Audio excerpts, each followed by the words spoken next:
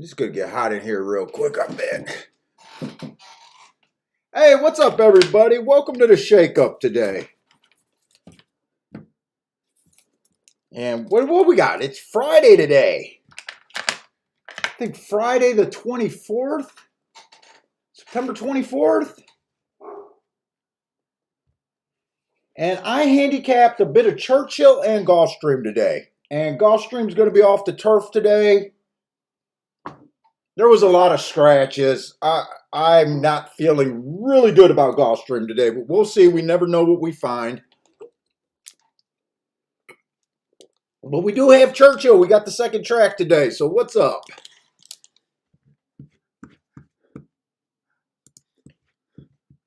Hey, Saturday's back. We got I always get William Horton and William Smith mixed up. William Smith is Steamboat Willie, right?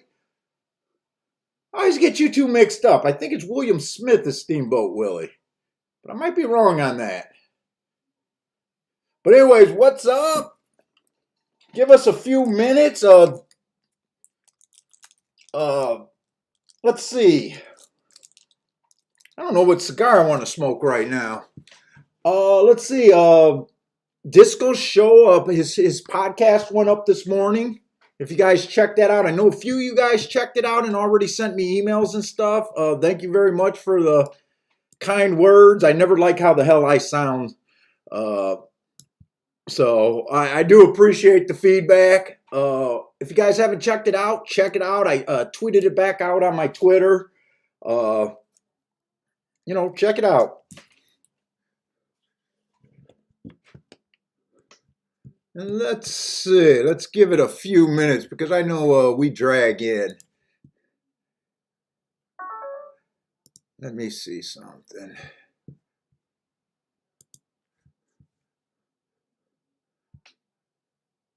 I better have a good internet connection today. So let's see.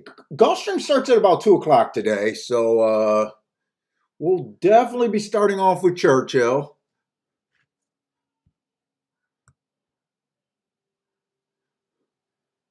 I'm almost feeling like I'm sitting here alone right now. Is everything up and running right? Usually I kind of know. Let me know if I'm up and right and got sound and everything.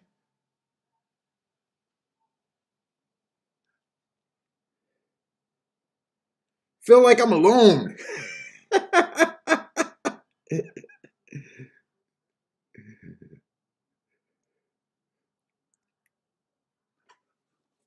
Let's see. So we're coming off of yesterday at Gulfstream Park. I kind of got a little confused about how the track was playing yesterday. I went back and reviewed everything. I think the biggest confusing thing that I had was a couple horses closed more than usual. I think we had 3 horses that closed. But I should have. I got a feeling that track was still favoring the inside. I really think it was. Look and sound good, Art. Thanks a lot. Maybe people are just slow today. You had a bad day yesterday too? Yeah, I got beat up a bit. Had about an average bad day for me, which I kind of need. When I have losing days, I need them to fit either average or below average losing days. I don't want to have those losing days that are above my threshold. That I know it's harder for me to bounce back from. Yesterday we lost Woodbine because of the rain out, and I just got a feeling. First of all, there wasn't that many plays at Gulfstream. That winner that we did have got bet down in the gate from 6-1 to 9-5. It was really hard to do anything with that. It is what it is. But when I went back and reviewed everything, I think what threw me off more was those 3 deep closer races. Other than that, I think it looked kind of inside yesterday. But we'll see. We'll see how Gulfstream does. What's up, Markaloo?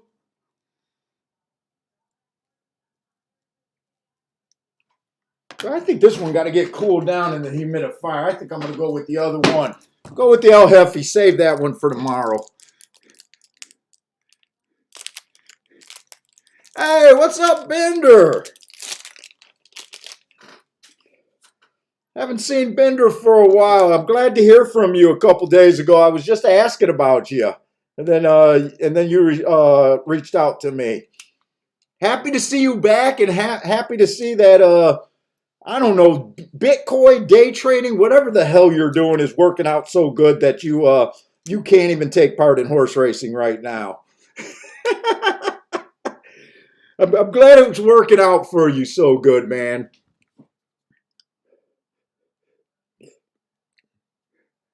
Garth B, what's up, Garth? Oh, thank you for checking out the podcast and enjoying it. I had a lot of fun with that with Disco.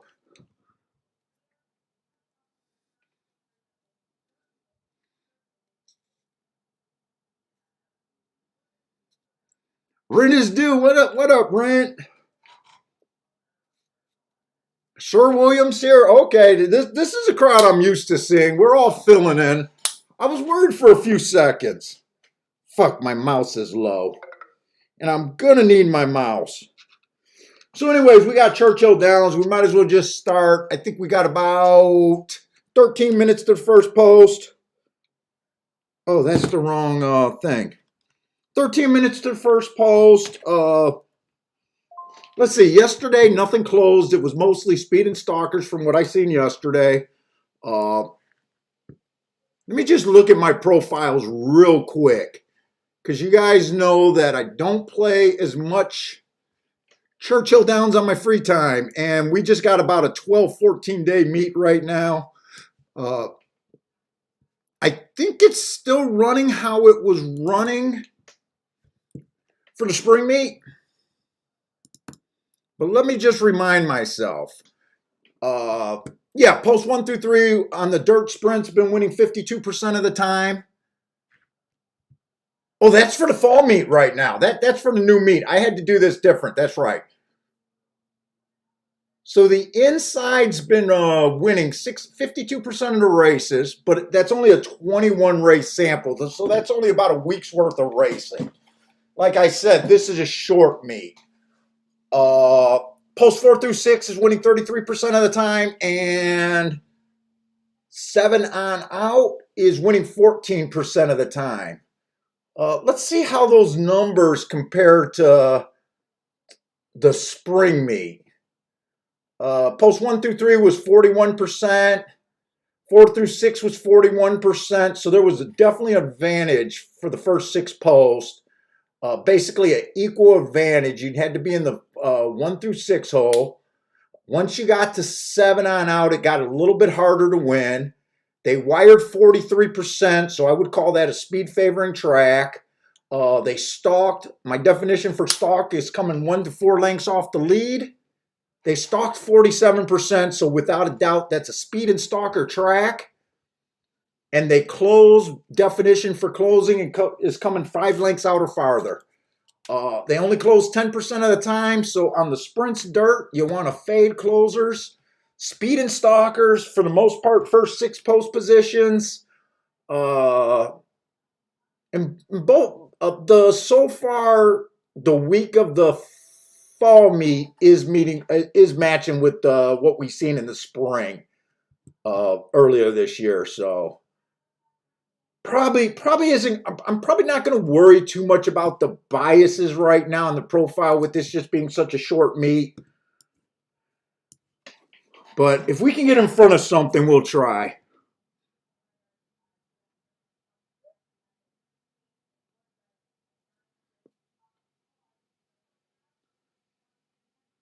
William Smith says last Thursday and Friday wasn't so good for him, but he made it up on the weekend. Definitely glad to hear that.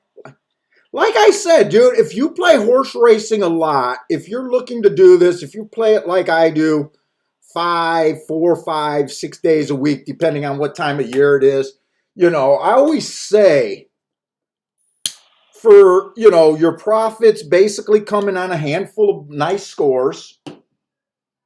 And then most of the rest of the days, you're basically trading money. So if you can keep that trading money pretty close, and you get a few extra, a little bit higher on the win side days, and then you have your 4 or 5 monster days. It should be a decent year if you're addressing it right. That's how it kind of always plays out for me.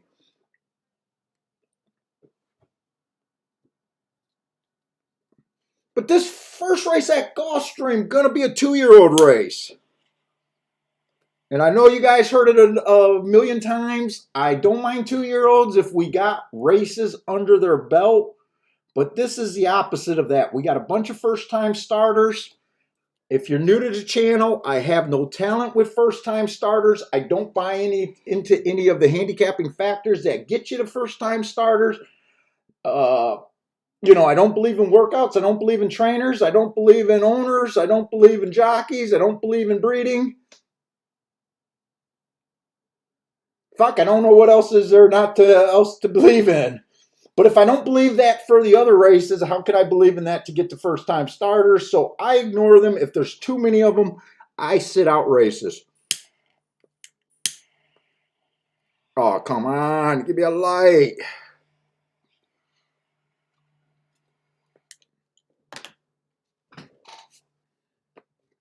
So what we got? We got Maiden claiming 50,000, 6 furlongs on the dirt, 2-year-olds. And right away, not the most attractive looking race. Let's see, the one horse ran his first race. I really don't have an excuse other than it's being the first time out. She was average. Yep, she was average at the first 2 calls. Average is neither good or bad. That just looks like a useful race. Got every right to improve. Got every right to be talented going forward, or be a bum going forward, or just being an average horse. Did improve his second time out. That was an early pressing day, so she had the right running style. She was dueling for the lead. It looked like a 3-horse duel right there. She went 1 tick slower than the fastest winner at the first call. And then at the second call, she went too fast to win there. So that race collapsed.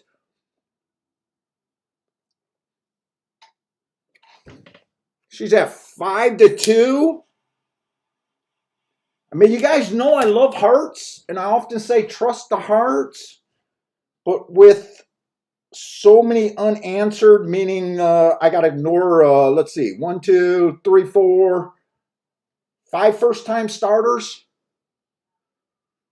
I got the 9 horse who I don't track that circuit Churchill Downs, so I can't really tell you how good those races were. All I can tell you is that second race off the layoff looks pretty good, other than it was a closer. She closed. She got in position at the top of the stretch, 4x3. She finished 3x6. She tried to do something.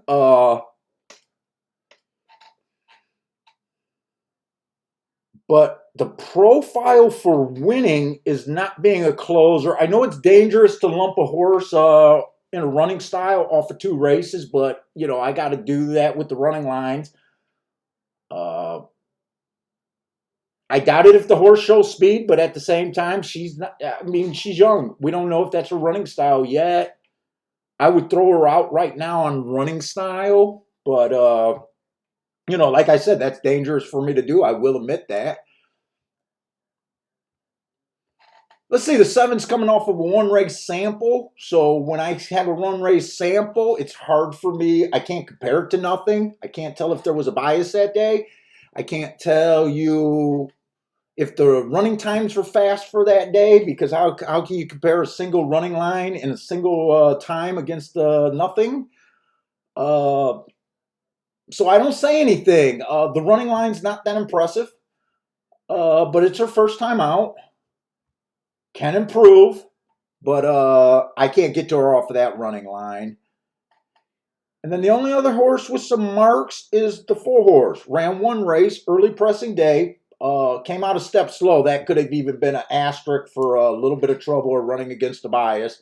Might want to watch the replay there. But she matched strides with the slowest winner at the first call. And then she just fell back slow after that. So I guess from as far as I can get, one deserves to be the favorite. I don't want to say she's a legit favorite just because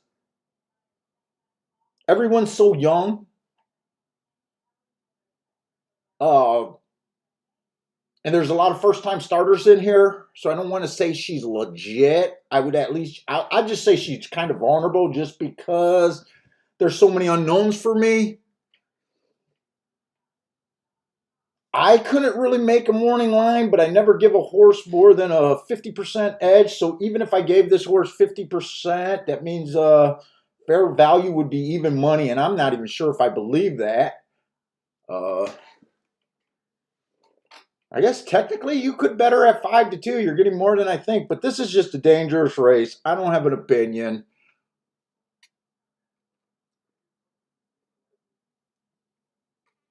All right, I might as well. I'd rather see what you guys are doing. Let's see who else is here.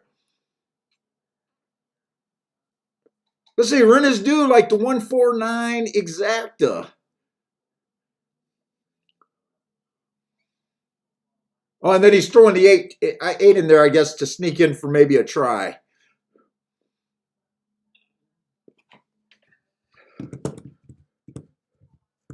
And let me see what we got going on so far today.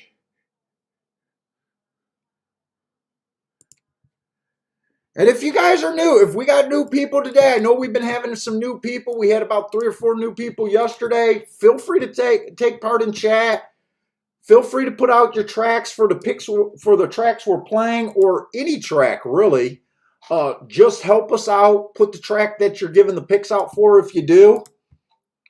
If you're shy about sucking, don't worry about it. Don't worry about it. No one will judge you off for one day. We don't really beat up people. We got a pretty solid chat room. We usually have 50 to 70 people in here every time we're on here, and the chat rooms is pretty helpful. And throw out your picks, ask your questions, whatever you want to do. Feel free to take part.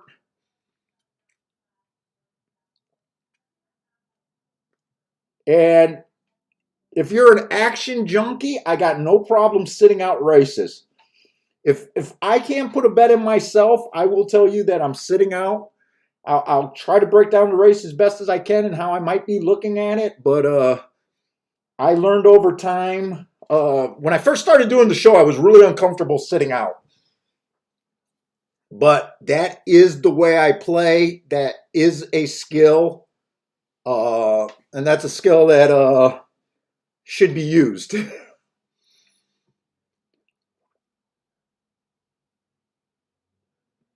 William Smith says what? 5 has good. What is that? I can't tell. Training speed? Oh, training speed. Good training speed, probably.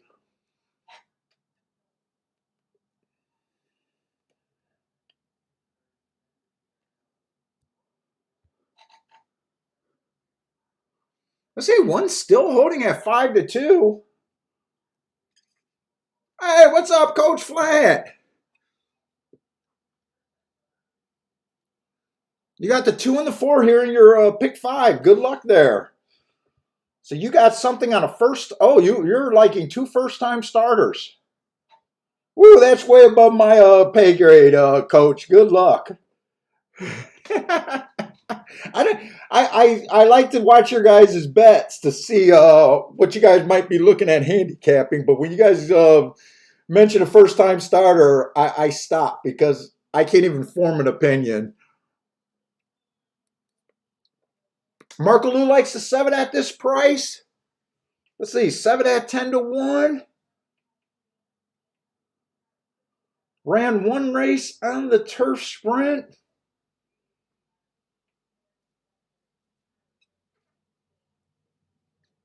Every right to improve. Who knows what kind of it? That's kind of my fallback position. A first time out is always an excuse in my book.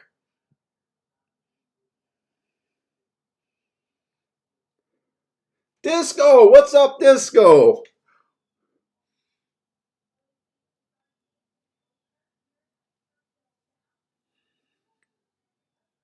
Pam, I haven't seen you for a while, Pam. Pam likes the 8 horse here. She likes workouts, and she's able to get the first time starter. Good luck, Pam. And glad to see you again. I haven't heard from you for a while.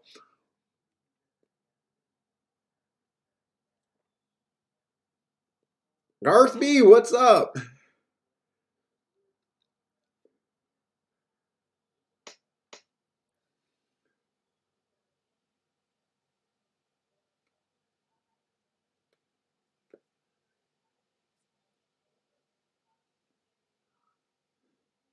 Let's see. William Smith decided to go with the 1. Bias and early speed.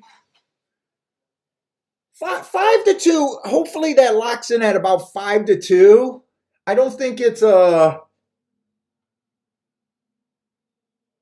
don't think it's terrible. It all depends. I almost think it's 50-50. I do like that he has the inside. I love that heart. We know how strong these hearts can be. That horses come and win within three races of earning a heart. A lot of times they get the bump. Of the horses that ran, she's the only one that really looked like a runner so far. To me, she fits the track profile. It's just more of a dangerous bet for me, but I don't think that's a bad bet at around. Oh, and she didn't get the speed. This is the problem when you got first timers in. Actually, 4 wasn't even a first timer.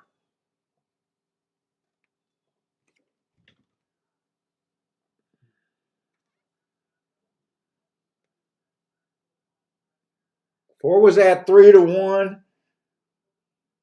That was a horse that came out step slow, and I forgot. I thought maybe we would look at the replay, but I knew I was not interested in watching and betting the race. So I probably got a little distracted.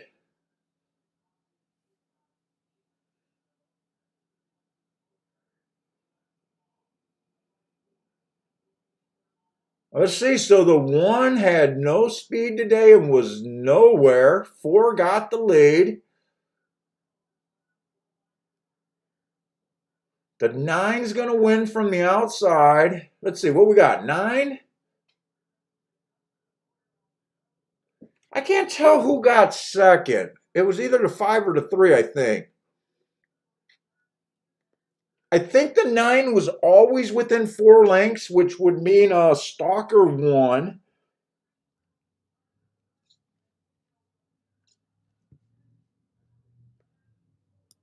He was a horse coming from Colonial Down. What kind of odds did you guys? 3 to 1. Boy, now that I'm looking back at the betting board and just realizing that there's 2 3 to 1s and a 5 to 2, there probably wasn't that much fat on that bone. I'm definitely happy with that being a sit-out race for me.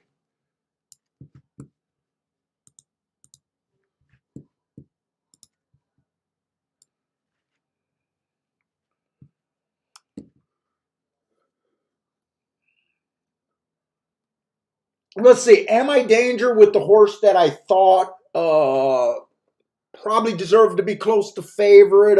Failed that race? Not really. I said I can't say he's legit. I think he's vulnerable at best. I'm able to stay off of him because I can't take 5 to 2 when I can't confidently give this horse an even money proposition to win. That's the only way I could take 5 to 2, which I still wouldn't do, but that would be an overlay. Young horses, yeah, no, I'm not. To me, this was just always going to be a sit-out race. I'm okay saying I thought the 1 deserved to be the favorite, but a vulnerable favorite. And other than that, my opinion wouldn't have been strong because everyone was super lightly raced.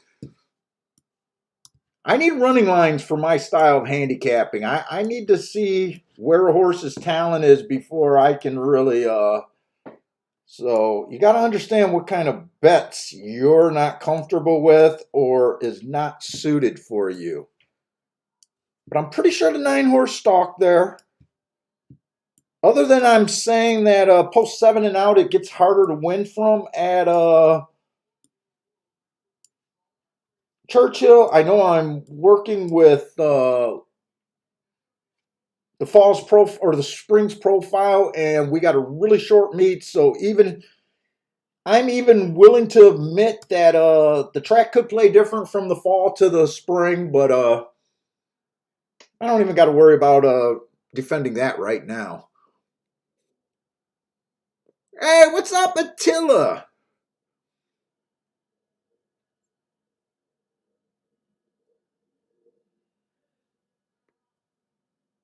Yeah, I tell you what, my first opinion. So when I read the article and when Disco told me about they're going to take everything off of the turf for like 2 or 3 weeks, let the grass reseed and everything. I guess they're going to let it grow out and do maintenance on it and everything, and run the tapeta for like 2 weeks. You know, the way that they've been scratching all these turf races, I'm about ready for that. I'm about ready for that. Today's card is ruined.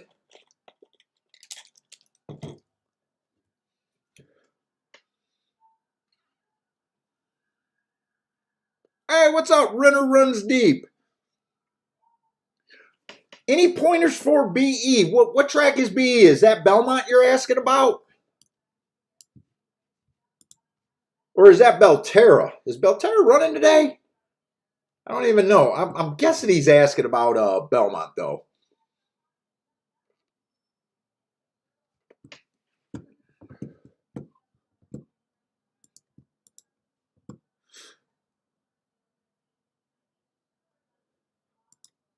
Still got an hour for Gulfstream. Let's see Belmont. Let me see what the so Belmont just started also. Belmont and Churchill is in the same boat. Meaning just started within the last week or so. So Belmont for the fall. It we got super small samples. I only got my bias reports from the 16th to the 19th, so I think that's every day except for yesterday. Uh, the sprints, there was only 11 races. 64 of them were won by, or 64% was won from 1 through 3. Do I want to call that a bias going into this week? Probably not with that sample, but if I was playing for those 3 days or those 4 days, I'd be looking at it like it was a bias. Uh, but with such a small sample, we can't. I wouldn't suggest. I'd suggest that you watch the races closely and see if you want to go that way. That number of 64% is probably just due to 11 races. That's on the sprints. The routes are looking the same, but they only ran 5 races, man. So they post 1 through 3, won 60% of the routes, but there was 5 races. I don't know what you want to do with that. A little dangerous, but if you could get ahead of it, you know, you got to make it pay, but, you know, it's dangerous. The other nice thing is 80% of the horses wired on the turf, but that's only 4 out of 5, so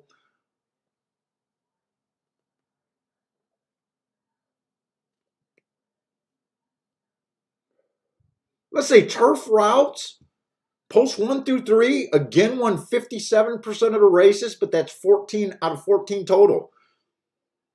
And that looks like speed is kind of dead there. Stalkers and closers are what you want to be. Let me see how that paired up to the spring meet for you. Let me see how that paired up to the spring. And I know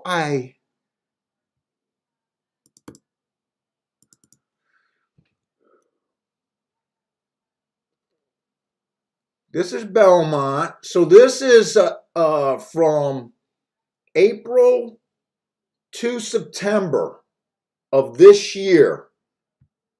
Post 1 through 3 won 50%, 57% of the races there. So, that makes that 64. Maybe the track's running the same. Maybe it's worth jumping into. Speed and stalkers are all you want to look for on the dirt sprints. On the dirt routes, post 1 through 3 won 49%. 4 through 6 won 43%. So, the first 6 posts are live. Post 7 on out only won 7%. So it's really hard to win from 7 on out. Speed only won 28% of the time. Horses going wire to wire, which is, it's not impossible. I wouldn't say, I would call that a speed and stalker track. And let's see, the turf routes, they only wired 23%. That's questionable there. I remember for part of the first start of the Belmont meet, speed was dead. It was only winning like 14, 15%. And I thought that was a stalking closing track. But yeah, that's the danger with Churchill and Belmont. They just started running in the last week. I know guys want to jump on that quick. And if you're right with the guess, it could be real good, but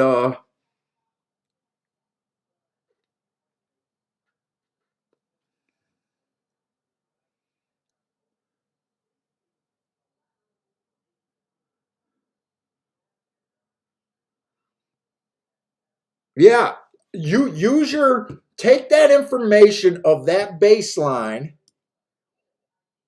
early in the meet, watch the races closely. Hopefully when you decide to pounce on it, if it looks good, if you got a price and everything that makes it right, feel right and everything, take the shot then. But I would approach all of these early now Churchill, we just don't have time. Churchill, I think Belmont actually runs a month or longer, but Churchill is only running like 14 days. Churchill, you either gotta get active, sit out, or really be a spot player right there, in my opinion.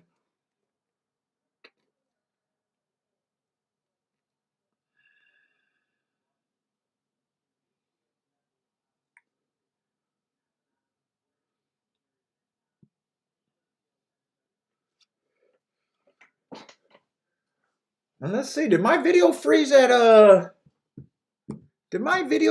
over here at I can't tell if my video freeze over there at Churchill or no, I think it's live. I'm trying to decide if I lost the feed and gotta close it out or something. I think I'm okay there. Hey, what's up, Pino?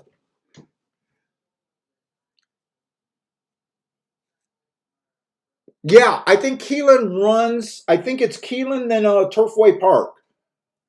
But I think Keelan runs. Just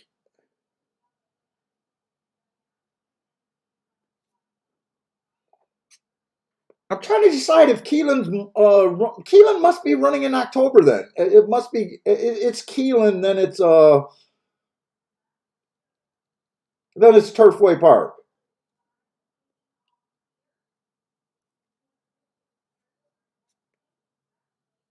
Now we still got 60 minutes for Gulfstream out there.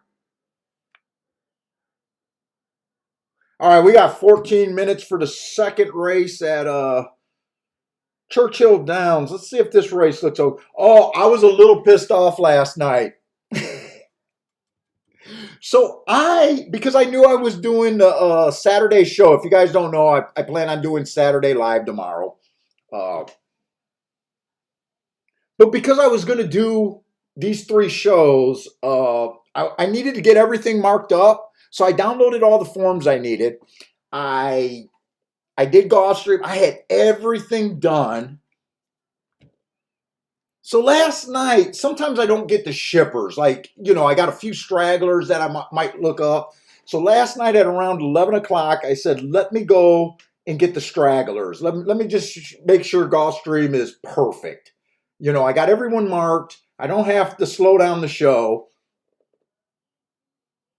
And I did all the stragglers.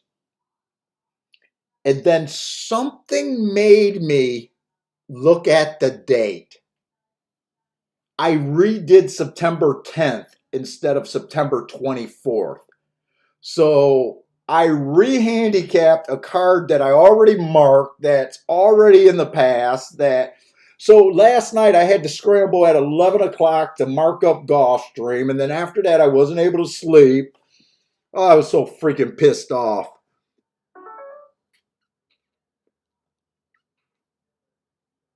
Oh yeah, Pino, I'm with you, man.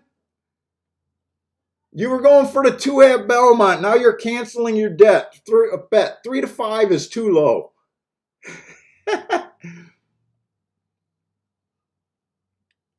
Even if you thought that horse, which I would never suggest, has a 90% chance to win that race, there's still odds that you just can't make something happen. In my opinion, it's just dangerous when you lose those bets. They tend to hurt you more than they help you.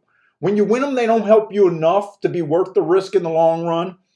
A win bet on a big win bet on a 3 to 5. And when you lose them, to me, they hurt me more. Mentally they hurt me. I thought this horse was good. Yeah, it's a bad deal. I'm glad you canceled that bet.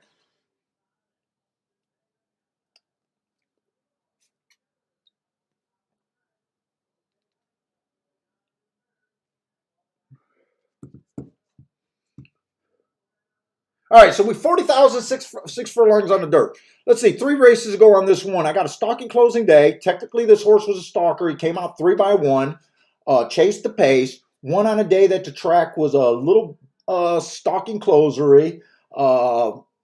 That's a good race. Won that race. To me, she got the 8 of the bias.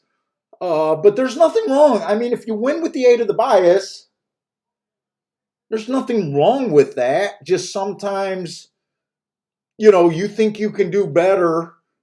They put this horse up into a stakes race, and she came out faster that day. 1 tick slower than the fastest winner average and just fell apart. That could be because she stepped up against better horses. That stakes race would have been lightly raced horses that just broke their maiden, probably their maiden special weight. She didn't quite belong in there. They're trying to find a spot for her. Right now, I'm not sure where this spot, 40,000 claimer sounds more reasonable. So then she dropped to, what is that, a little allowance? Little allowance, 52,000 on winners of 2 lifetime. That sounds a little bit more reasonable for her. She came out average, slow, but never really ran. Got pulled up. I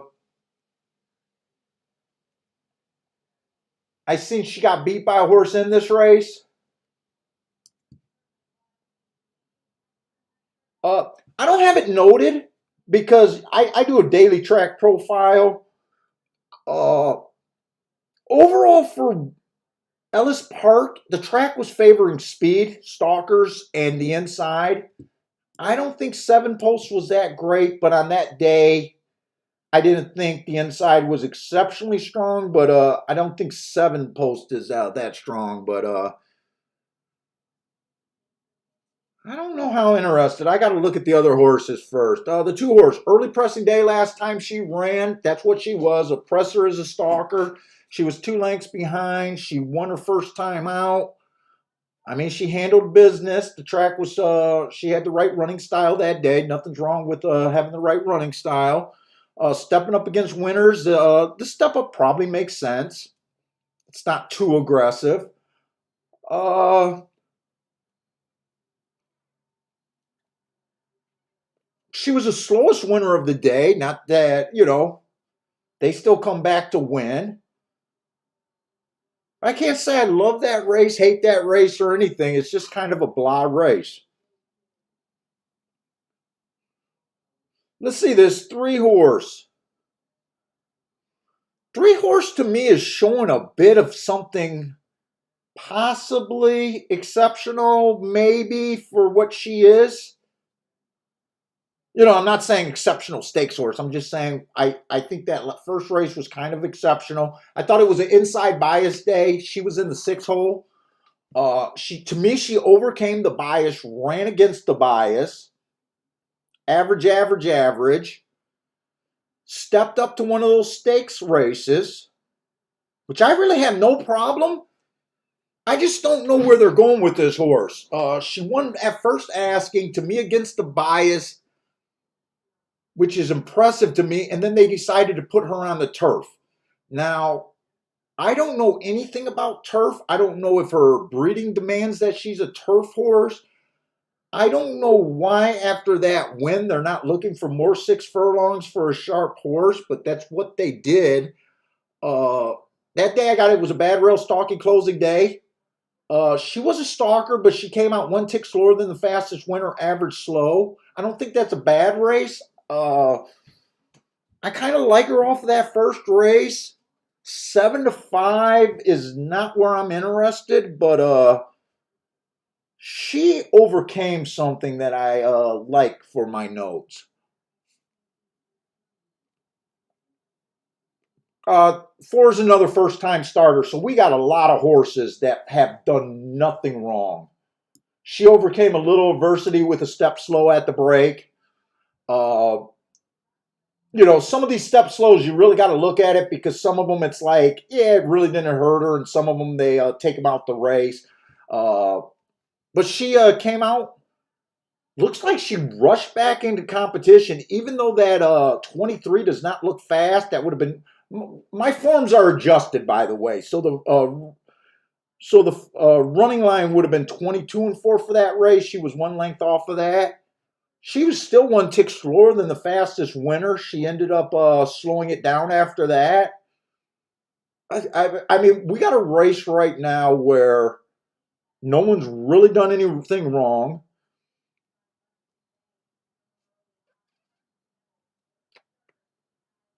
And there's not a lot of fat on this bone unless you can get past this 3 horse who I kind of think did something a little special. Let's see, the 5 horse. Early pressing day 3 races ago, won that race, was average while doing it. Comes back, allowance non-winners of 2 lifetime. Early pressing day, she had the right running style. She dueled. Fast second quarter. Matt Strides with the fastest winning second quarter that day. So she dueled pretty fast. I think that's a good race. And then her next race, they decided to go to Kentucky Down, which is really tough racing. It was a stalking closing day. She was average slow, but that's really tough for racing. That was one of those stakes. I know these Kentucky Downs horses are always live when they leave Kentucky Down. Might want to watch this replay. She was steadied early. What kind of price that they're getting, and do I got enough time to look at replays? 7-2 is not crazy.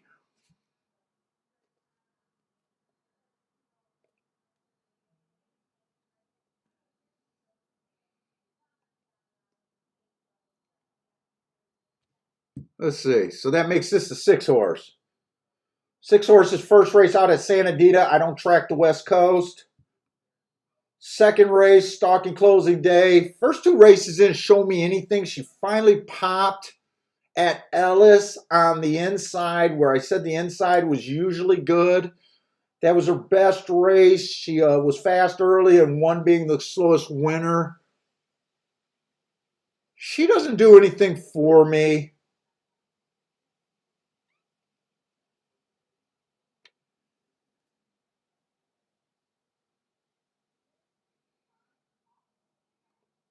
Then we got the 7 coming from 2 tracks that I don't track. I can only look at that Ellis Park.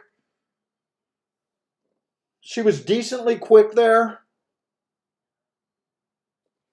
Let's see. I want to look at that replay. Right now, I'm not feeling, because I do think this 3 deserves to be the chalk. I think she's the only thing that did something special in breaking her maiden. If I'm right about the inside was that good and she won on the outside, it even says off the rail. I think she should be tough.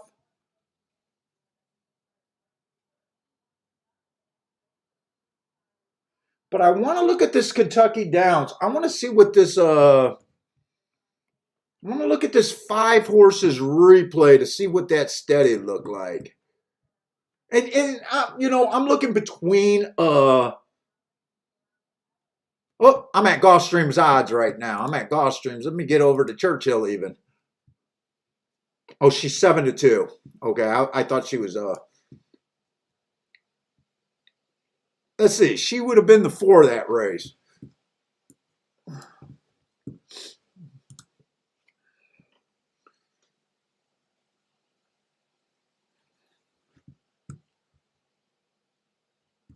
Did I miss it?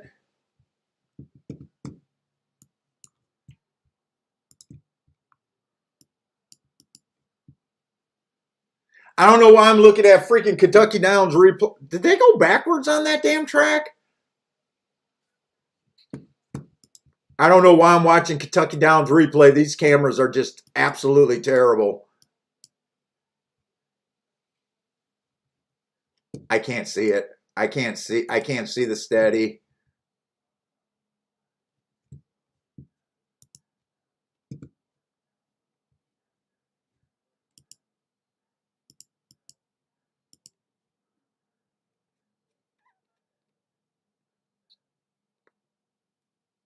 Oh, she did. She really got knocked back. It wasn't out the gate. It was kind of a little bit down the back stretch.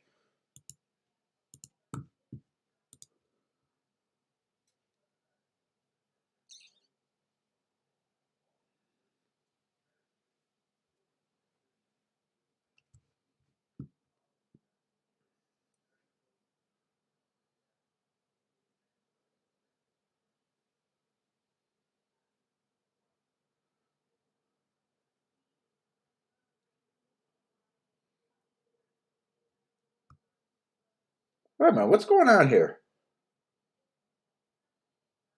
Oh, I didn't realize the 3 went to Kentucky Downs too. That's why she tried the turf. They were going after those big purses over there at Kentucky Downs.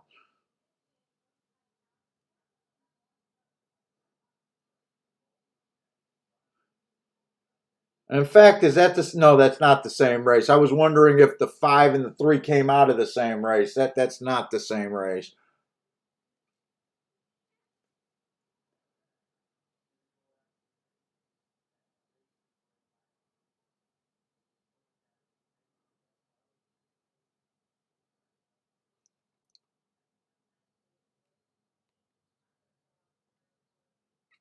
Hey, what's up, Peter?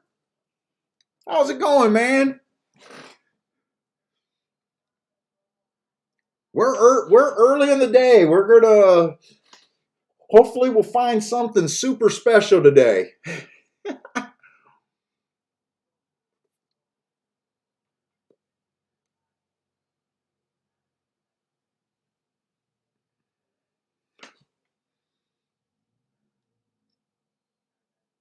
Might be a slow action day. I'm a little worried about Gulfstream. I know there's a couple 4-horse fields today off the turf.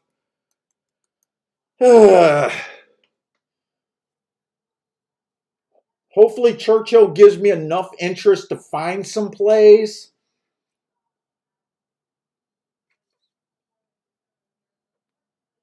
So, Marco Lou, what were you saying? Did I leave on the chat room before you guys were able to hang out?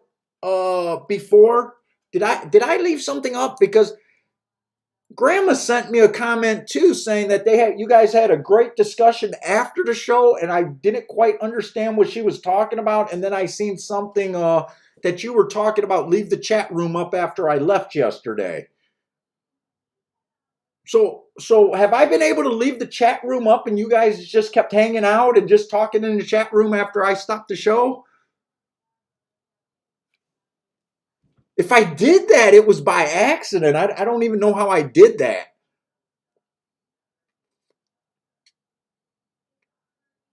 But if that's what happened, that's pretty cool that you guys were willing to hang out and just have the chat going. If I can figure out how to do that, I'll do that if you guys are interested in it. Especially on a night like when Churchill was running late.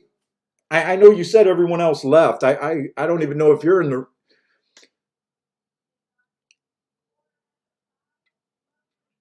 Oh, you were still playing That's right. At Belmont and Churchill ended because Gulfstream only had that 8 race card, and I think Belmont started at 2 o'clock yesterday. No one wanted to hang out with you that day, Marco. Well, dude, if you want to try it again, if you get in that situation again, let me know, and you can make an announcement, and maybe people would stay and hang out.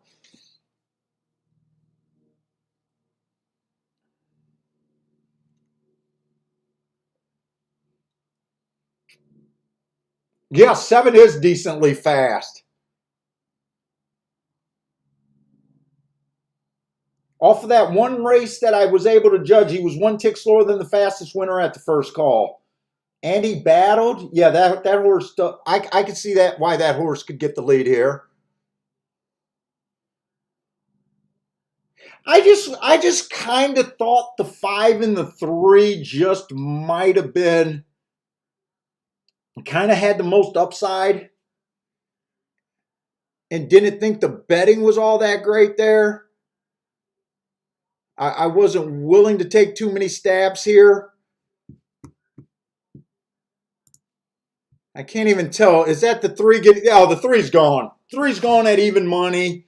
That was a horse that I kept saying that I thought did something special while winning his maiden.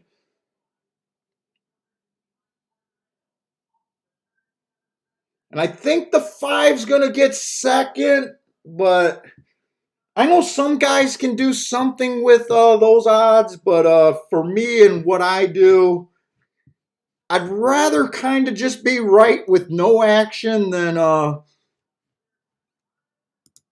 knowing what I would bet and not making enough to be worth my worth the risk there. But no matter what races you sit out, you want to know the reason, know where you're at, why you're sitting out. Whether you don't have an opinion or you can't make money with your opinion, you definitely want to know that. You still want to feel like you're kind of handicapping good, get your confidence going for the later races. Yeah, and even if 7 held on, I don't think there's much side in even the 3-7 exacta. Especially if you got to use a few horses underneath, you dilute it. But it either came in 3-5-7 or 3-7-5. It was really close at the wire.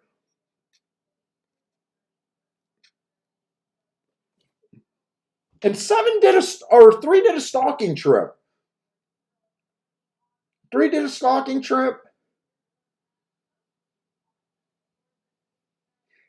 And I'll tell you what, I do all this extra work with my notes and everything. The only thing that made me think that he was able to do something special was that inside asterisk, him winning running against the bias. Without that, I wouldn't have been able to even say that I thought there was someone possibly special here. That's the only reason. I prefer when my notes put me on something special that I can take advantage of, but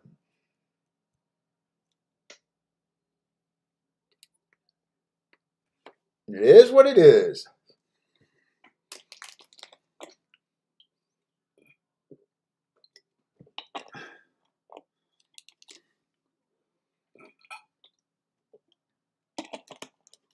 Let's see, William Smith's going to end up with the exacta.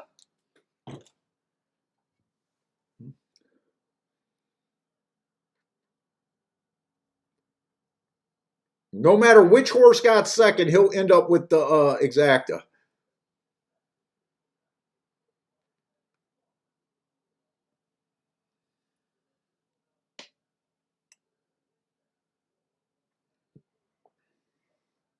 Hey, Marco Lou, what do you think? I know you're the one that gives me the most crap about the biases. I said I was going to watch those races carefully and rethink what I was possibly doing. You know how I adjusted in the last race and said I definitely was sure that it was favoring off the pace. When I reevaluated what I thought the track was doing, I thought I would have been in better position if I would have just stuck to the inside and not worried about the running style. I think we would have had an easier time. I don't think it would have changed much of my plays. I don't think it was a day that I could have done much with anyways yesterday because of the prices of a lot of things. And one of the threes that did win the race was 6-1, but he was a first time starter, so I know I wouldn't have had him. Uh, that 8 horse, even if I would have used, well, I didn't like that 6 that won. That was the only oddball. Uh, but I kind of felt like after reviewing everything, if I would have kept the mindset that it was favoring the inside, uh, then I could have at least lost a little bit less. I don't think it would have been enough to turn it into a winning day. But to me, just looking at that made the results make a lot more sense to me yesterday.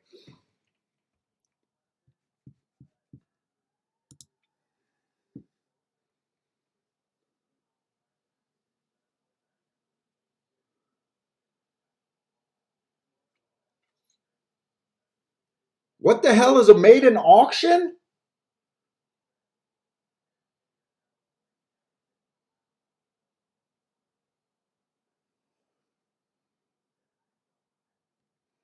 Do you see something that says maiden auction or something? I would think an auction is just the horse changed ownership in some kind of auction. Was there a maiden auction race or something? I'm wondering what you're looking at, Pino.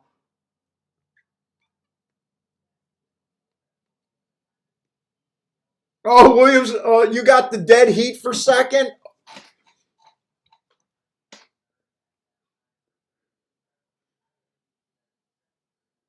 I think that actually hurts you. I think you'd be better with one or the other, but I'm not sure on that.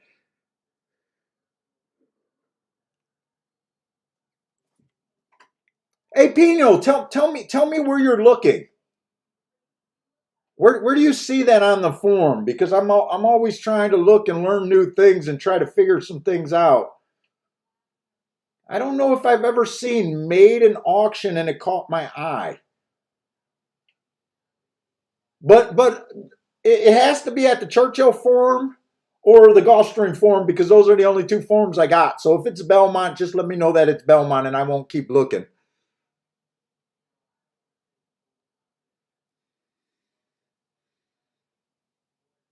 Oh, it's Belmont. I'm sorry, I can't help you out. If anyone knows what a maiden auction is, what Pino is talking about, and why it's noted in the form, help us out.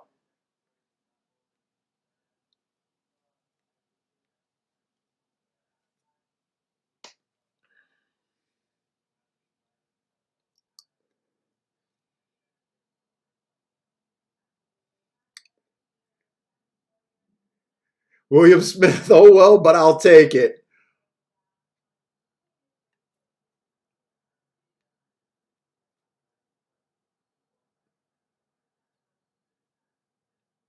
To me, it's probably exactly what it sounds like. To me, they probably had a bunch of maiden horses that they were willing to auction off, and that's how the horse changed hands. It wasn't a claim. I don't know why they'd note that, other than maybe just letting you know the ownership changed. That's my guess.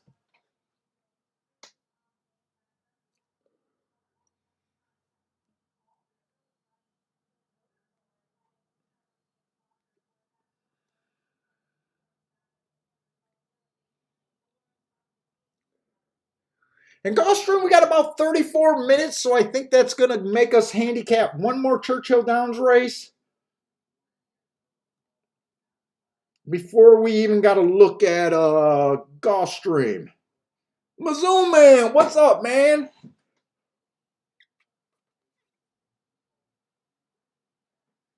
Let's see. Mizzou man says, I think it just means that these are the horses that sold for less than 50K. Okay.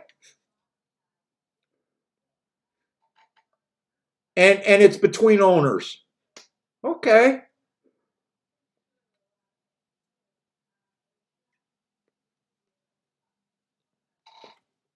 We need Parsons in the room for that question.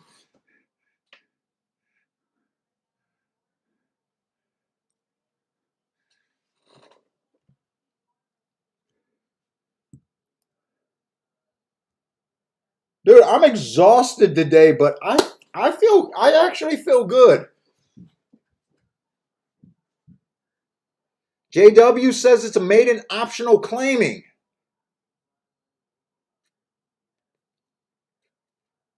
So a maiden optional claiming would mean some horses get a weight break based on if they're up for a claim.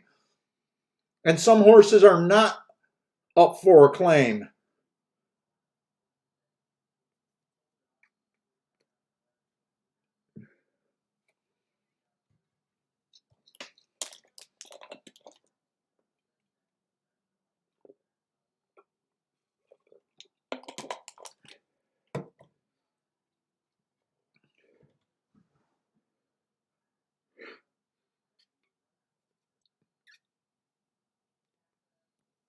Basically, these are cheap runners with no hidden breeding.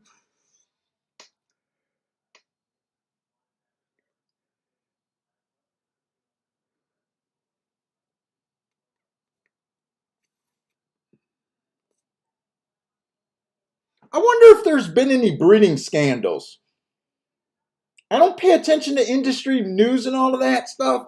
I wonder if they take the stuff from a champion and ever like do a fake breeding with another horse and trying to get an edge that way. I wonder if that's ever been done. I bet it's been done through the history of horse racing.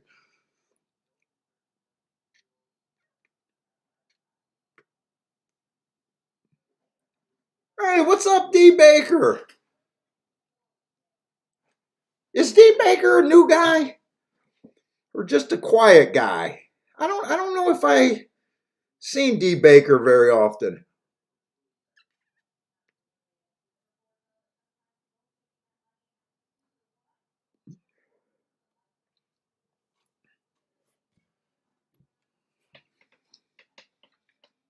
Yeah, hopefully we have some booms today, some real booms. Crusader's back. What's up, Crusader? Made an auction sound like it means to get value out of horses without the scenario of running them with no success to the point of dropping into the claiming events. Oh, D Baker's a new girl, very quiet. Oh, D Baker, you're going to help bring up our 3% of female viewership. Welcome to the show. Hope you enjoy it. And we'll love to see you in chat. Parsons here. What's up, Euclid Racing, otherwise known as Parsons?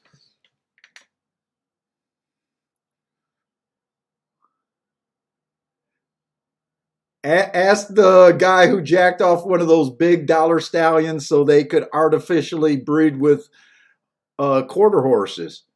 Dude, Parsons, do you think that's probably ever been done? Someone getting the seed of some real championship, trying to be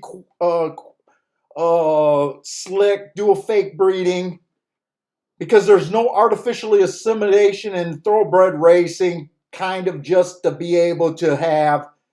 Although, why would you do that? Because you'd crush the value. I don't know. Maybe that's not. I'm always looking for sneaky shit. maybe that wouldn't be a good thing if you had a championship horse and you could breed them. That has value.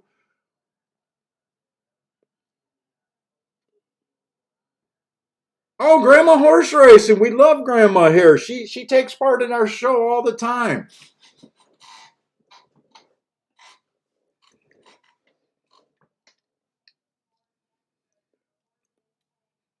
And she's funny, and she's due, and Grandma's due to send me a giant hit this weekend. Grandma's due. And Grandma's one of the people that loves to send me her nice hits.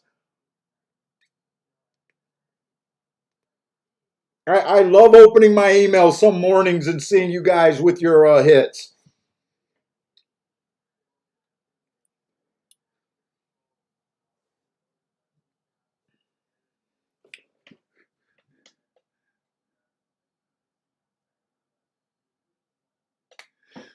Did you see the whole Twitter? Yeah, I do see the Twitter talking about the no returns, these big partnership where everyone, where you win the Kentucky Derby and everyone gets $1,000 or something, whatever it was, and But you know what? I don't know if it's good or bad. I mean, we need breeders in the game. We need money in the game on the breeding end.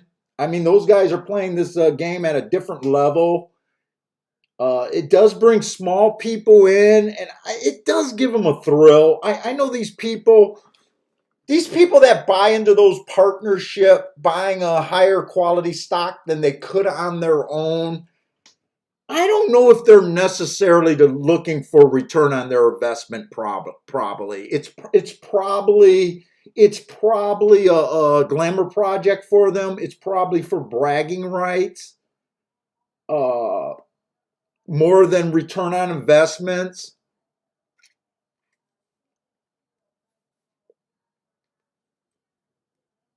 You guys know my stance on horse racing. Parsons keep trying to bring me into horse ownership, and I own horses a minute and something at a time.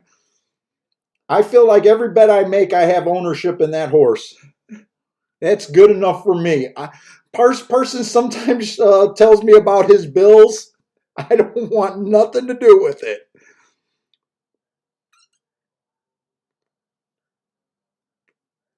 But at the same time, I get why people want to do it. It's just I don't have that gene in me.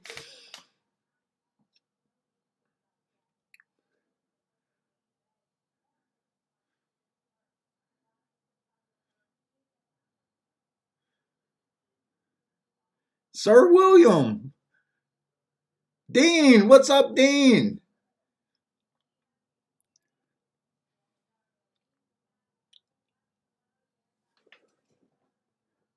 And why the hell am I sitting here? I'm in social mode more than I am in handicapping mode right now, I guess.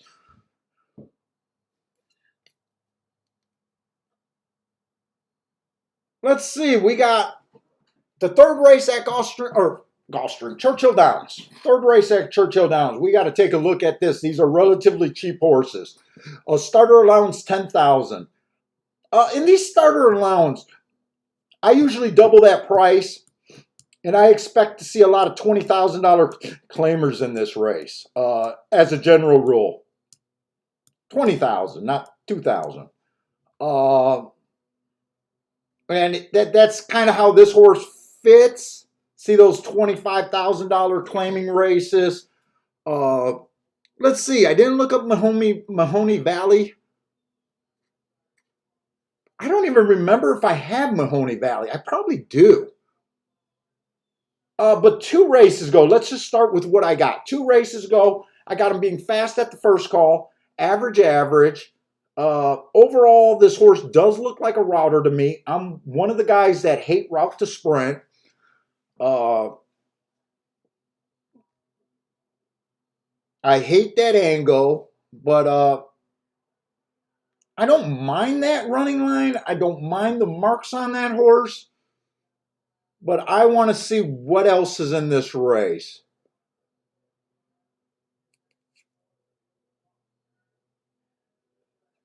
The 2-horse, those slashes were, Parsons and I got behind on our data keeping at some of our minor tracks like Belterra. So I don't have those marks that day. Let's see, 3 races ago, it doesn't look bad. He has speed. He is a sprinter, so I prefer sprinters. I expect to see allowing 16,000 horses in that race. That looks like an okay race. He was second there, but I don't have any real notes there. 2 races ago, it was early pressing day at Indiana. I got him average, 1 tick slower than the fastest winner, average, dueling a bit, finishing 3 by 1. That looks like a decent race to me. And then last race is another race that I don't have, but still doesn't look like a bad race to me. The horse is at least in form. He looks like a speedy stalker, so he fits in my book. But let's see. I got to see what else is here.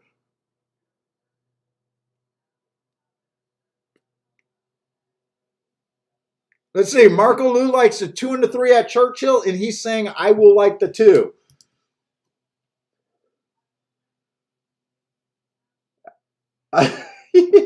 Maybe. Let's see the 3. 3 races ago. Fastest winner of the day. It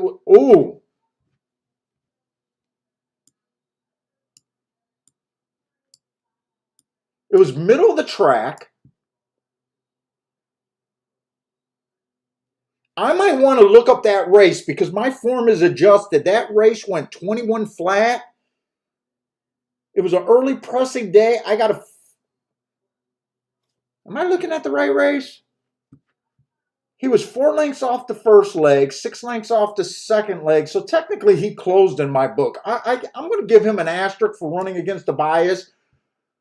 But at the same time, that looks like a meltdown race to me anyways. He ended up being the fastest winner of the day. Either way, I like that race.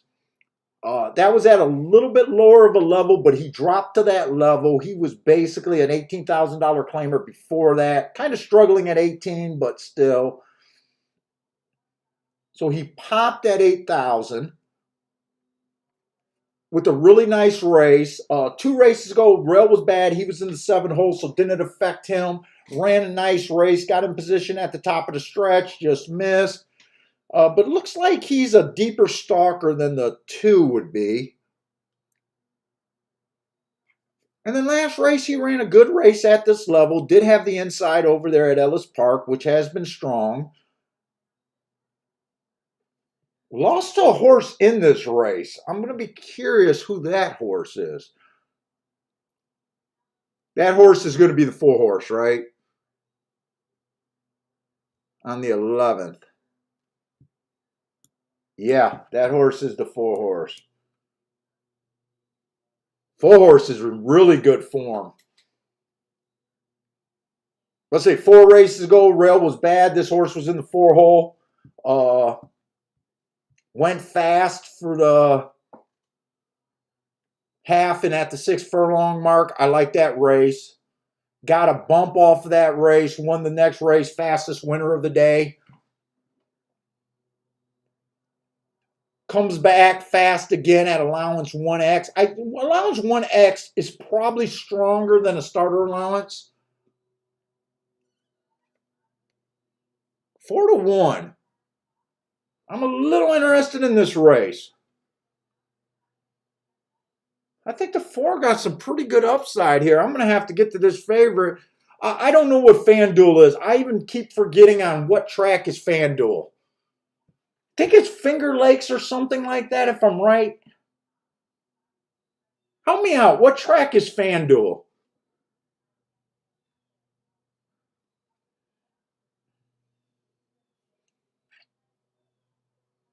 Let's see, the 6 horse went too fast to win on a closing day of 3 races ago. I absolutely love that race. Comes back, quits again while being fast for the first 2 calls at this level. And then he runs against an inside bias. I don't know. I'm seeing, 6 is actually out. When does 6 get scratched? Maybe I got the scratches too early today.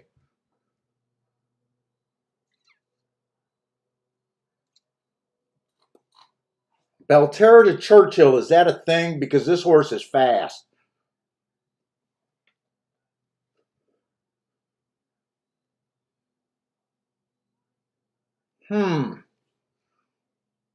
Where do I stand in this race?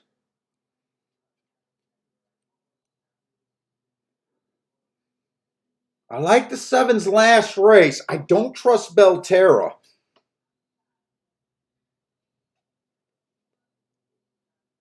He ran at Ellis Park, so he probably ran against some of these horses at 10,000. He won that race easily, but he got the 8 of the inside of the track that day. And then the 8's the favorite, probably taking a decent drop. A lot of horses fit in this race. A lot of horses fit in this race. I can make a case for the 8. I can make a case for the 7. Definitely make a case for the 4.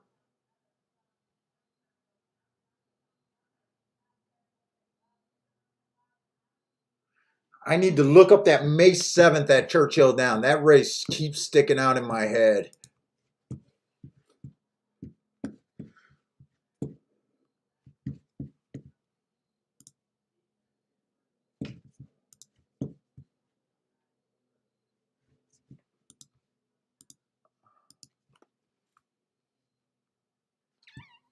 What the hell am I looking up? May 7th at Churchill Downs.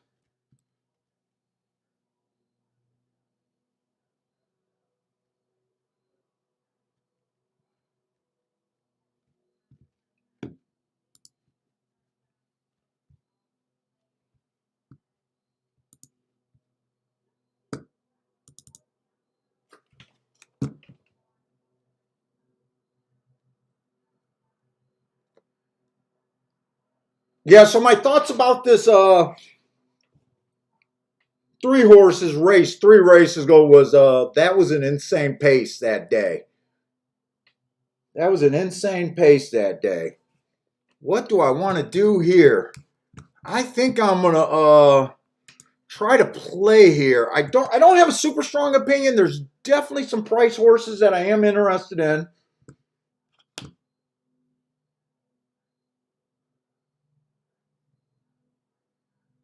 In a way, there's a few too many of them.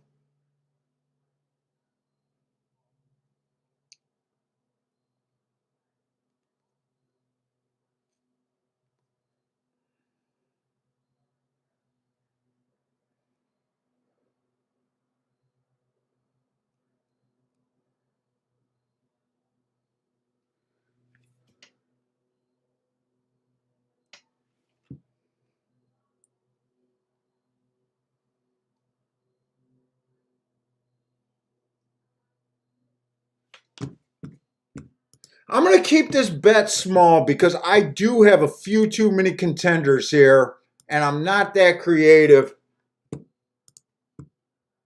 I'm just doing a 3-horse exacta box 3, 4, 7.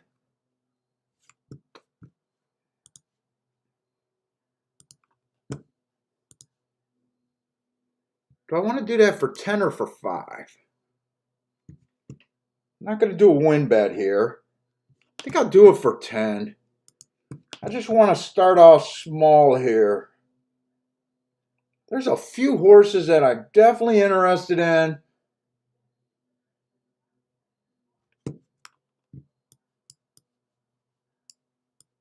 This is like an ante bet for me. I'm just basically doing an ante in poker. I see just enough to maybe be interested, but I'm not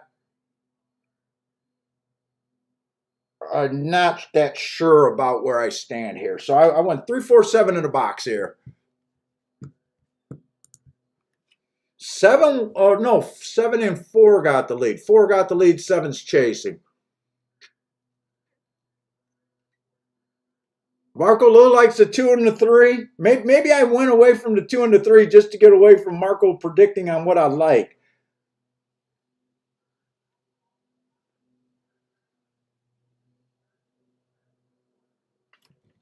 I need the 7 or the 3 to get second, and I got a $10 exact. Is that the 3 in second right now?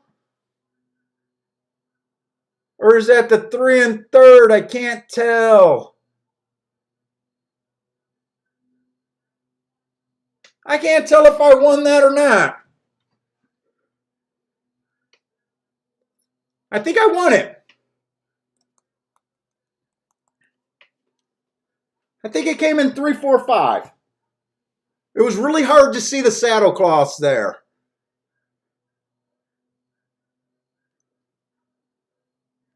I think that's gonna. I wasn't able to check the payouts, but I had a 5-1, a 3-1, and a 5-1 that I was using, so I think the payouts should be okay. Maybe 25 to 30 to 1 in the exacta for $1, hopefully. I did a $60 bet, so I did do that for because I didn't do the win bet, I decided just to do a $10 exacta box.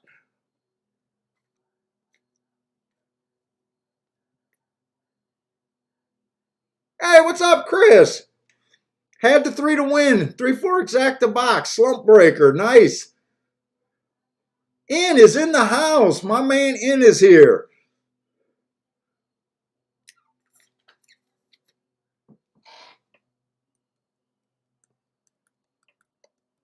I wish I could say I loved anything there, but the honest truth is I just thought that was an ante bet for me.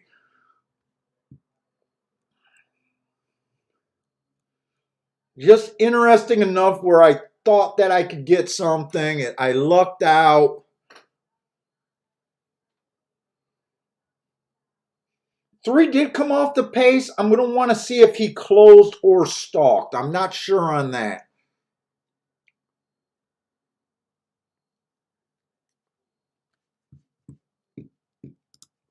All right. We already improved from yesterday.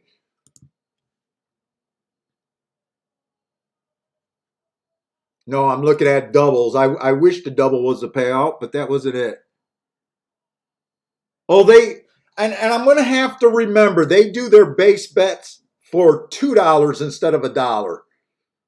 So it paid like 26 and change. I think 26.50 to 1. So okay, I got about what I thought I should get. Frankie Tubbs, what's up, man?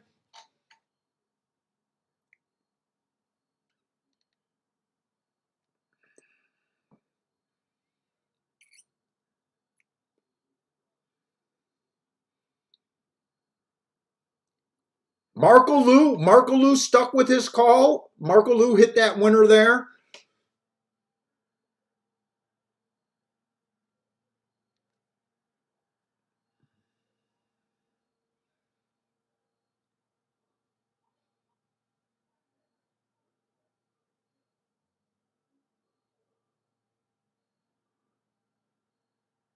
Let's see. Did anyone answer my question? What track is Fan do? Oh, Fairmount Park. There it is. Oh, okay. You guys know what I used to say about Fairmount Park. That's where old horses from that's the third track in Ohio that everyone forgets about. Or I forget about. I always say that's where you go to end your career. That's one of those tracks where you go to end your career.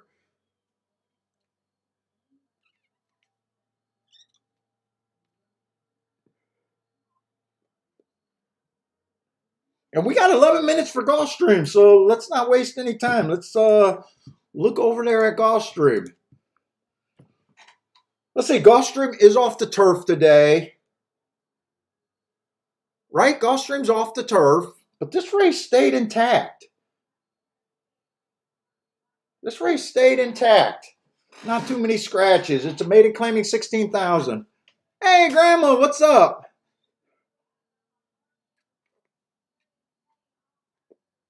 We already met your friend that you turned on to the show.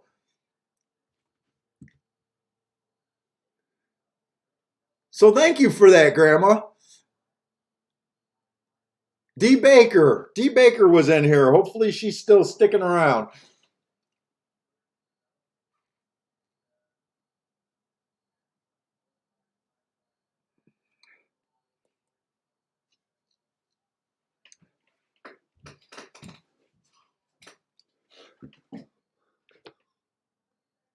Let's see. So 53. So I'd get half of 530 bucks. So what is that? About 200 and some bucks. Okay. So I'm up about $200 today. I'm gonna try not to just you know how sometimes I just get up and I sandbag the rest of the day. We're gonna try to play today. I feel like playing today.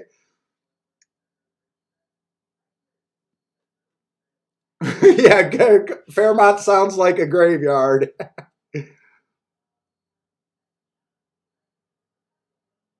Grandma, I think we're trying to get over that 2% of the lady viewership.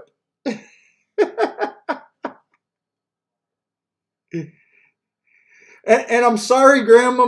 My wife is out of town. She's up north with her girlfriends again. She's not going to be able to yell at me from the other room like she usually does.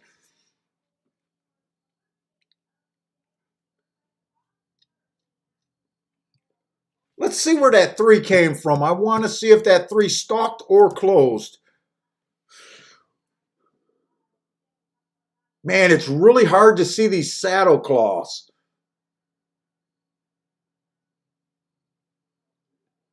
Is three the guy all in white?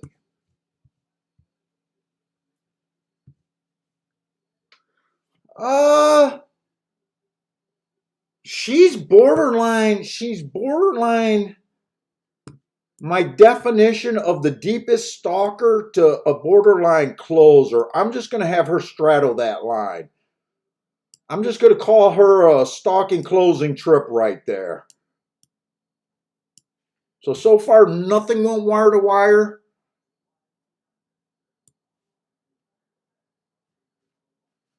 Nothing's went wire to wire today. It's been stalkers and possibly a single closer today, but we're going to keep watching that. Hopefully we'll be able to spot something where we can make a big adjustment later. No filter today. We try to keep it pretty clean. As long as we don't see any more pools shaped like a dirty object, we'll try to keep it pretty clean. Let's see, we got 7 minutes for the first race at Gulfstream. So I said I wasn't going to waste time, but it's hard not to do. Let's see. We got a mile on the dirt, Maiden claiming 16,000. Let me just glance at this betting board. So the 5 is a chalk. And other than the 5, the prices get a little bit better after the 5. So let's see. Lightly raced horses, probably. This is a 2-year-old race, but hopefully no first-timers or not too many. Let's see. The one's first race. Early pressing day, broke slow, asterisk. There's the excuse.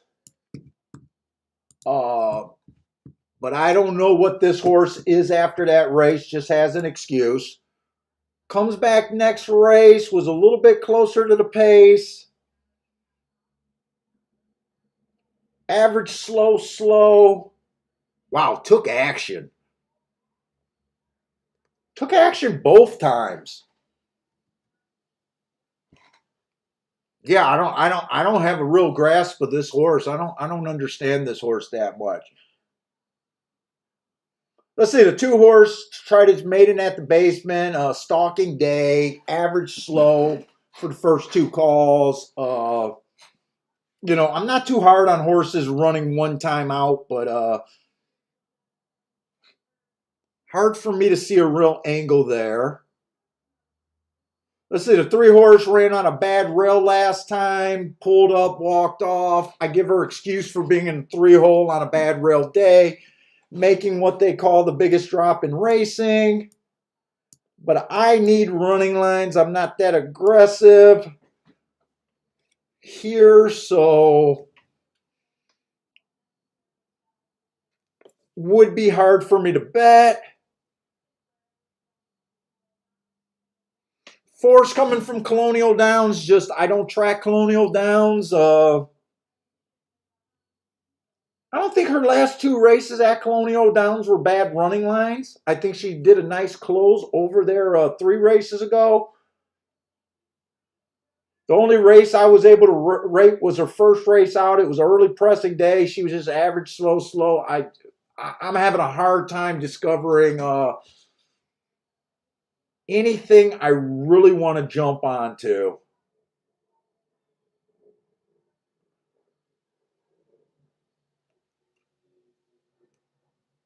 Let's see. Five's making a bit of a class drop.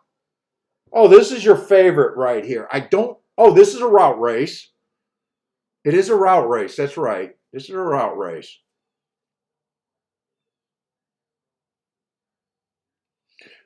Let's see. 4 races ago, inside the track was good. Had the 7-hole.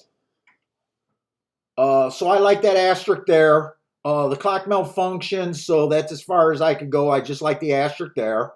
The next race, middle of the track was good. She had the 6-hole. That looks like middle of the track to me. It was early pressing day. Showed a little bit of interest early. She was only 1 length off the lead, so that slow, average, slow. I'd give her a little pass on that. That was at a higher level, and to me that looks like she chased the slowest pace of the day and couldn't cut into it. She looks like a horse that might not be a front runner.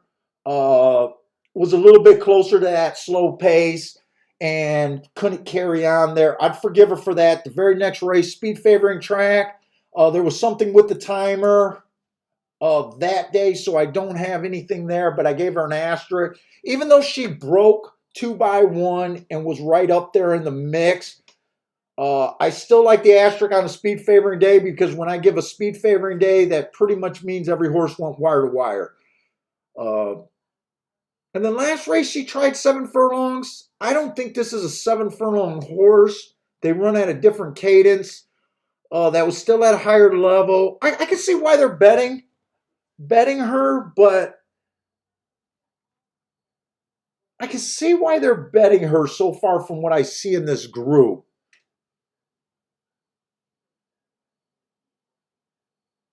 But I'm having a hard time grasping on if I really think she's that legit of a favorite here. This kind of looks like a bad group, or at least a lot of mysteries in a group. 6-horse has a couple of excuses, but the running line says I'm not that interested in racing. Was it because of the excuses? Or is it, there's no way for me to know, so I can't bet her.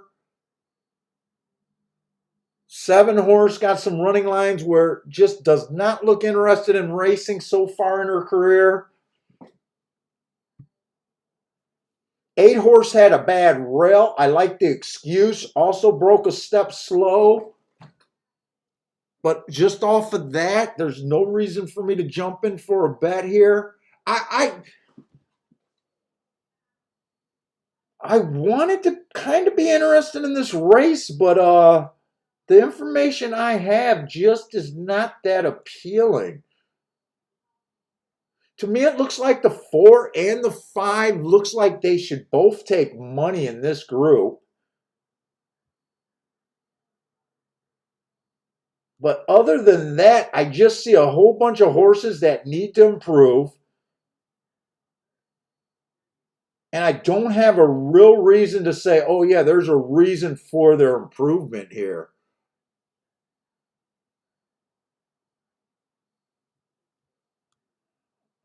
I'm leaning towards this is a no play for me. This is just a no play.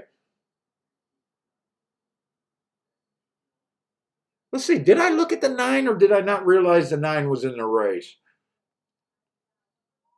Let's see, 9's first time out. I'm not sure if I looked at the 9. Inside was good, but he hesitated at, or she hesitated at the start. That does not sound good. The very next race was a speed favoring track, showed little. Been running against a bit of a higher level, so she is getting class relief. And last race was a 1-race sample.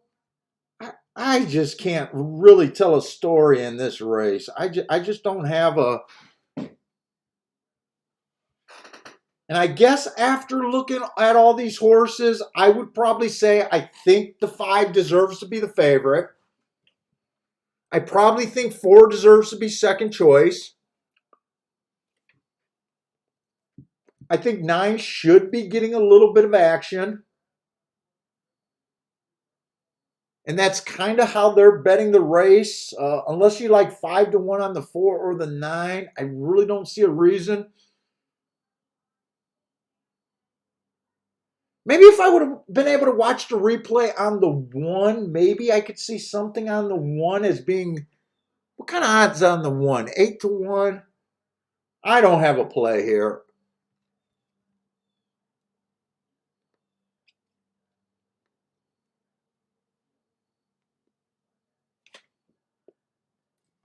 Let's see.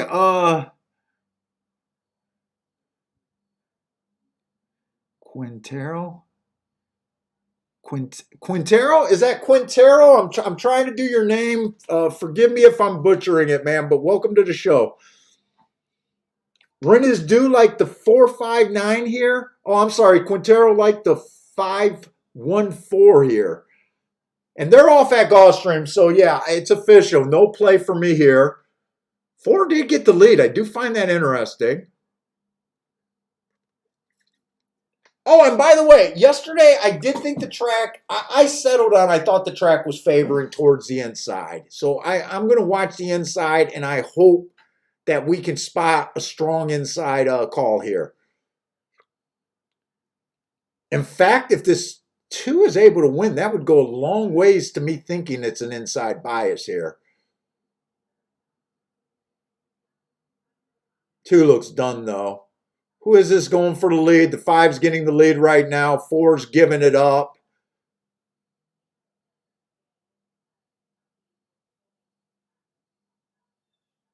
It looks like it's the 5's race to lose from here.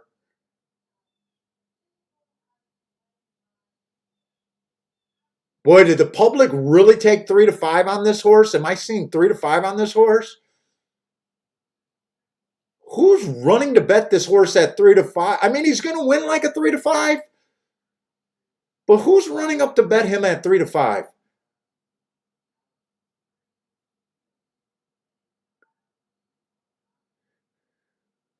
Who is this coming flying? That got tight for second. I think it's going to be 5-9-1 or 5-1-9. So actually, I did not that bad of a job handicapping that. I guess I understood where I was at, even though I thought it was a terrible race. I said I thought the 5 deserved to be the chalk. I thought 4 deserved to be bet. I thought 9 was the next one. And then I said the 1 is the only other horse. I don't know if these exactas are going to be worth anything. But I do feel like we're handicapping good today.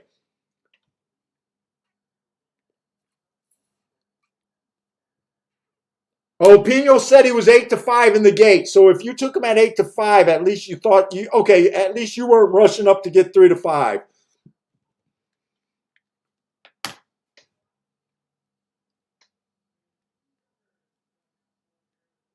I think Pino is defending the people that might have cashed this ticket at 3-5.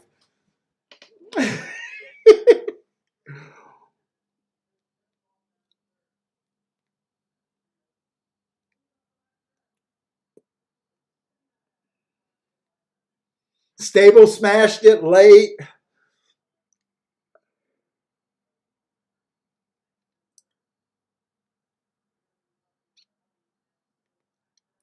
Yeah, 1 made a serious move in the end. It definitely got close for second. Definitely got close for second there. Let me rest this. I got to rest these damn cigars. I'm smoking like a crackhead.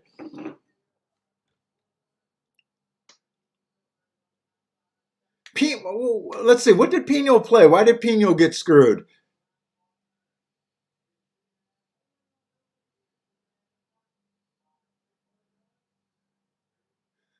Let's see. He took the 2 and the 3. Oh, he put 80 to. Oh, yeah, you did get screwed. I know why you were defending the people that took him at 8-5. I didn't mean. When I say things like that, I don't mean to rip on anyone. By the way, I didn't see when this horse got bet down. I just try to get people off of bets. I mean, the horse did win like a 3-5.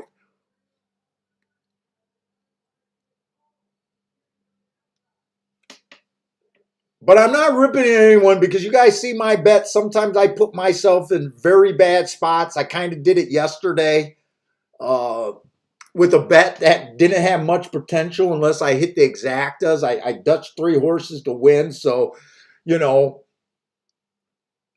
I'm not trying to bet shame. We want our overall bets to have potential and be good bets, but at the same time, we're all going to make bets that are bad.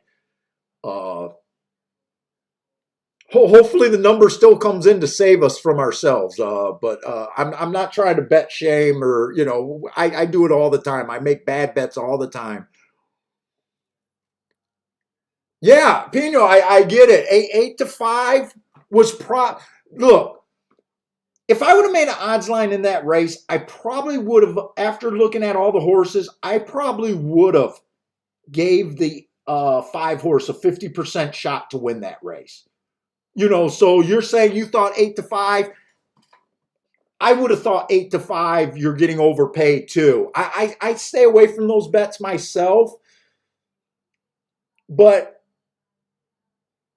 by the book, that's a good bet. If you think a horse has a 50% chance to win the race and you get 8 to 5, by the book and of the rules of overlay, that's a good bet. The problem is we got to worry about this late action and the horses going to 3 to 5, which sucks for you because you got everything you wanted, and then once the race is over, you end up getting underpaid for what that's not the bet you probably wanted. So Dean says, bet shame him all you want. Maybe I'll start making better picks. Hey, come on. I like it when you guys shame my bets too. Paul, what the hell are you doing? You can't do that. We get ourselves in, I get myself in bad positions all the time. Shit, I'm still, I love the 3 horse box. That's one of the biggest bet shames out there. Boxing horses and exactas. I just cashed on a 3 horse exacta box that I thought was a decent bet. I know there's probably people, there he goes with his 3 horse exacta boxes all the time. That guy sucks. Let's see, we only got 4 minutes for Churchill. Let's see, we got to fade another 3 to 5 in the 5 hole. Yeah, Marco Lou, my biggest guy.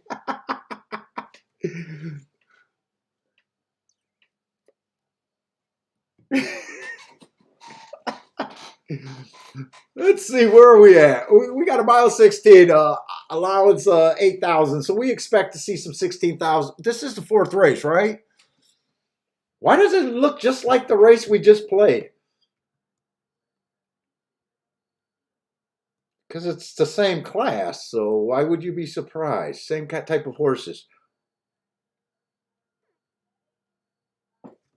Let's see, so allowance 1X is probably a drop down. I would say that's a drop down. This horse was 20,000 before that, 12.5 before that, so this does look like a drop down. 3 races ago, stalking day. Just missed. Got in position at the top. Yeah, got into position at the top of the stretch. I like to judge closers or off the pace horses by getting in position at the top of the stretch. He's done that the last 3 races. 2 races ago, inside of the track was good. This horse was in the 4-hole, unprepared at the start. I like the asterisk there. Running the same speed figure. And in the 80s, I don't like speed figures. I talk about them on the show, but, it's something. And then last race was an early pressing day. Slow. Looked like he chased a slow pace to me that day. And I would say against better. Let's see, the 2 horse. We got some gaps here. Let's see, 4 races ago, inside of the track was good, had the inside, just missed.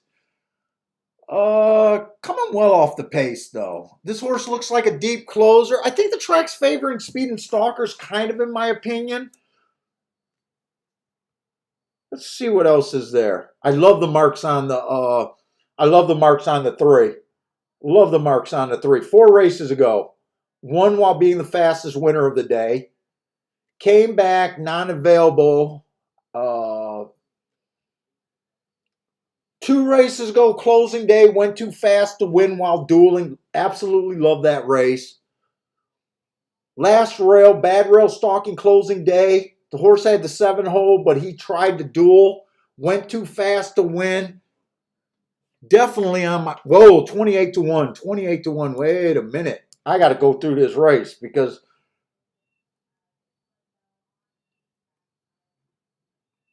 let's see, 4 horse looks a little cheap to me. $5,000 claimer. I got to glance real quick. Does have speed. It might, shit. Too bad. I wish this 5 was not in the race.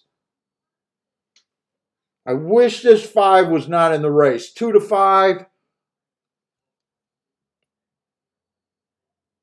Look, 3's the right price. I'm going to keep this just simple, just a win bet on the 3.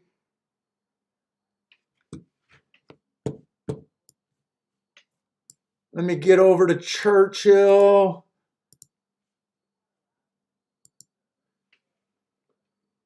Definitely betting the 3-horse to win here.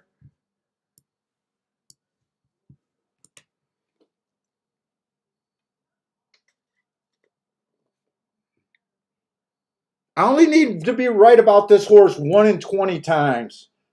Even though I would have liked to have a little bit more time with this race,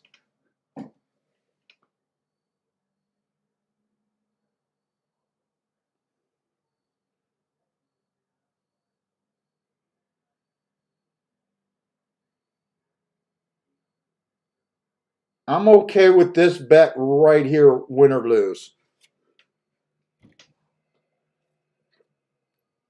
Let's see, Rennesdu got the 156. I do think the 1 did have some upside here coming off the pace. Let's look at this 5, this favorite. I like his race 3 races ago at Indiana where he went too fast to win in a stakes. Then he goes up to a grade 3 race that I couldn't rate. This horse has been all over the place. He's going to be tough.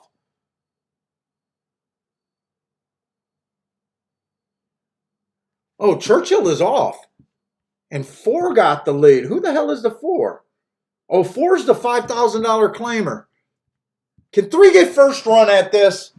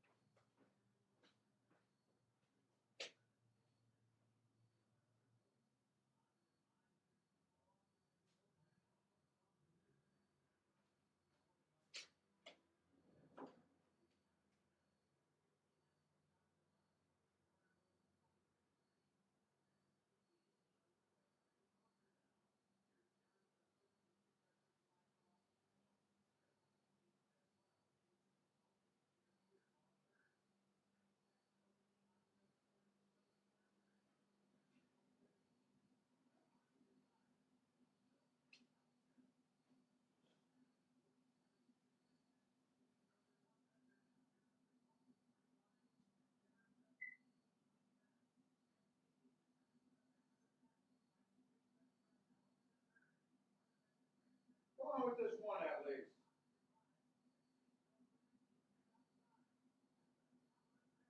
Come on with this 1 at least. You got him. Come on with this 1. Go by him.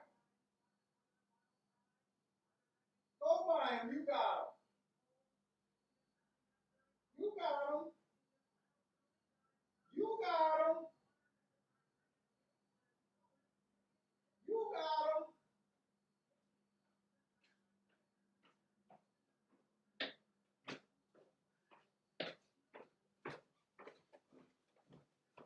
got him. Nice job on that one horse.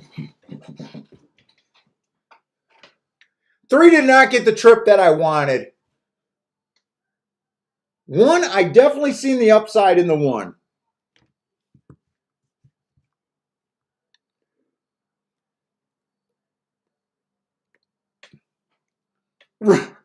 Run is due, misclicked. He meant to play the trifecta there. Nice job, Ren is due. I know you misclicked. I think you pressed in trifecta there. Marco Lou likes the one at Church. Oh, he liked the one in the 6. Both of his horses won, but he had the one to win. Nice call there. Hey, what's up, Bill Bell?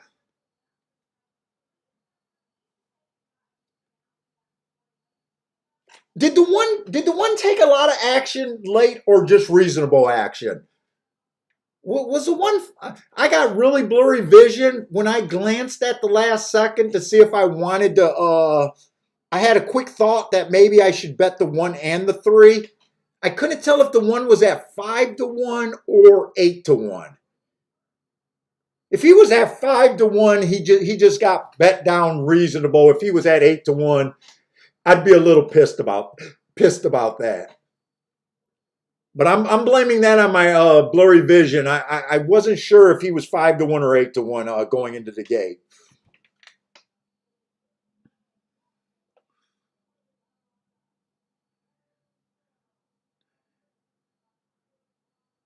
Oh, Marco Lou, you're staying away from the exotics for a little while, huh? Need a break. Dude, I still feel like we're handicapping extremely well. I don't mind that play. I just put 20 bucks on that 3 to win. I thought the 5 was going to be tough. I thought the 1 was the next upset shot to win that race. Marco Lou and Rennes Du looked like they both cashed a ticket there, so good job.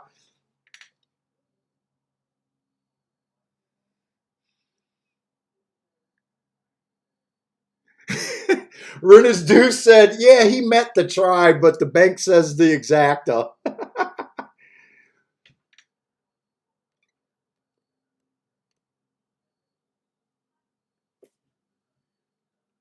And here's another horse that probably would have been on my radar, that 4 horse being fast. I said it'll probably hurt. I said there was a shot that he can hit the 3. I threw him out because of the claiming $5,000 race. But 3 races ago, normally I would love that move. I just thought he was a little cheap, which he ended up proving. But I like that he still ran. I like when my marks make sense to me. I'm glad he didn't win either, because those are the horses that have been beating me a little bit. What I consider sharp horses at a lower level stepping up. And he probably hurt. I don't think he only hurt the 3 horse. I think he's the one that weakened the 5 horse, because the 5 was chasing pretty close to that pace. So I think the 4 horse did a good job weakening everyone there, making this one a nice pick.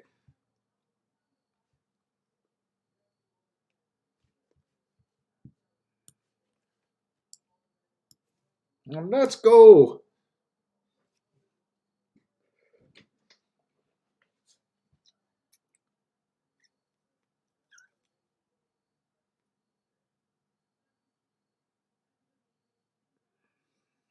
Let's go Gulfstream. So Gulfstream, we just seen a favorite win. Let's see what kind of race we got here. Oh, no scratches. No scratches, but it's a borderline race just in theory for me anyways. We got basement level, 2-year-olds again. Lightly raced horses, lots of first timers, so we'll see how excited I get for this race. Let's see, the 1 horse. Inside of the track was good first time out. This horse had the 5 hold. Prompted the pace. I gave her an asterisk for being in the 5 hole when the inside was good. Average, slow, slow. I don't think that's a bad race at all.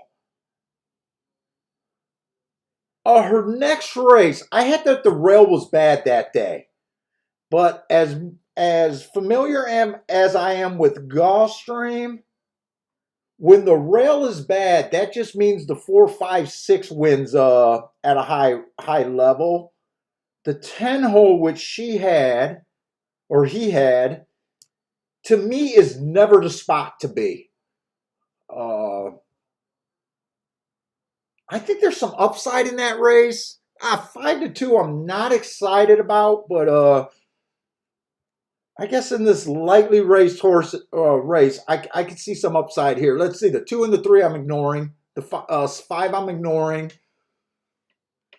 Oh, the 4 horse, bad rail, early pressing day. He had the 2 hole. This horse should have got an asterisk. So, I mean, has an excuse, but I just can't bet off of that. Let's see, the this would be the 6 horse. 6 horse did take action early. First race out took action. It was an early pressing day, never in contention.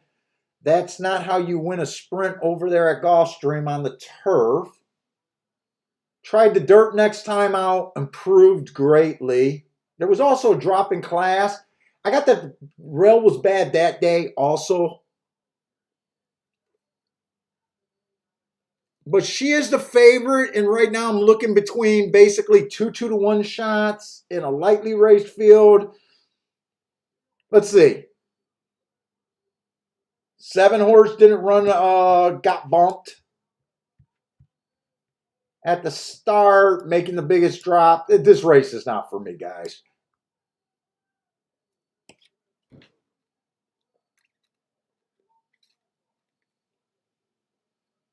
Let's see, Quintero. I think it's Quintero. That's got to be Quintero, right? Gulfstream, he likes to 6-2-1 in the exacta box. Rennes Do got the same thing. What's up, Ian? Ian? God, I'm not. I question myself on everybody's name.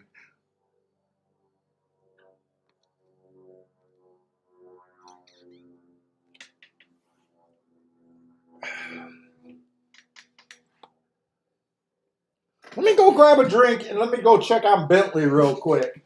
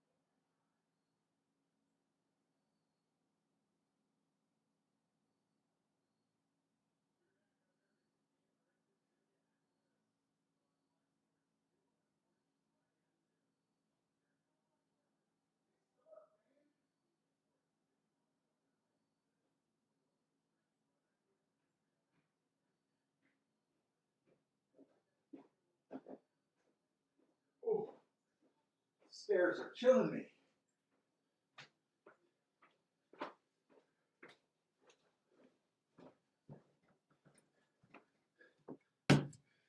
Give me this too. It's getting chilly here in Michigan.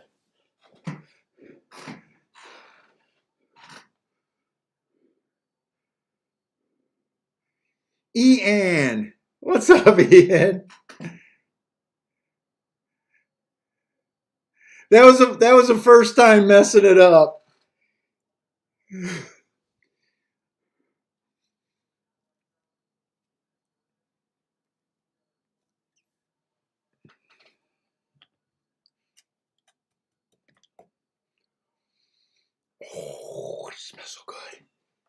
So good. Let's see, we got about 2 minutes for Gulfstream here.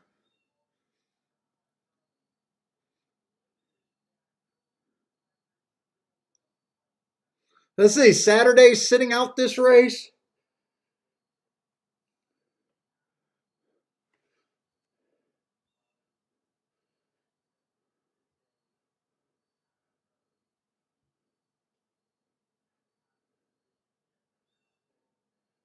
Yeah, I feel the same way. The odds are kind of lining up with my opinion. Let's see, is there any real price horses with some upside? I'm gonna try to watch this replay of the bump at the start on this 7 horse. Now, I'm going to say no matter what, I'm probably going to sit out. He's making a nice drop in class. That's all he really has going for him. But I got some time to waste. Let's just see if there's a little upside there. He was eased. Would have been the 3 horse that day. Probably watch this from the head on. Would probably be the best way to watch that.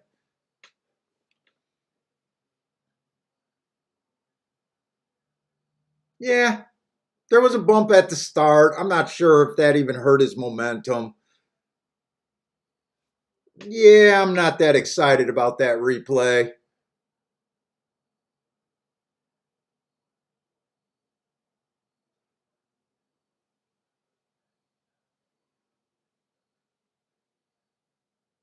Was there a reason why he was eased, or he just did it all on himself?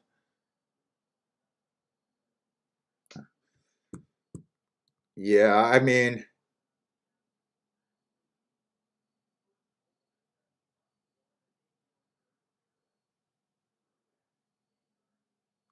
he was just eased when he could not keep up with anyone. I don't think there's any upside there.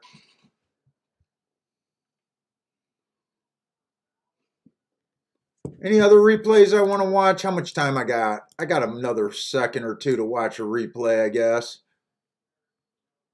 Let's see. Let's watch the race on the 6 horse because I had that the rail was bad that day. So I want to see who won that race. He was in the 1 hole that day. I think he ran pretty good. Let's just see, make sure the winners was off the rail. See if I still like that note.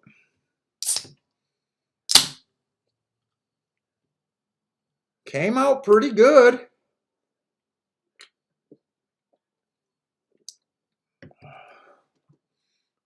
Let's see, the eventual winner is going to be the 7 horse at 4-5. So he actually dueled. He got the lead. He dueled for a few seconds with the eventual winner, who was on the outside, who was bet down to 4-5. Yeah, I can see this horse being a favorite off of that replay in my notes. I can see that. In fact, he was holding second pretty good on that rail. Let's see who ends up getting second. Yeah, that is going to have a way outside finish. The finish of that race came in 7, 8, 9. Oh no, he held third, 7, 8, and then 9 got fourth. Yeah, I like the excuse on that last race there. So I can definitely see why they're betting him.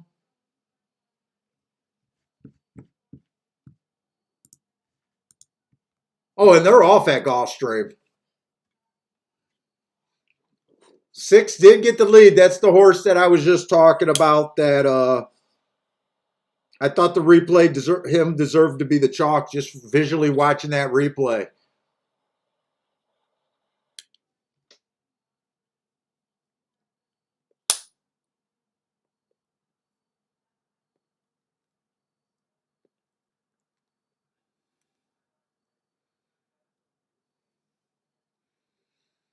And he handled his business pretty good there. Fairly, fairly easy winner. I think if you were willing to go against all the question marks, I think if this horse won at 5-2, I think I seen his odds at 5-2. I think the odds were at least fair. Yeah, it looks like he won at 5-2. So if you took him at 5-2, I think that was fair value.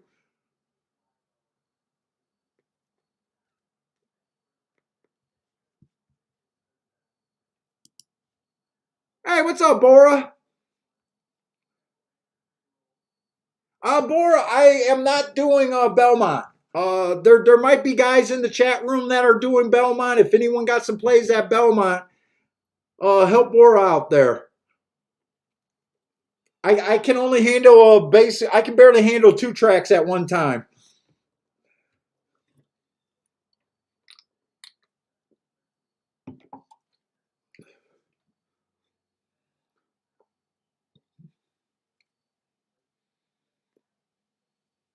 Joshua, I just put it out there. No Belmont for me today. I decided to do Churchill and Gulfstream today. But Bora's interested in Belmont. So if you got any of Joshua's really sharp. And I think he's been I think a lot of Joshua's sharp plays have been at Belmont recently.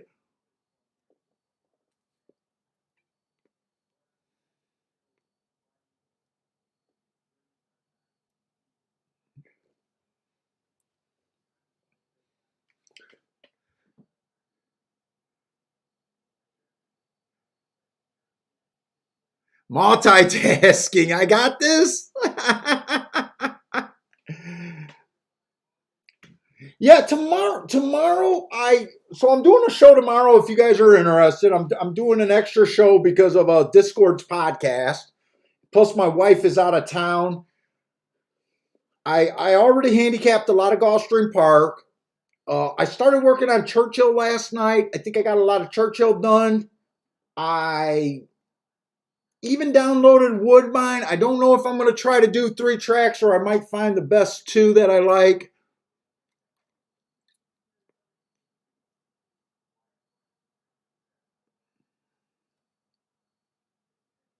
Oh, no problem, man. Joshua, we know we always try to recognize everyone in the chat room, man.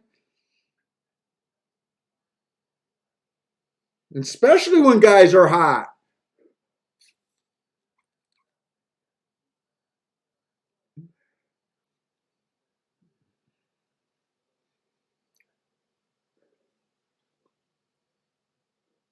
Oh, the 2 ended up nosing out the 4 horse. I thought the 4 horse got second there.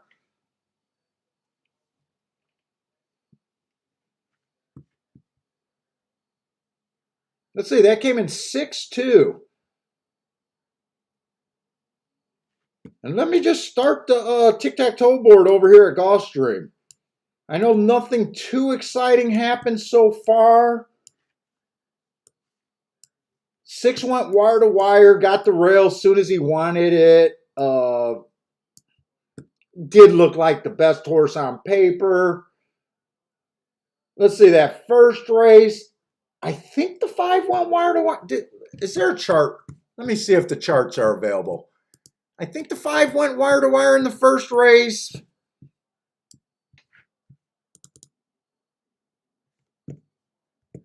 Let's just see.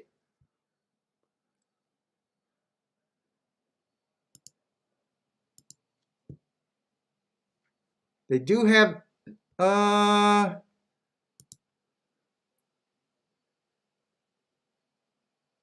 yeah, he was 3 by half lengths back at the first call.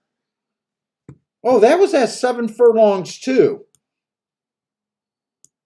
That was at 7 furlongs also. So I'm calling the first 2 races wire-to-wire jobs.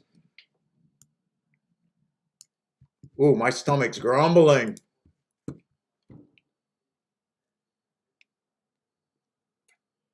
Hey, what's up, Ryan? Oh, you like the podcast, man? I thank you. Thank you for checking it out, and thank you.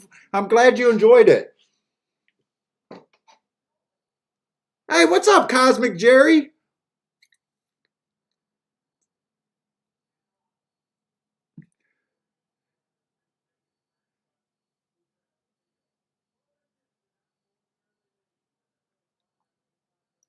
What did Joshua says? But he's not that pretty.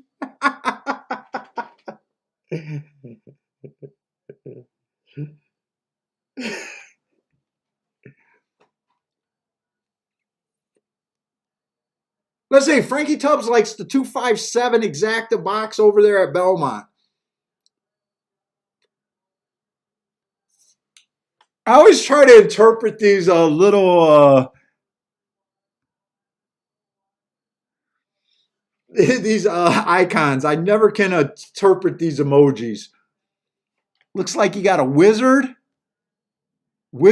time or wizard tea time at horse racing.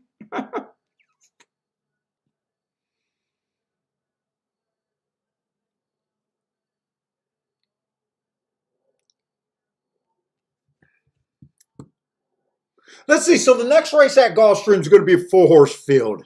Uh, I'm probably not interested in full horse fields. It's just usually I don't play those races. Like I said, Gulfstream's gonna be a little tough with the scratches off the turf today. And I'm gonna suffer and probably look at Churchill a bit closer today. Luckily, I got off to a good start over there at Churchill. Why are they doing emojis on review? Why do I got to click that? Let's see, we got a mile 16 claiming 25,000 on. We're having a lot of sprints or a lot of routes over there at Churchill. And that's right, Churchill is nothing but dirt racing that this meet. I keep forgetting that. Let's see, the one horse, 3 races ago, inside of the track was good. He had the inside. Average, was a closer. I do think that the track favors stalker closers. Tried to get in position at the top of the stretch, still finished third. I mean, in itself, it doesn't look like that bad of a race. Let's see, this horse has been closer to the pace before and could be a stalker here. A lot of times with a drop in class, it makes you a little bit closer to the pace. Let's see, 2 races ago, 1 race sample. The running line just looks kind of even until he faded. Running against a bit better. And then last race was a stalking closing day. Couldn't get in position at the top of the stretch. Gave it up, but they kept insisting on raising this horse in class, and then now they finally dropped him. Yeah, I don't know. Oh, let's see. The 2 horse. Inside speed favoring day 4 races ago. I gave him an asterisk for that race. Tried to run, but I think he ran against the bias that day. Very next race, it was early pressing day. Didn't quite get in position early. Average, slow. Kind of fell out about it. Last race at Press Style, he was able to go wire to wire on that poly track on a route race, even though I know that the route races have not been favoring front end. But I don't have that day, so I just know in general that track does not favor front end runners. And then last race at Thistle Downs, fastest winner of the day, nice race. And did I do all of that for a horse that ended up getting scratched? I guess I looked at the scratches too early today. Because I looked at and I got the scratches, but that's the second horse that I had to scratch. Let's see, three 4 races back, slowest winner of the day, coming from well off the pace. Uh, at Oaklawn Park, you know, nothing's wrong with that race. He won it. Slowest winner of the day doesn't bother me, especially if you're a closer. Uh, Comes back, another stalking closing race after stepping up in class at Oaklawn Park. I got him in slow, slow, slow. Even though he finished 4x2, I don't like that race as much because he was not able to get in position at the top of the stretch. I do see he hesitated. Might want to watch the replay there. Very next race, 2 races ago, it was an inside track, but it was speed favoring. This horse is just a dedicated closer. I don't think, I'm not sure. I know they stalked a couple races. Overall, the track favors speed and stalkers. I'm not sure if someone's going to come from 9 lengths back here. Even though that one horse was able to close from farther back. I still don't think they're going to come from this far back. I don't know. I'm guessing there. Let's see. The Prairie Meadow horse, the 4 horse. What's up, big guy? Are you going to have to go to the bathroom? We'll wait till after this race. Oh, I know you're tired, boy. We didn't sleep last night. I couldn't sleep, and then this guy had the bathroom issues. Yeah.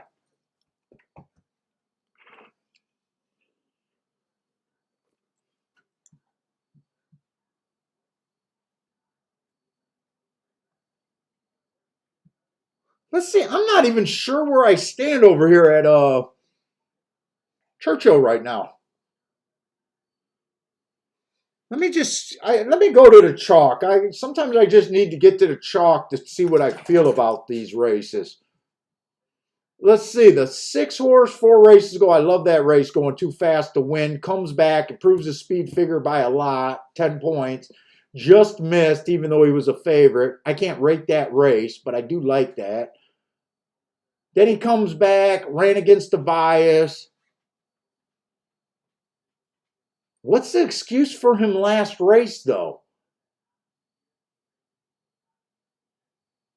Hit gate, eased, walked off.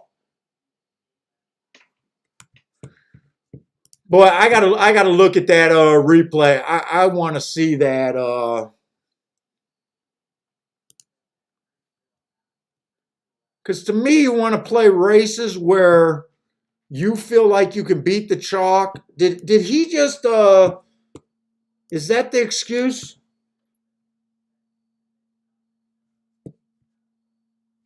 Probably want to watch the head on and not waste time.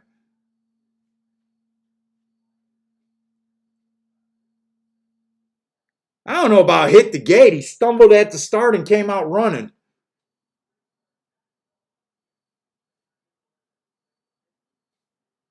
I don't know if I like that replay. If I don't like that, do I got time to even do I got time to form an opinion right now? I don't like the replay on this 6 last race.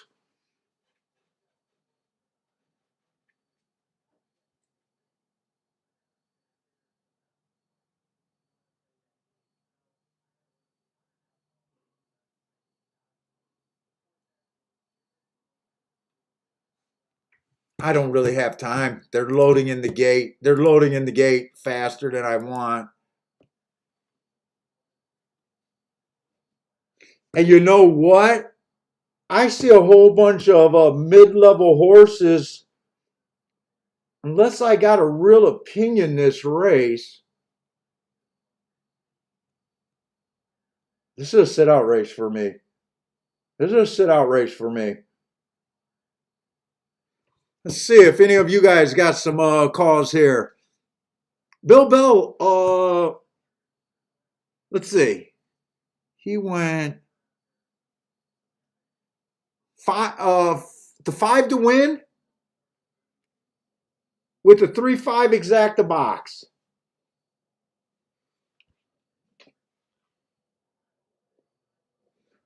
let's see. I want to see. They're already off. Am I caught up on the tic-tac-toe board or am I behind?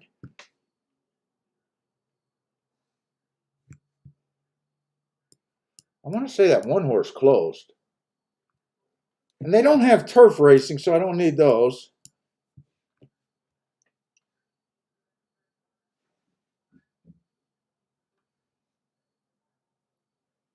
One horse got the lead, but four looks like she might have him hooked. Bentley, I'll take you out to the bathroom right after this race. Come here. Come here. You don't want to come here? All right, give me a minute.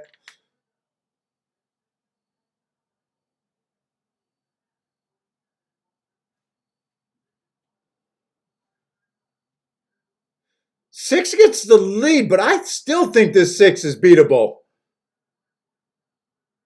Who is that just got the lead? Six is definitely beat. I liked watching that replay and thinking that this six was beatable. I can't tell. I can't make out the saddle cloth. Three definitely won that race.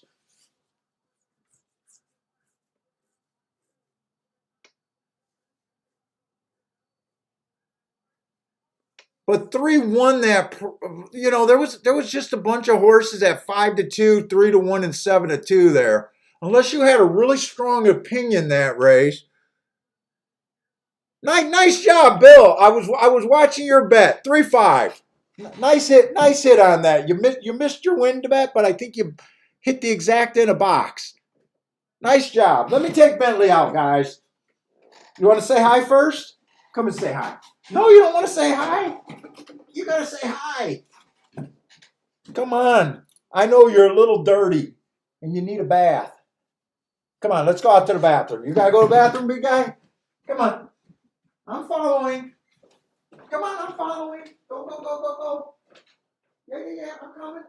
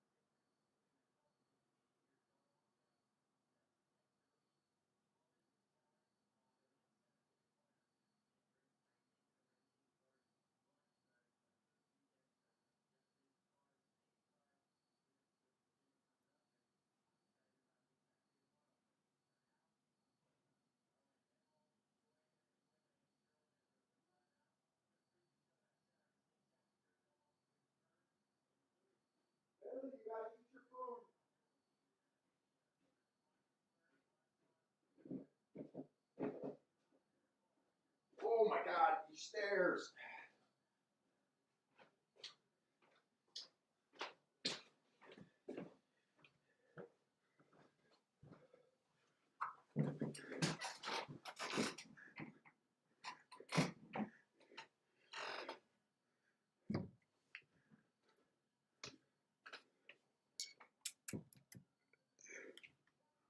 Margaloo is back.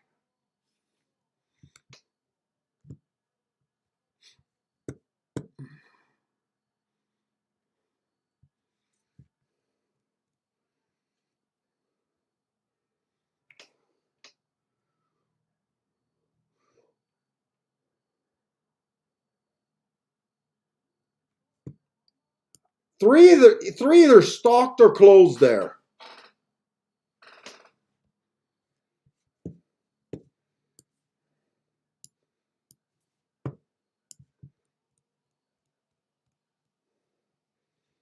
And Gulfstream, we got the dreaded 4-horse race. What's up, Mac and Cole? You've been here and haven't made a bet yet? It's been slim pickings. I made one bet and that was a winner, and then the other bet was a stab at a 20-1 shot, 26-1 shot. That was a loser. So far, I don't think there's been a lot of decent options so far yet.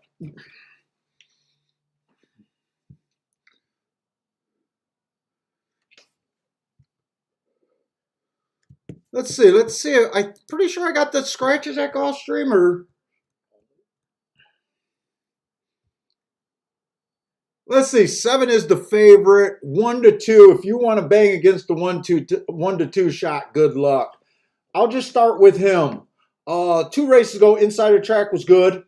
This horse was in the 5 hole. Speed's always good on the turf there for the sprints.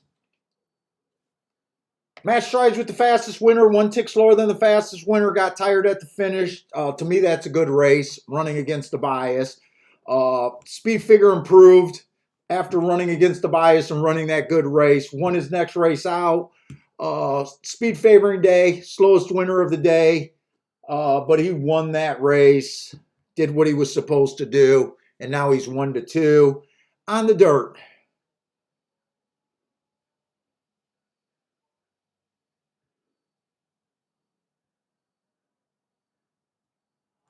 Let's see, is there any upside here? Let's see. If you want to try to beat him, could you do it with the 6? 6 ran against the inside bias 4 races ago. Came back, went too fast to win 3 races ago. Actually like that race. Comes right back at 20. I think we actually played this horse at 20-1. I think it was on the show. Just missed that 20-1. And then he tries the turf last race, ran a nice race, average, 1 tick slower than the fastest winner average. He actually doesn't look bad. I just don't like trying to beat a 1 to 2 with a 2-1. There's no real raise there. To me, I'm just disinterested in the race. Boy, these handicap races. Wait a minute. What is this 3 at? 4-1. I'm getting excited for a 4-1. I like to keep my old forms. I like to see the makeup of these handicap races. I got a feeling this horse had no business in this last race.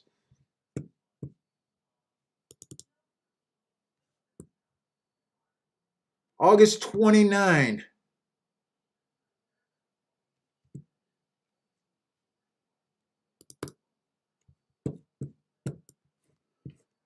That was a 10th race. Did he belong in that race?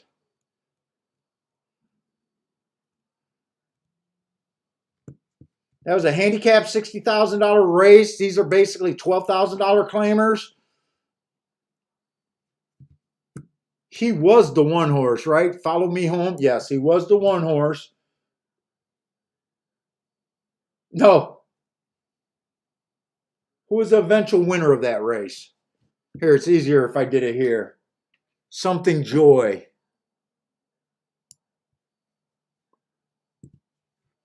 No, he was running against a bunch of basically $25,000 claimer and small stakes races. Did my mouse just go dead? Son of a bitch. I think my mouse just went dead.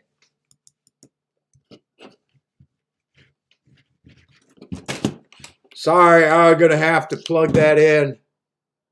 My mouse just went completely dead. I'm stuck.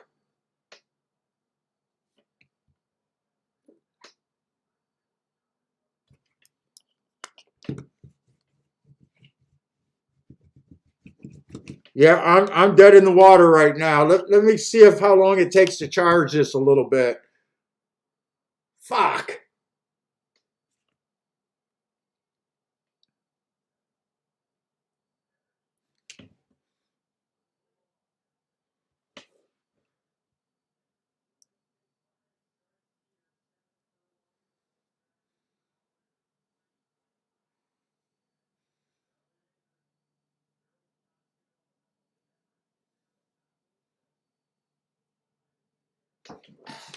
Let me go see if I can watch this race on TVG.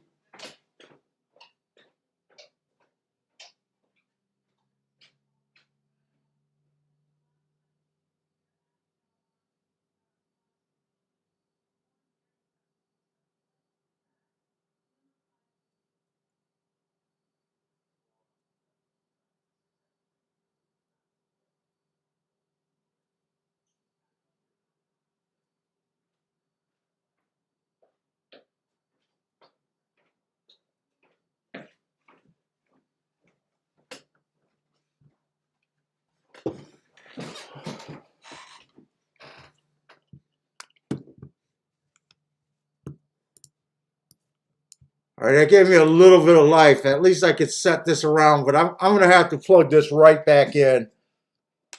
All right, they are loading in the gate.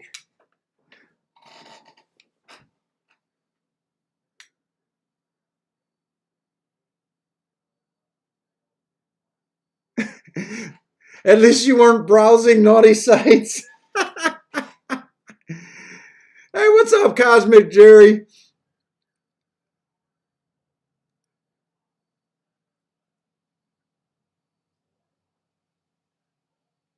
Looks like Benders are interested in Laurel right now. Early pick 5. Let's see. 7 got the advantage right off the jump. 6 is trying to jump into this speed duel.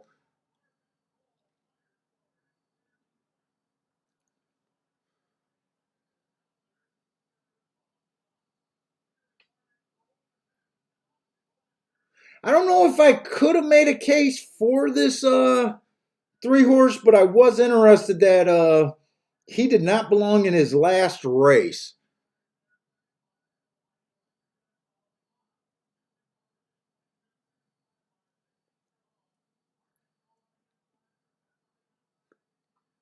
The 7 won't hit the board.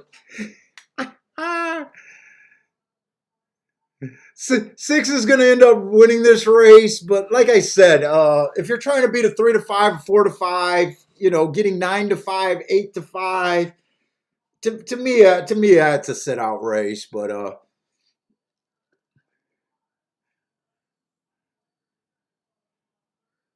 hey, Steve B, what's up, man?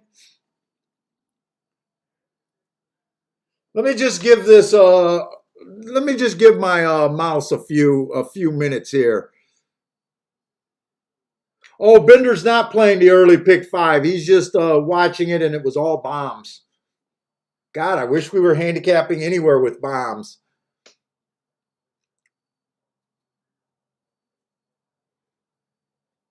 I mean, yeah, they're beating some of these chalks, but 8 to 5 is still a chalk in my book.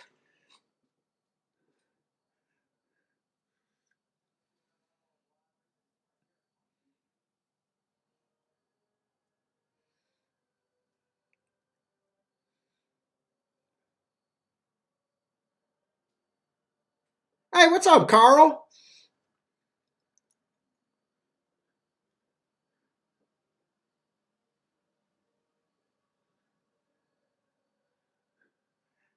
Can the 3 win now? Are you talking about the 3 and the 4-horse race? No, he can't win now. But I don't know if you're talking about anywhere else. I don't know.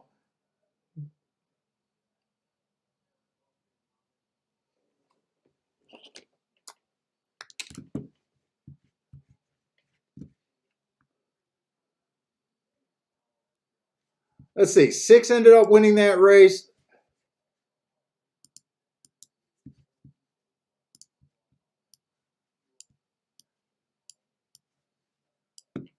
And let's plug this. Well, let me get over to Churchill so I can. Uh-oh. Did I go dead again? I got to leave this in. I'm sorry about this.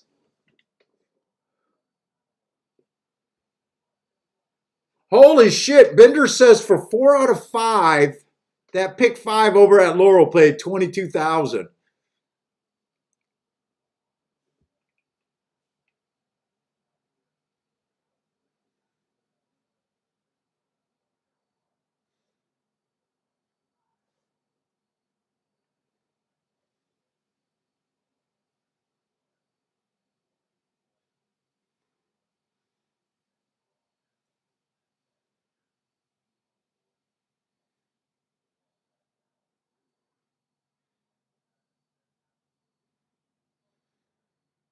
You know what? I got my tablet. Hold up. I got my tablet. I can handicap. I just can't scroll.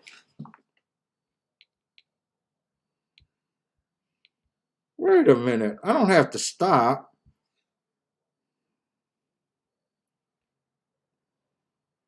Let's see. Today's the 24th.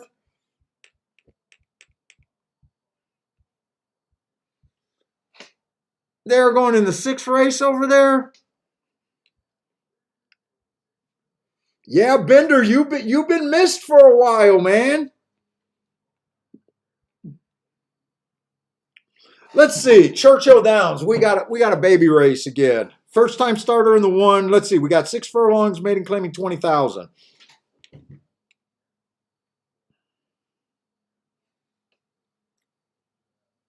Let's see. The 8 is scratched. Make sure I got that scratch. Yeah, I looked at the scratches too early. Let's see. Not the worst looking betting board here either.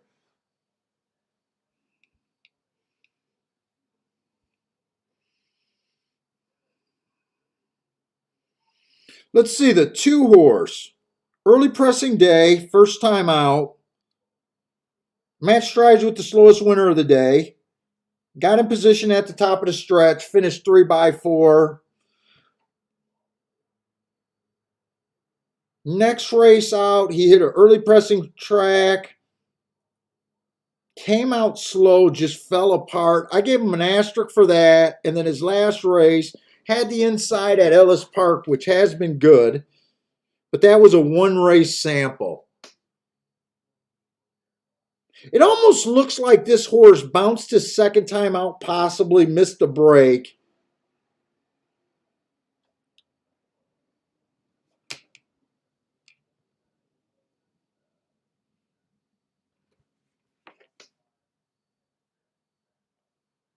Let's see, the 3 horse I don't think I care for.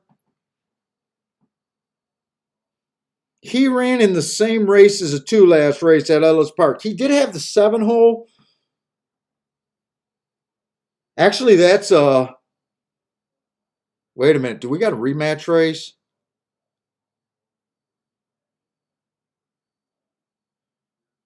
We got 4 horses coming out of that same race.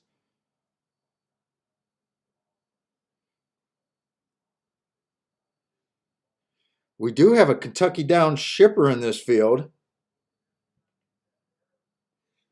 Who are they vetting here?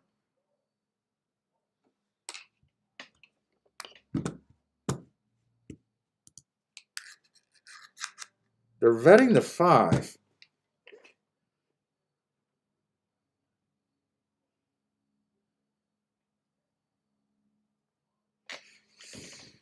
Let's see, the 5 ran at Colonial Downs. I do not keep track of Colonial Downs. You guys that play Churchill more than me, is Colonial Downs shipping to Churchill Downs? Is that a thing? Is that a strong move in the past? I don't recall that being a move.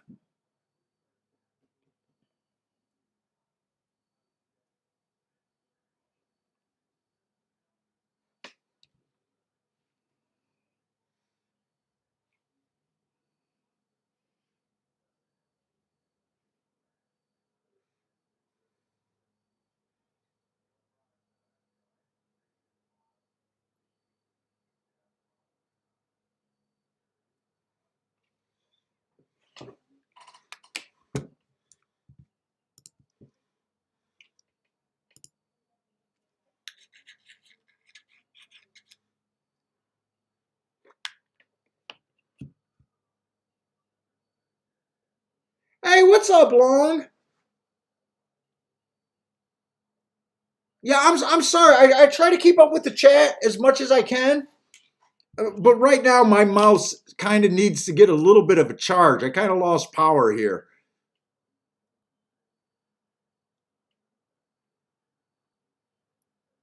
I'm trying to see if you said something before that. Oh, you did. Oh no. Can the 3 win now was the last one. I'm not even sure what track that's referring to. I think he, sir, if I'm talking.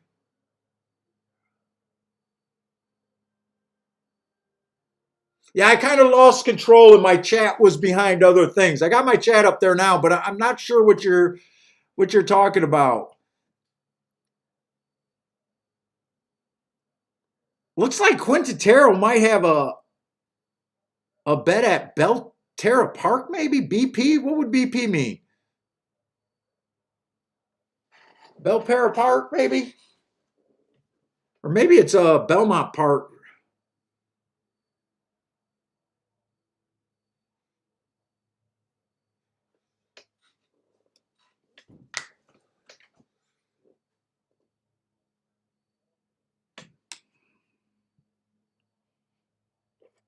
I want my replay back because I'm really interested in looking at this Churchill Downs race.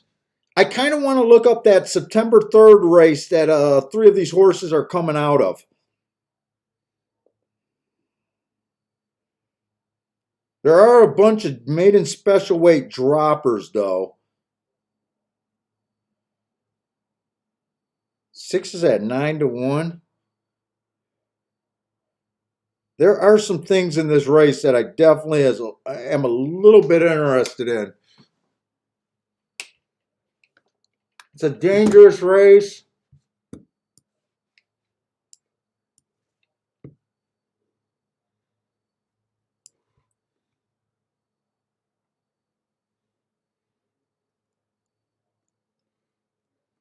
Let's see if I can work a little bit. I think this is the first time this really happened to me.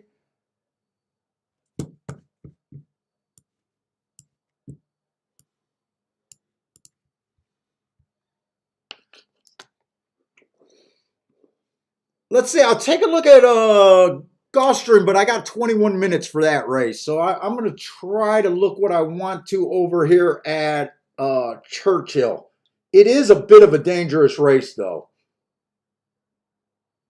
But I'm definitely interested in the September 3rd replay. Definitely interested in that one.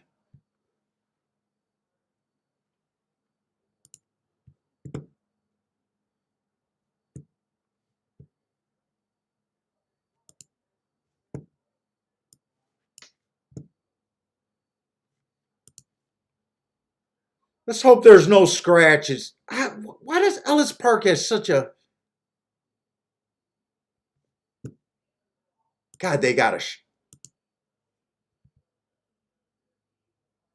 Okay, it does look like all the horses are in the race. Let me see the three horses I'm interested. I'm interested in looking at the 1, the 7,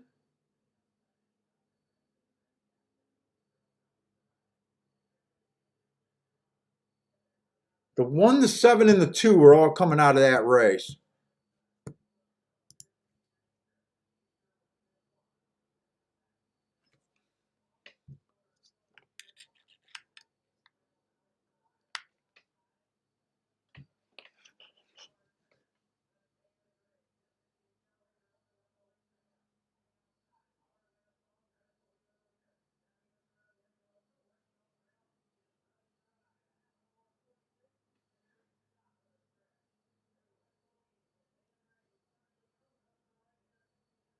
And they don't put their names on the race, so I can't even get out of this replay. I got to watch this replay to the damn finish.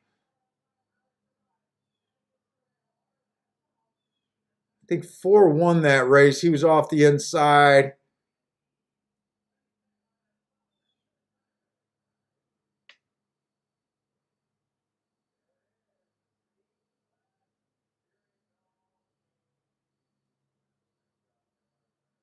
It was really just 1 and 4 in that race.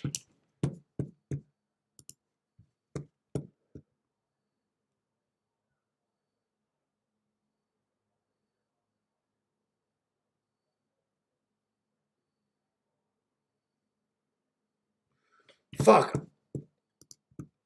What kind of odds am I getting here? The 2 is 7-2.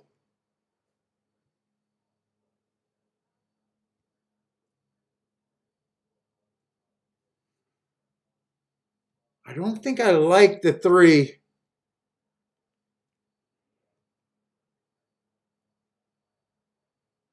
Trying to decide if I even like that replay that much.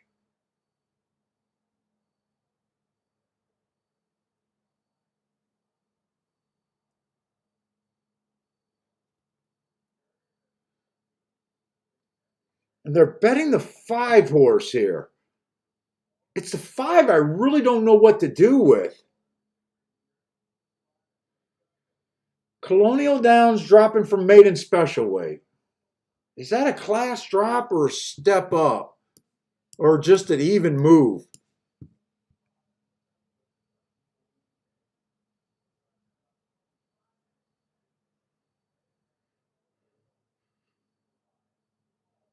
So Maiden claiming 20. We got a bunch of horses dropping. I want to try to beat this chalk because I'm not sure I like that move.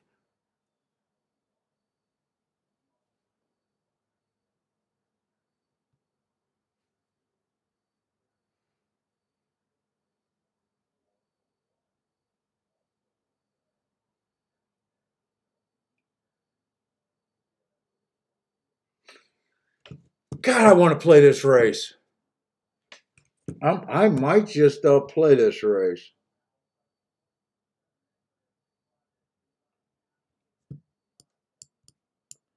See what I'm thinking of even.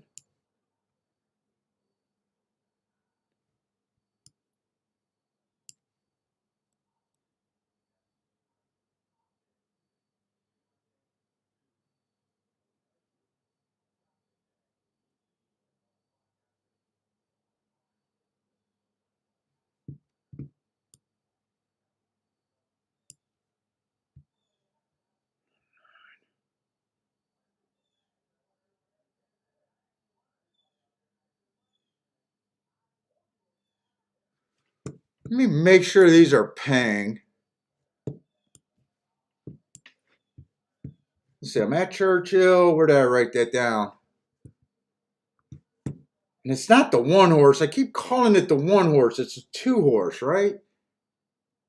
It's a 2 horse I'm interested in, not the 1.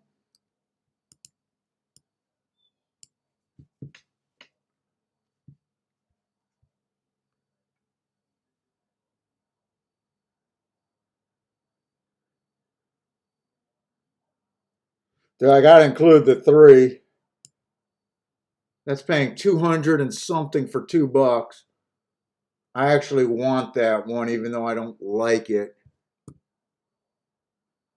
6 is paying 84 for $2.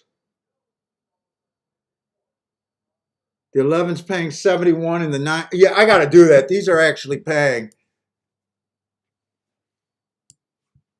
I'm going to do this in my playback category, though. It's not a major play, but it will be a bankroll mover.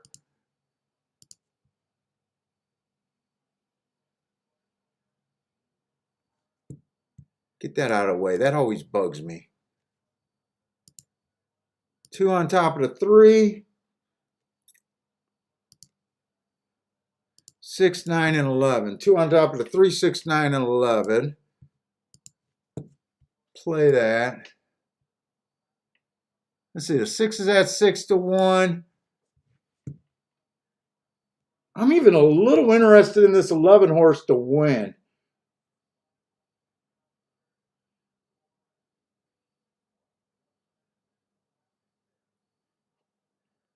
Just off of the Kentucky down factor. I usually don't like route to sprint. Do I really want to do that one?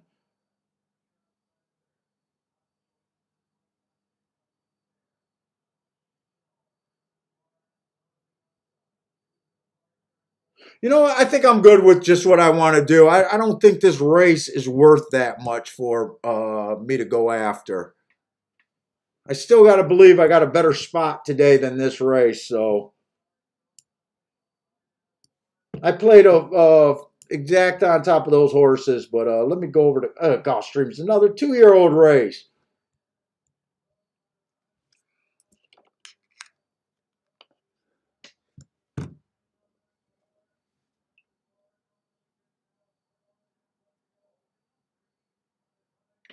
Oh, God, or is Marco Lewis? That at Churchill? You're kind of close to what I'm thinking. 239.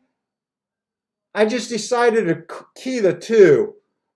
I was thinking about putting a win bet on the 3 and the 11, but I just didn't like what I was adding up to.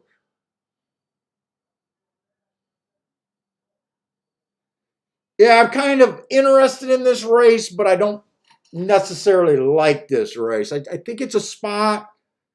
Every exact I was playing basically over 70 for $2. A couple of them were really big. I don't think I'm going to mind this ticket. This is only my third bet of the day.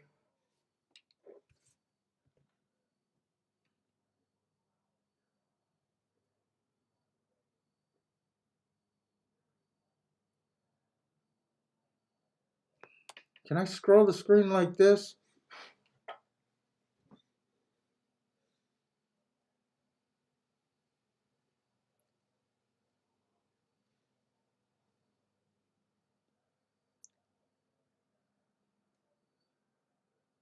Ryan's waiting for a triangle or heart to speak for him at Gulfstream.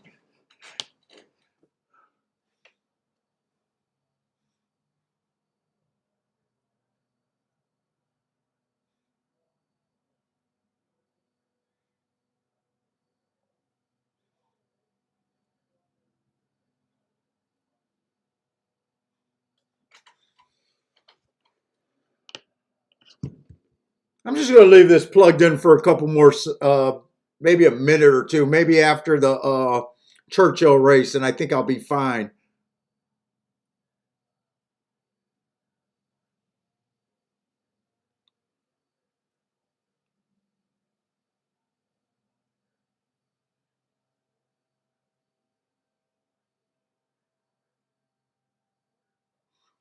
Let's see. Long likes the at Churchill the 327. Ooh, I kind of like that. Can we get a 3-2? Or no, a 2-3. I need 2-3. That's right. I didn't wheel the two first and second.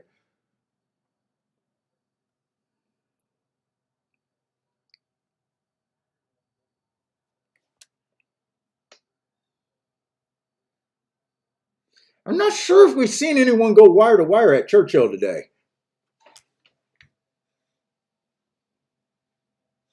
Frankie Tubbs likes the 10 and 11 at Churchill. 10 and 11 over the 2. Hey, what's up, Grows It Well? I hit one race early that put me up. Only made 3 plays. This would be my third play today. I don't know if anyone's having that spectacular of a day. The prices have been on the chalky side so far. I think maybe 5-1 has been the biggest winners of the day. Oh, this race at Churchill is not what I seen. I thought this 2 had a shot to get a easy lead. I don't even think 4 was on my radar. I am not liking my bet right now at Churchill.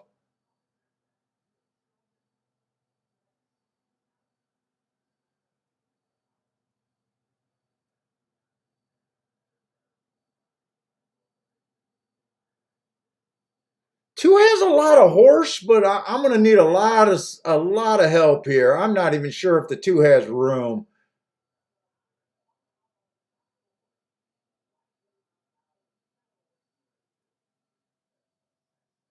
Two's still looking for room, and I can't even tell if the horse got a horse. Nah, I think that ticket's no good.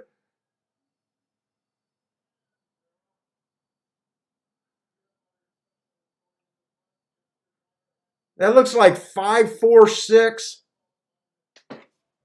546.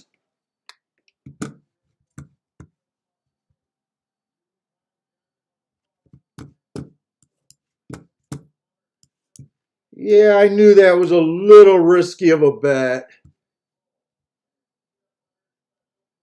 The Colonial Downs horse came through. 4 improved greatly. 4 showed speed. No problem with him showing speed off of one race and a drop. I got no problem with that result. Probably a race I shouldn't have been in. I should have just kept sitting on my hands there, but I felt like a little bit of action. Probably not the best spot right there.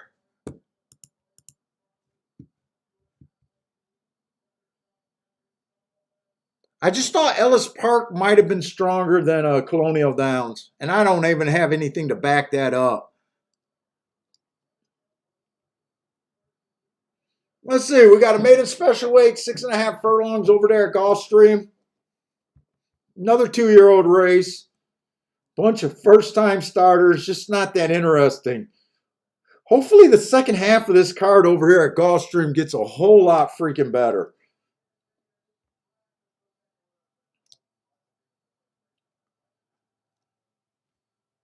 Let's see. One's a first-time starter. I got to ignore them. The 2-horse. First race out. Early pressing day. I don't think that's a bad race for the first time out. Comes back. Another early pressing day. Looks like he chased one of the slower paces of the day. Got bumped. Looks second best. I think I can forgive him for that race. Did have the inside, which is generally good at Gulfstream, even though I didn't note it as being exceptionally good that day. Who are they betting? Let me start with the favorite here. They're betting the 8 down to 5-2.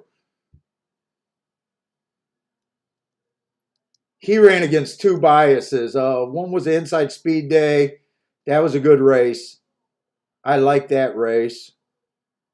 The very next race, bad rail. He still ran. This horse should be tough to beat.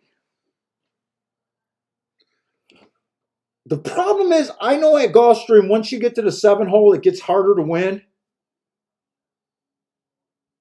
And for me to take a stand against this horse, I would have to get real creative.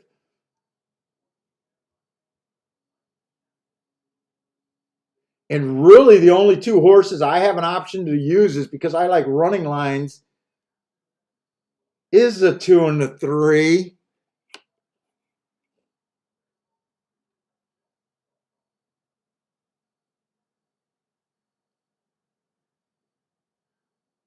I feel way more comfortable on the 2 horse.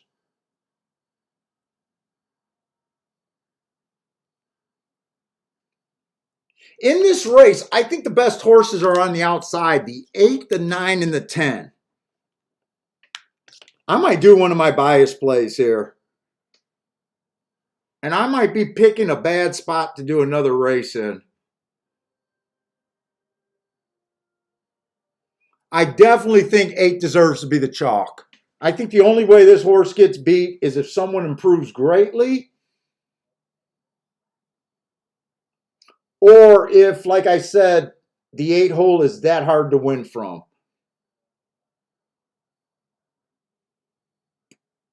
I would still put him at about an even money on my thing. I still think he's a 50-50 proposition, even with all these first-time starters in the race.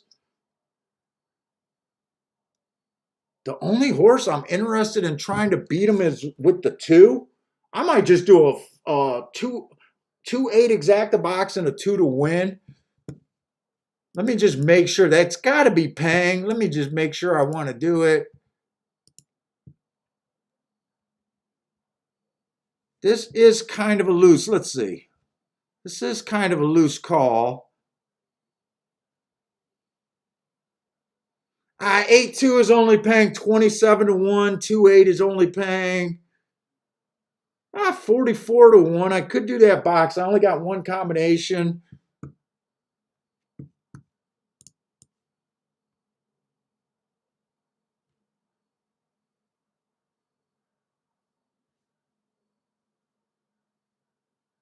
Does this need to be refreshed or something? Because on my betting board, the 2 is at 8 to 1, but on the screen, let's see. Oh, the screen stopped.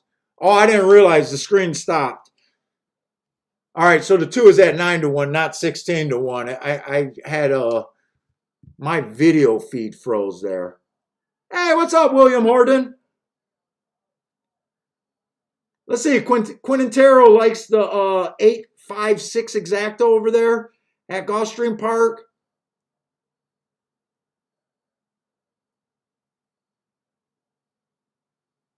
Frankie Tubbs listening to the podcast what makes me want to stop and take notes.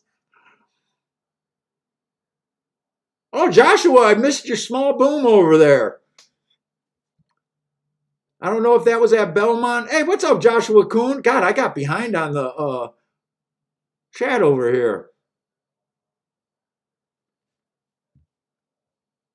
Let's see. Do I want to do this bet?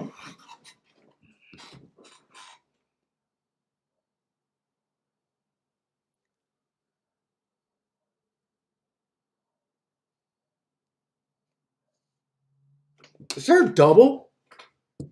Wait a minute.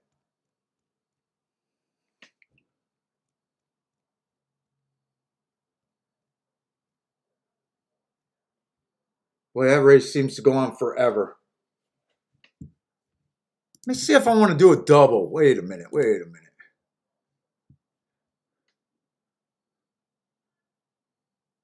They got the morning line in the next race, the 3 at 5-1. Oh, that might be the best race of the day right there.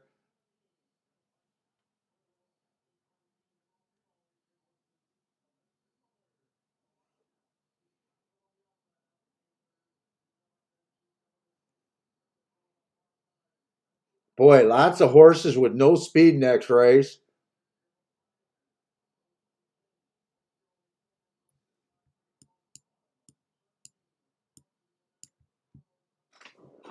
Five is the first horse that I'm looking at there.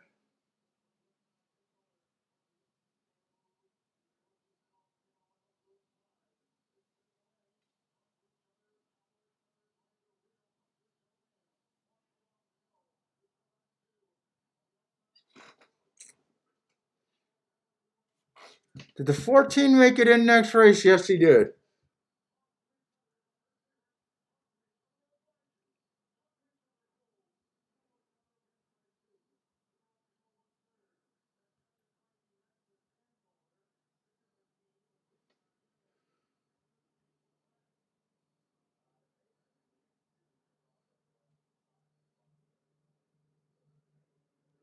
So I think I'm gonna do a quick double.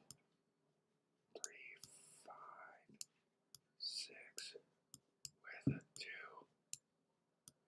and an 8. I think I'm gonna go 2 to win.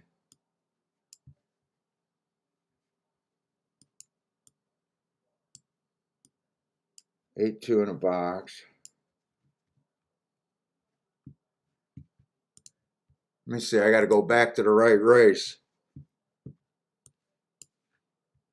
Let me just make sure that 2-8 is worth playing. It's still 37-1.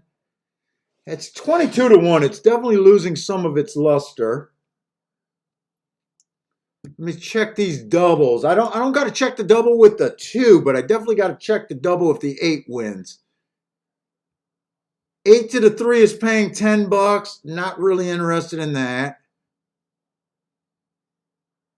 8 to the 5 is paying $44.41.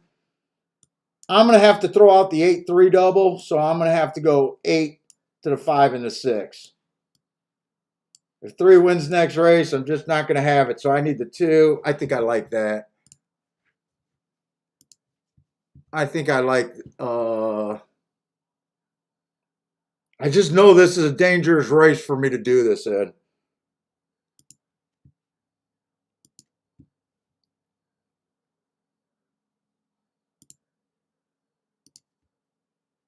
Three, 5, 6.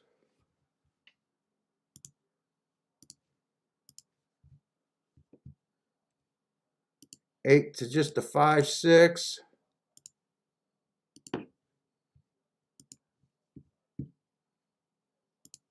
Can I get the exacta box in? Oh yeah, they're not even heading there yet.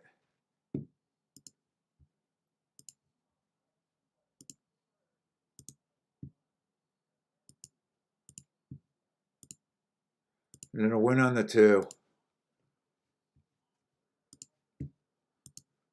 All right, let's see where the hell we're at here. Where's the chat room at? They're starting to load in the gate over there.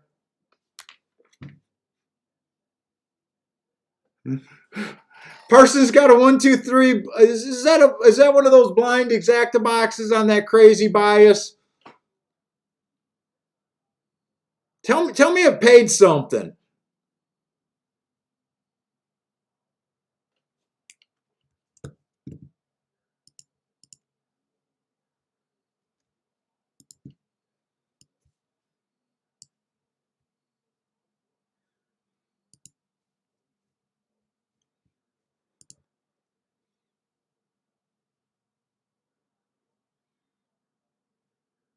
$17 exacta for probably a blind bet.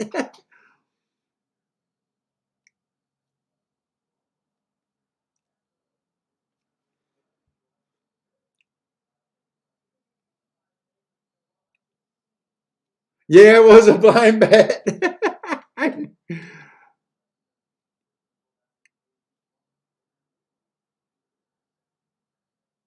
Let's see. Carl got some plays 2 and 8 going to the 5 and 9 in the double. God, I hope I'm right. Well, I only hope I'm right that the 8 get killed if the 2 can win. If not, I need the 8 to win. Come on, 2, give me a big break out the gate. No, that's not the break I wanted. That's definitely not the break I wanted. In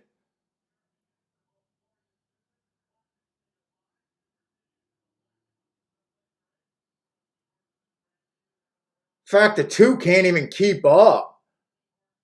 The 1 and the 3 outbroke the 2. That's a disaster for me. I need the 8 here.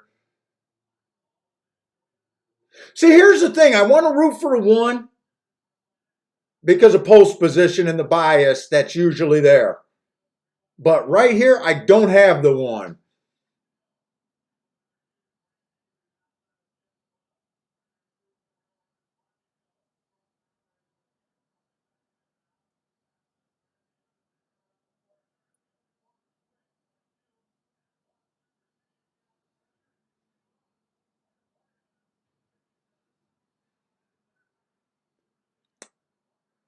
When in doubt, go with the inside in Gulfstream. I swear to freaking God, I got too cute. I made the right call playing against the outside of the horse.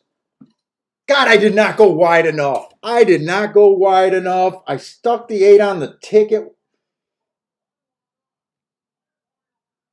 That's a little irritating. The only reason I wanted to bet that race was trying to get to the inside of the track. I thought the best horses were on the outside, and I said how hard it is to win from the outside, and I still bet an outside horse. The only way I can bet a first time starter is when I think they have the golden rail. Ah, damn it. That would have been, it's a tough call, but man, the way I see the track, god damn it. I have no problems with this result. Absolutely none. 4 horse got second. I can't really tell who got third.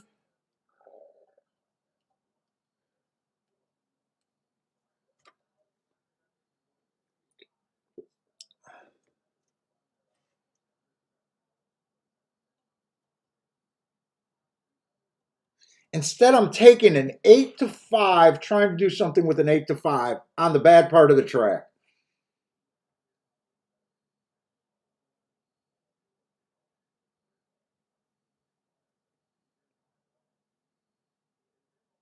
Dude, that's the only time I hit first time starters is when they're on the rail at Gulfstream.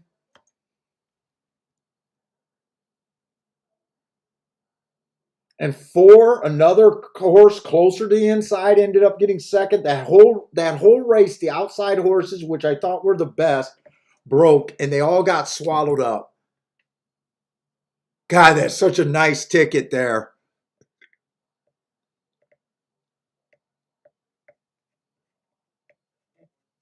Joshua, you hit that exact over there at Gulfstream? Did you do that on the blind bias just from watching the show for so long? Or did you have something else on that you liked about that? Did you like something other than that on this 1 and 4? Or was it kind of, this is Gulfstream and I'm going to take a shot on the inside there? I'm really curious how you were thinking there. Dude, I almost think I was so close to the right thing. I can't believe I played the 8 for a safety net there. I can't believe I played the 8 for a safety net.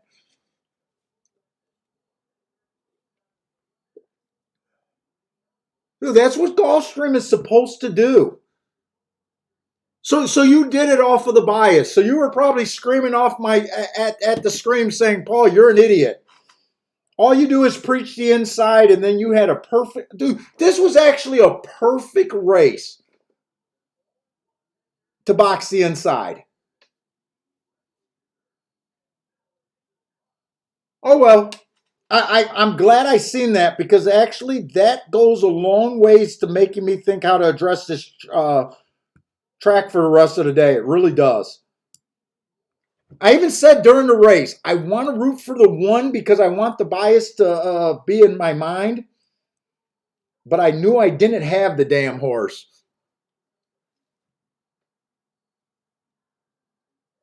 Let's see. Did you call me out in chat?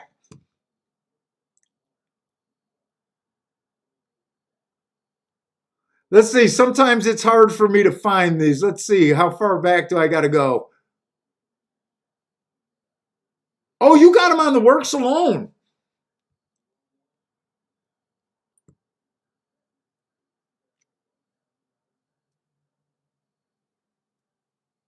Okay, so you liked him based on something else. Okay, I was thinking you got him just on the knowing that the inside is so dangerous there. Well, good job on that.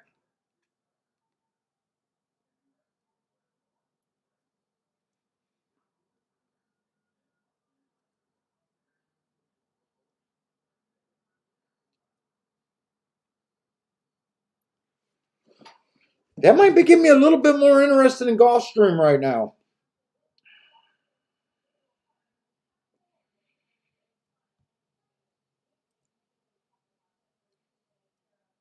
Now that's not going to set me off too bad.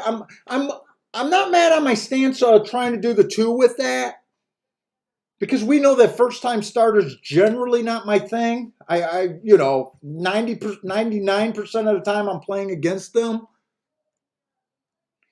I'm more just angry of the safety net bet that I did that didn't even end up being a safety net bet. I kept saying that once you got to the 7 hole, it gets really hard to win there. You want to be on the inside, and then I would have been more happy with that race if I would have just took the stand with the two and just been wrong. It's not necessarily that I'm bitching and moaning that I should have had the one. Some days I would have had the one if I had a lot more thoughts about the inside today, but that would have been a blind stab anyway. So I'm not actually mad that I didn't. I'm just mad about moral how I bet the race.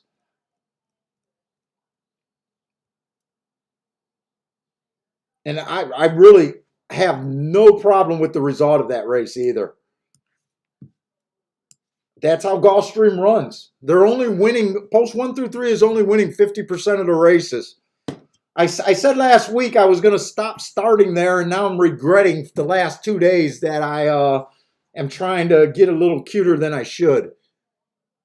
I'm not cute, so why am I trying to get cute out here?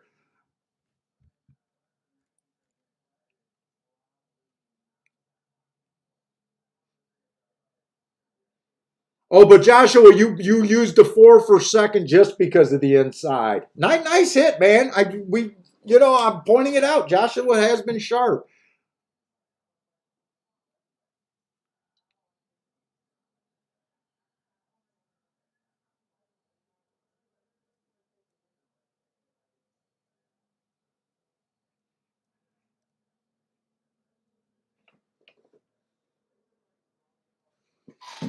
Let's see, Churchill. We're going in the 7th race.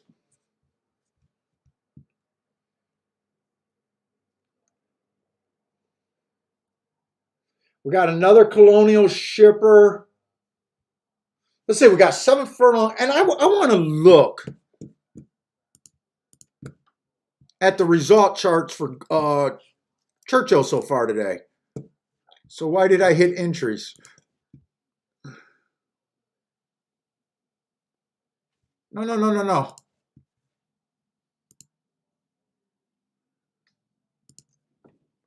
Because I did spot something at Churchill I might be really interested in. Getting excited about, but I'm not sure. I just want to see if the charts are exactly what I thought I seen.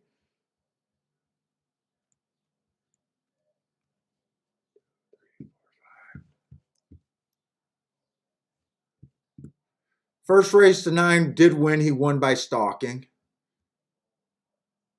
Second race to 3 horse did win by stalking. Third race, the 3 horse won. What did they have him? They had him as a stalking, so I'm going to change that stalking closing just to a pure stalker. Those were the ones that I got.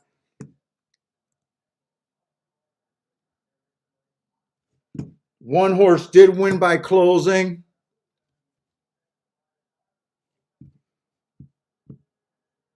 Three horse was in the 2 hole, but that doesn't matter for the column.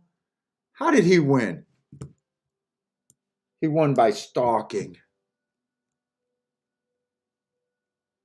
And then in the 6th race, the 5, who was a big favorite. Oh, that was that Colonial race. So far over there at Churchill, no one went wire to wire. It's been a stalking day.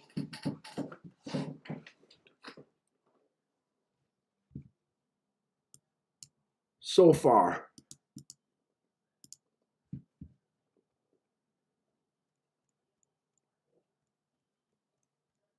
Who's that fucking outside my window?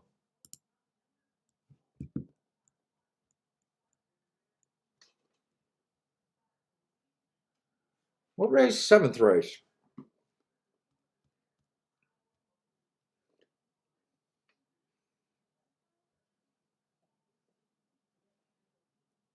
Let's see. We got 7 furlongs claiming 40,000.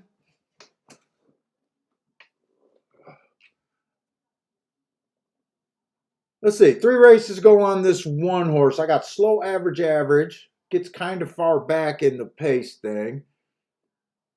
Making a little drop. 2 races go slow, slow. Was farther back. And last race, I don't have that race. Not that excited. Here's another Colonial Downs, which I don't keep track of. I do have Prairie Meadows, but I think I'm going to skip over him. No, that's not Prairie Meadows. That's Pimlico. Wait a minute.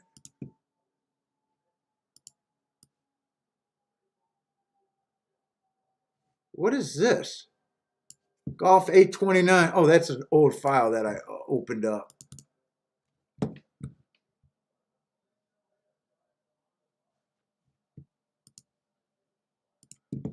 Come on, am I going to have enough time to look this up?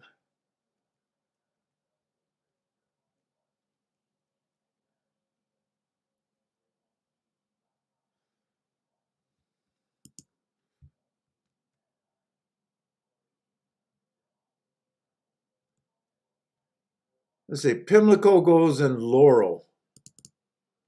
Or wait. Yeah, I was putting Pimlico in Laurel. That's right. Fuck, actually, I don't know where my Pimlico shit is. There it is.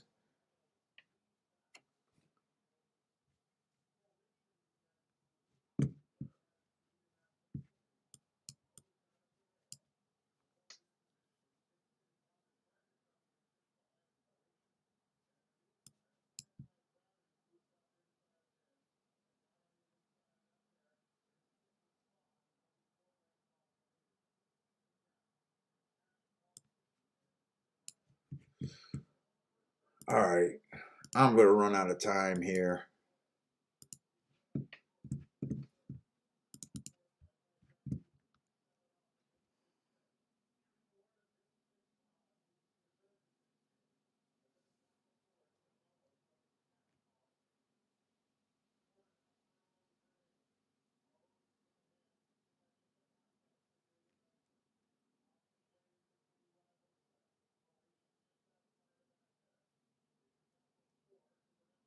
Who are they betting over here? They are betting the 5 horse. The 5 is the first horse that jumped out to me, too.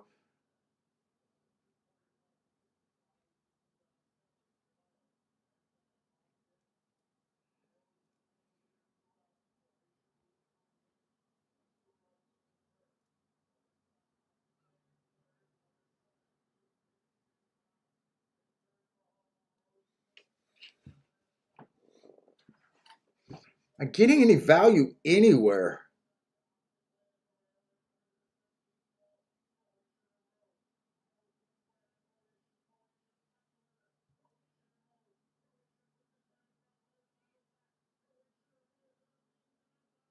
So the 2 is 5-2 there, and the 5 is what was the 5 at? 8 to, oh God.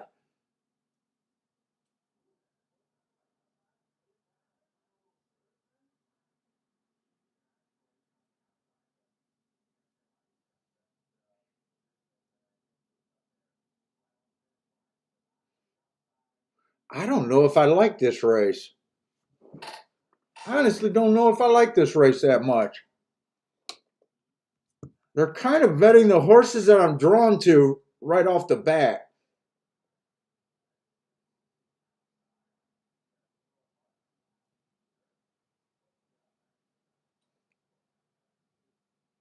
The 2 and the 5.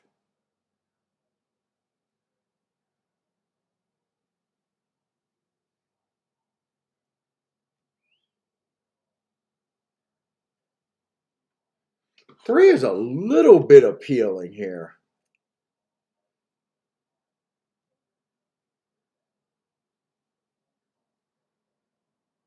I do like the 4's race 3 races ago. Comes back and wins the next race against the bias.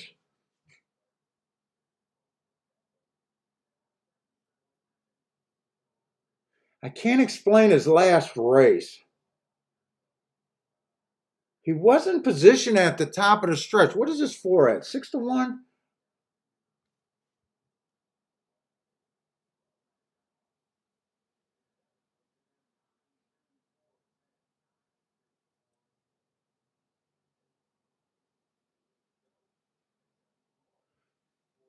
And this is just a 7 furlong race, right? I do respect the 5 and the 2.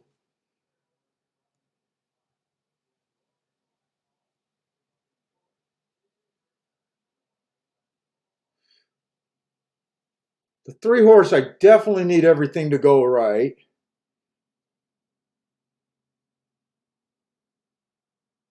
My contenders are the 2, 5, 3, and 4, and I just don't.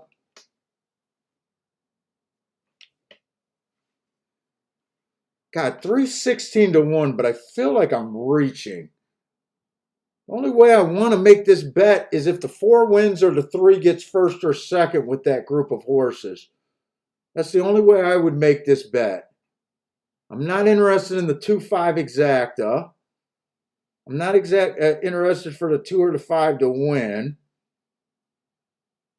So the only way I could bet this race is 4 to win. And then the 3 first and second with those 3 horses. Yeah, oh, well, they're off. They're off.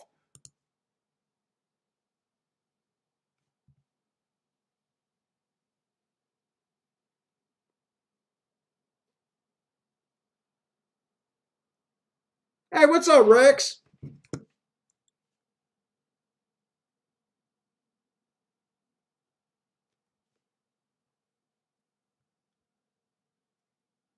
Let's see. Saturday's asking, why did you guys go against the bias that you usually favor last race? If you're talking about Gulfstream Park, I was almost making the right move, and I think the right move would have been just throwing the 8 off the ticket and just singling the 2. It was mostly just because the 1 was a first-time starter. I tend to ignore first-time starters is the whole reason. Every once in a while, I'll hit a bet like this is when I'm so convinced on the inside and I'm feeling like it. So I'm not really beating myself up about going against it. The reason why I used the 8, I thought the 8 deserved to be the chalk, and it was a safety net play. And those plays are usually a bad move to make in the long run. I think that was a bad bet for me to make in the long run. I would have rather just lost with the 2, even if I would have put twice as much money. Don't tell me this 3 horse won or got second at Churchill.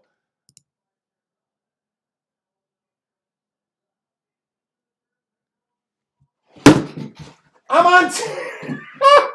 I am on tilt. I am on tilt. How can you be this brilliant and this bad at the exact same fucking time? Please answer me. How can I be this brilliant and this bad at the exact same fucking time? The only way I want the 4 is if the 4 wins. The only way I want the 3 is if he runs the first or second with the 2, 5, 4.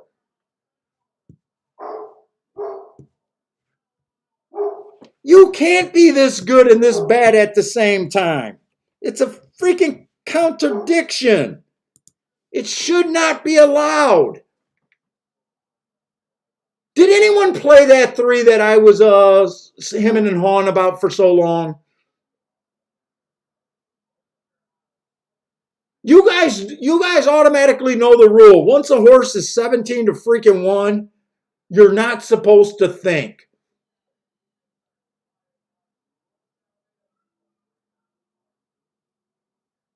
I think I'm on tilt right now. I think I'm going to be on tilt with myself.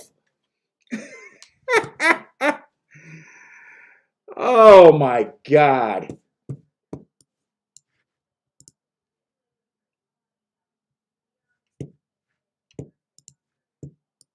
I only got myself to blame. I went through that race for way too long.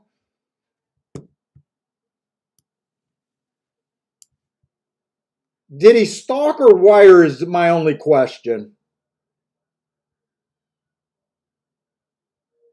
Dude, that's what the shakeup does. The shakeup excels in longer price horses, and this guy, your host, is just an idiot sometimes.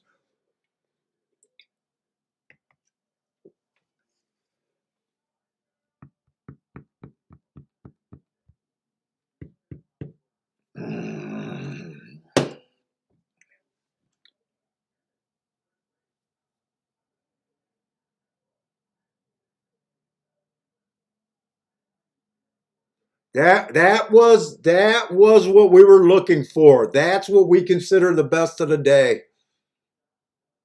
The only thing I can say is my wife always says to me, "Get over it. It's not like you're going to hit a few more of those this weekend." I always say you can't get that back.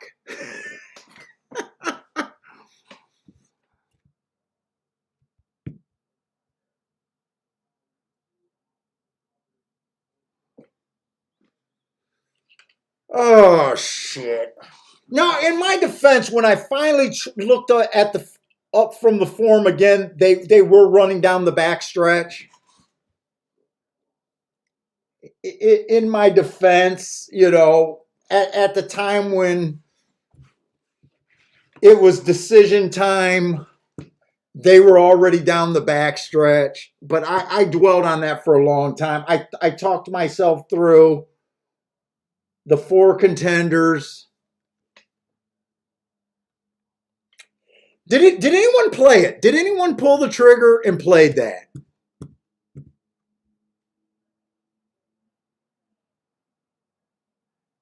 Oh, I'm not having any trouble with mine.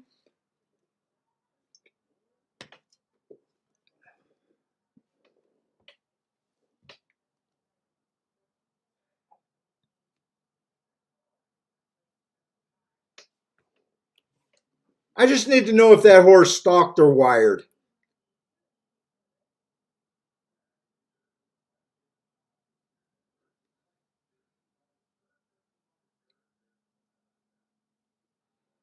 Oh boy.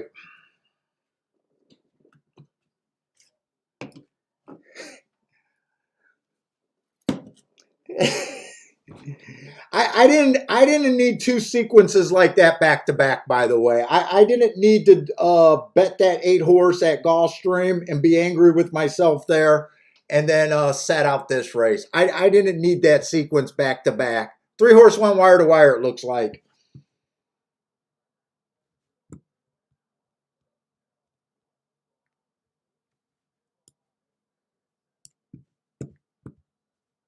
I didn't need that back to back. Okay, let's see, because some things like that will set me on tilt.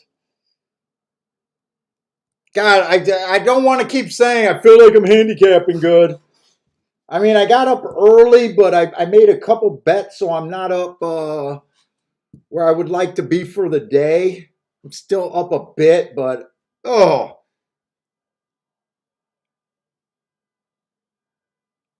yeah, he went wire to wire, didn't he?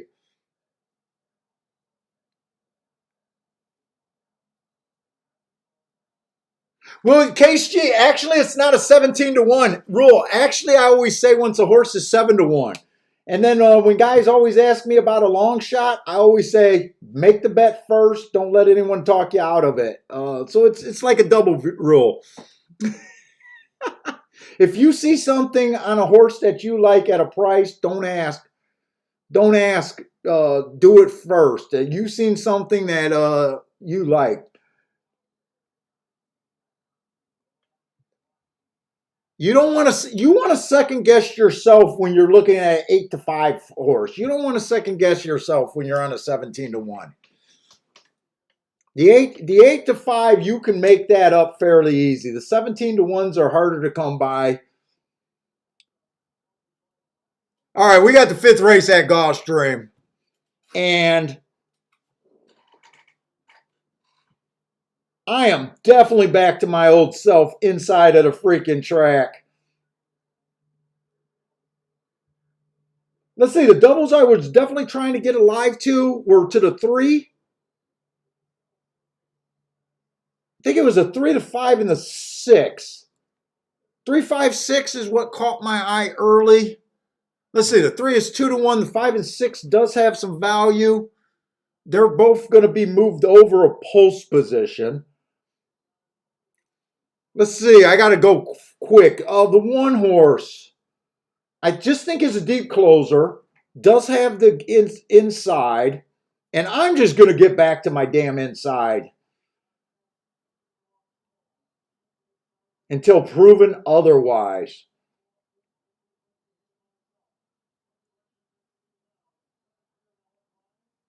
For the most part, I think this horse needs everything to break down in his direction.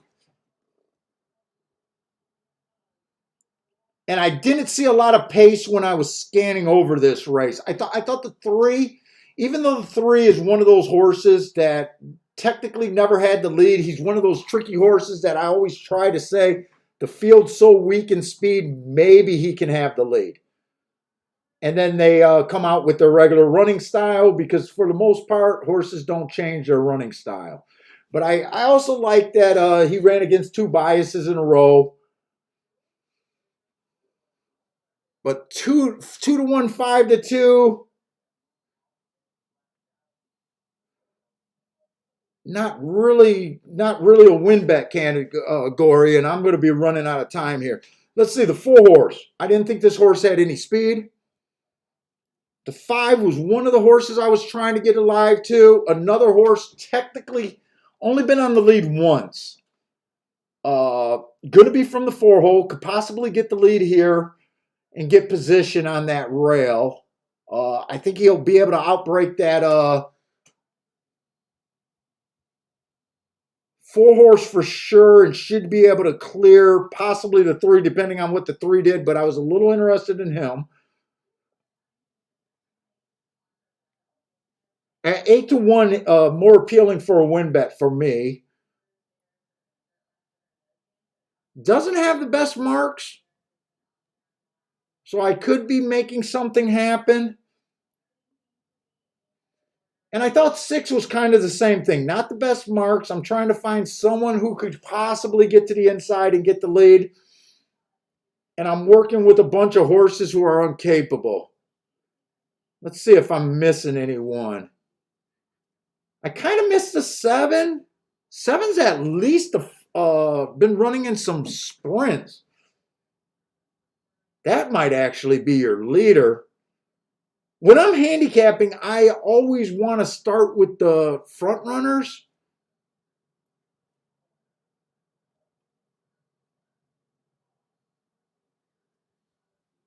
This race is a little tough to find a front runner unless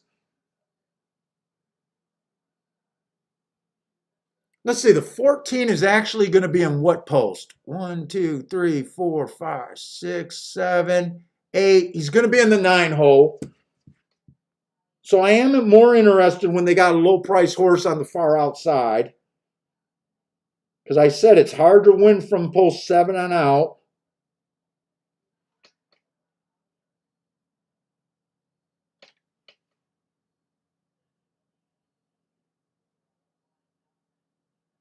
God, I wish I had a couple more seconds to think about this race. I think I'm going to do a 3-5-6. The only questionable horse that I might want to use is a 7 horse.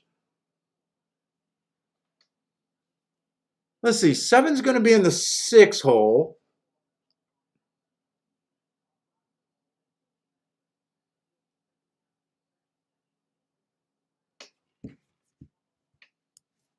I think I'm going to have to put my bets in first. I think I'm going to play this race. If I lose this race, I'll probably be about even for the day. Which is another tilt factor when I get up early. I hate going home and risking being a loser.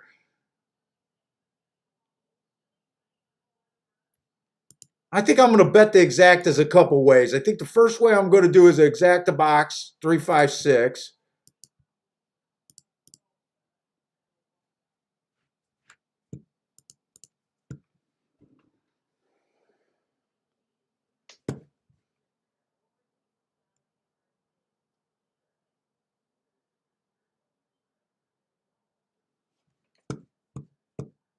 I think I'm going 5-6 to win.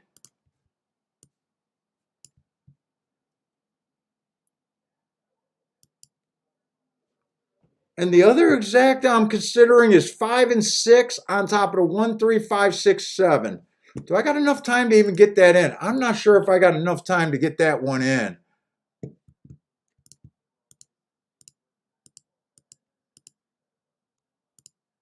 I don't think I'm going to get that one in. I might. No, I did not get that one in.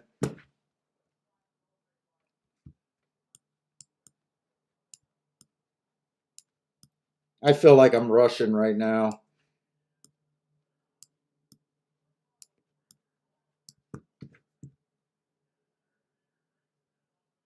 4 got the lead. 4 and 7 get the lead. Me hoping that horses get the lead is always a bad thing. Don't let this. Okay, that's not. Oh, that's a 6 on top. Okay.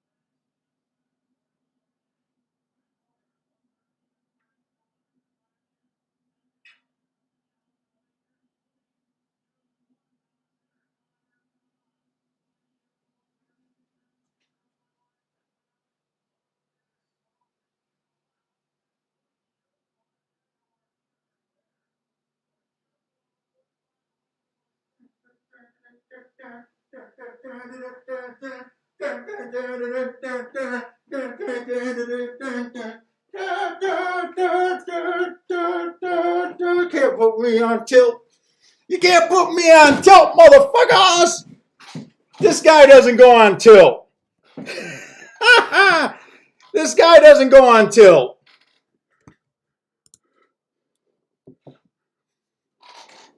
We got the win in the exacta. Bill Bell had the 5 to win. Nice job, Bill. Now the only thing that went wrong about that race, I think the fives. I think we lost 3-1 or something on the 5. I think the 5 was roughly a 7-1, 8-1. I think his number was 5-1 across the gate. Yeah, this guy doesn't go on tilt. Fuck that. I still feel like I'm on tilt.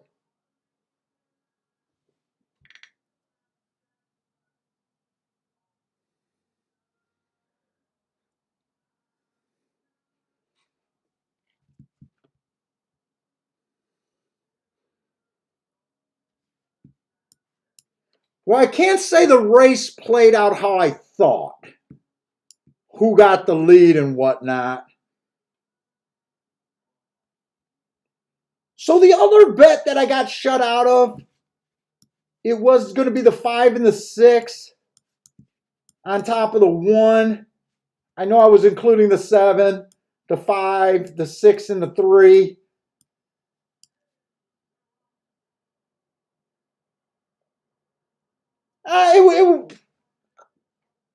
It's probably going to... Wait a minute. Fuck you, Golf. What is going on at Gulfstream? Wasn't both of these horses 6-1? 8-1? I thought they were both 6-1 and 8-1. How did both of them get their odds cut so hard?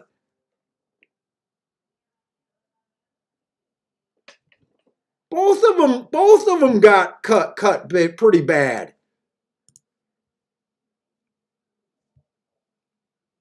So I didn't get this bet in, but I'm pretty happy because I know when I'm borderline getting ready to tilt.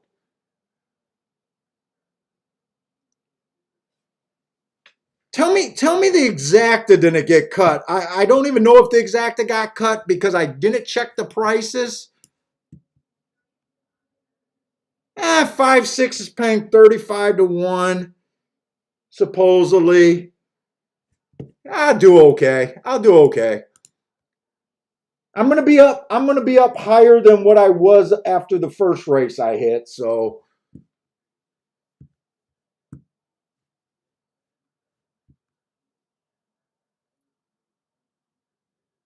the two front runners pulled up, Marco Lou. You don't know that I have a mouthpiece to these jockeys. They got to make me look good every once in a while.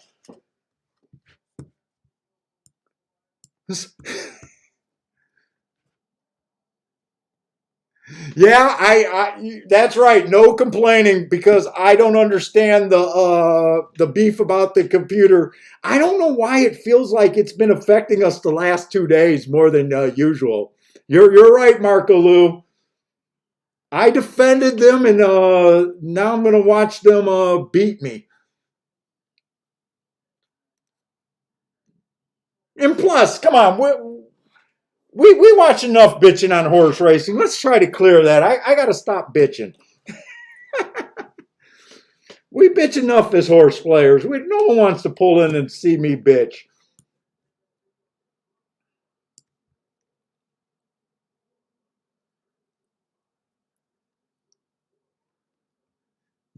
Steve B saying the room killed. I hope the room killed it. Maybe you guys did.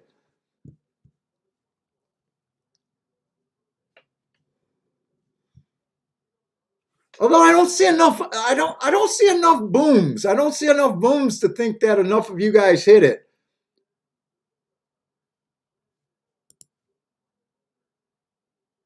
$13.60 for the win. So I got a little bit of breakage.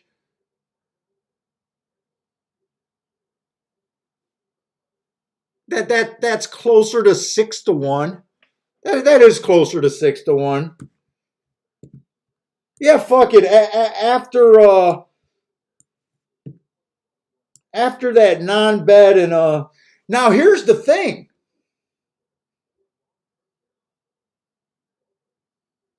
I don't want to say it because right now I'm almost saying if I would have used the 1 instead of the 8 in the race before, that was the double I was trying to get alive to the 5 and the 6 and the 3. But then If my aunt had nuts, she'd be my uncle. So what is the saying? It's ifs, nuts, and coconuts or whatever. Big deal, right? We're going to make mistakes, whatever. Thank you, Gulfstream, for coming back. All right, let's look at Churchill. Hey, what's up, Larry? How you been, man? I see you on Twitter, but I haven't seen you. I think I see you on Twitter all the time. MKT, what's up?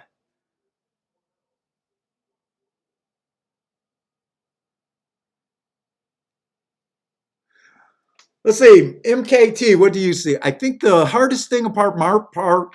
I'm sorry. I think the hardest part about par mutual wagering, I feel like so many times I'm on a fence about betting a horse at say 6-1, and then it falls to an unbettable range of like 3-1 after Poe. You know, you know how I do Dutch betting a lot, and I always say I do them in the same amounts. I don't try. The real definition of Dutch betting is when you play more than one horse to win, but you put different amounts based on their odds to try to win the exact same amount no matter what. And you guys know that for the most part, I don't do that. I just bet the same amounts. And part of the reason is, I played Ohio races back in the day before they really fell on dark times, really back in the day, early 2000s. I used to love Ohio, but they had smaller pools. And you just could not ever, because of the smaller pools, you just could never Dutch in a real way by the book. Because the smaller pools I think they handled about 1 million back in the day. uh the last switch of the board was always a killer. You do the math one way, you never know which way the flips. Every once in a while, I mean, you do get lucky. Sometimes your horses raise. I mean, we do like to point that up when we got more than we thought.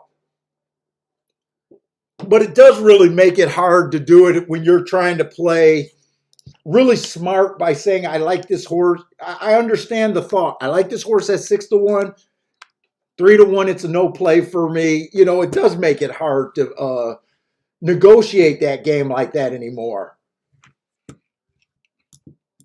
I mean, yesterday we had that winner 6-1 in the gate. He wins, which was beautiful, and then we ended up getting paid out 9-5. There's no anticipation on how to calculate that. It just gets but I'm gonna try to bitch less. Fuck it, turn over a leaf.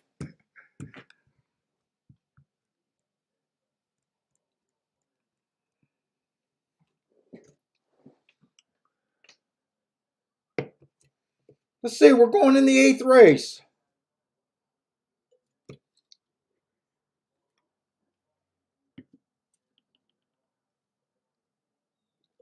Oh, thanks, Steve B. I do appreciate it, man.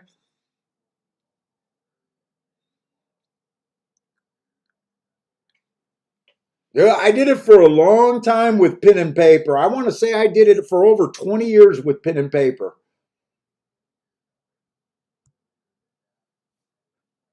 I used to go to a track with not notebooks, but I used to oh no, I used to print them out.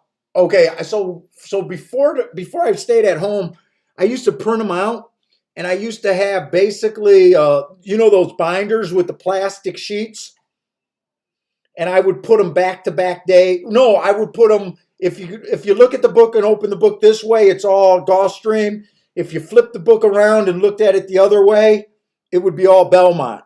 And back in the day, I kid you not, I used to go to Arlington Park, and I would have stacks of 4 or 5 of these loose leaf books with 2 tracks each in them. And I used to mark up my form at the track. I used to go to the track about an hour early and sit in my spot, going through books. When I get shippers, I'd have to pull all the shipper. Oh, it was a pain in the ass. It's so much easier doing it at home, and at least having all your files in a folder. I'm glad dude, like I always say, you guys, I know Bender was a big guy. Marco Lou says that he started a database. I know Steve, I've been talking to you. I know Mac and Company started a database since I've been doing the stream. Yeah, I love hearing you guys are at least seeing the value in keeping your own records. I think that's the difference. And I think that fact alone should make you a better player. Uh, and really, that's kind of stuff that makes me feel really good about what people are doing. They're not only like listening, trying to see it, but they see value in it where they're willing to do the hard work. Because it is hard work.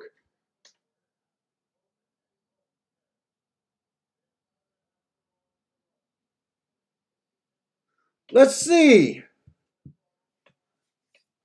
We are going back to Churchill Downs. We're going back to visit the Blunder. We got another mile race. So the one thing I was getting a little interested in, we've only seen 2 route races so far today. I kind of seen it's dangerous on a 14-day meet. I don't even know what day it is in the meet. I'm kind of hoping for the inside. I will admit it's a dangerous call. But you guys know that, I'll try to jump early. But that was the one thing that I said, I alluded to earlier that something was making me a little excited about Churchill Downs. Let's see if this might not be the race to do it. I do see that the 4-horse is at 2-5 and he's close enough to the inside. Let's just see if he deserves to be 2-5. I got to start with him just to wrap my head around what the public's doing. First race out was a 1-race sample. Just looking at the running lines, I don't look at times on days that I don't have marks because I think you fall in the trap of trying to use par times and stuff, and I don't like that. I can't tell if that was fast or slow for today. It's just a 1-race sample. I look at the running lines. He ran second. He took action. I mean, that does look like a useful race that he doesn't need to be ashamed of, or she doesn't need to be ashamed of that race. Find it shocking that, to me, that's a good race. They decided to try to turf. I don't know why. Maybe breeding. I don't know breeding. But they tried to do it. She took action again. The rail was bad that day, so she ran against what I would call a bias. Came out the gate slow, average. Got in position at the top. I don't think this horse has really done anything wrong other than not win a race. I think she's been running well and formful. Kind of probably going to be hard to say if I think she deserves to be 2-5. 2-5 is always overbet to me. And I just lost the feed, so I got to find out where we are at Churchill here.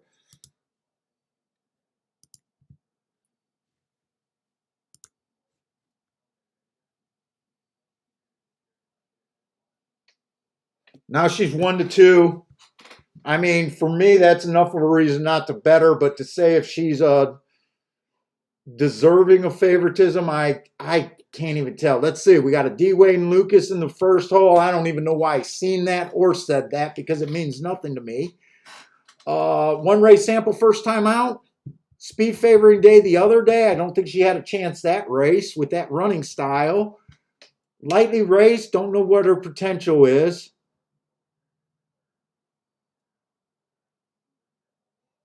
Let's see, the 2-horse, they obviously liked her first time out, just missed there. I got her matching strides as the slowest winner. I wouldn't worry about that because she ran with a closing running style, which the way I rank the pace and that being matching strides with the slowest winner, deep closers coming from 8 lengths off are probably going to match lengths with the slowest winner if they're did well. They obviously liked that race. They tried her in some sort of stakes before she broke her maiden.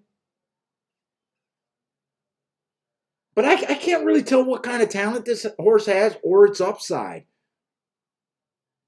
Let's see, the 3-horse tried. Oh, they're getting in the gate. I'm going to watch this race closely. Hopefully, there's another route race. I love the excuses that I gave this horse first time out. Bad rail stalking closing day, went too fast to win.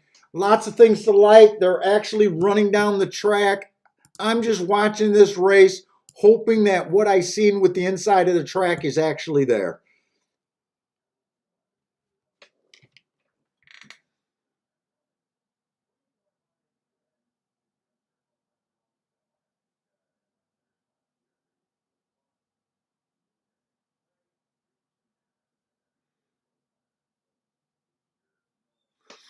Oh, Steve B, you still like to use pars. So should you have your par breakdown for classes? Like when you're looking at Gulfstream Park, do you have a, let's just say you're looking at a 6 furlong sprint. Do you have like the pars for like the lower level races, then the higher level races and the medium races, or do you use a single par for the distance? I'm just curious and always interested in what other people are doing.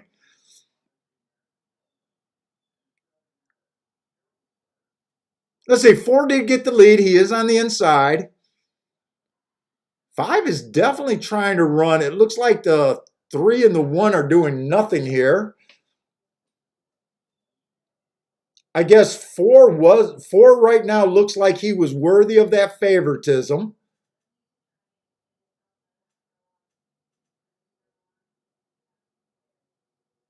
But I don't think this race is really going to tell me anything about if I was thinking the right way about the inside of the track. 4 and the 5 were, it looked to me like the 5 was always too wide. It looks like the 4 got to the inside pretty quick. We can't tell if there was talent on the 1, 2, 3. I like the 3's race, even though I wasn't going to bet there, but we missed nothing by not really being able to handicap that race.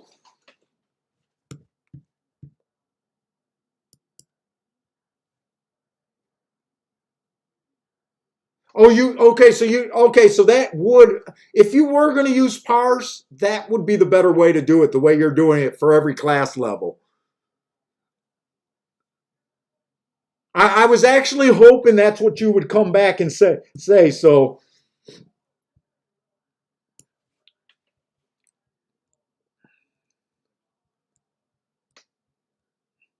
let's see. I think 4 pretty much went wire to wire. They were kind of out the gate before I spotted that they, I was still looking at the form when the gate broke.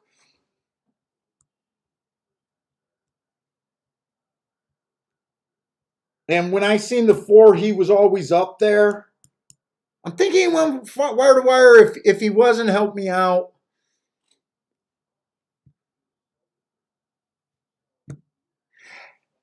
Steve B, did you make the pars yourself, or did you find a service where you were able to buy the pars or something? I'm just curious how you went about it.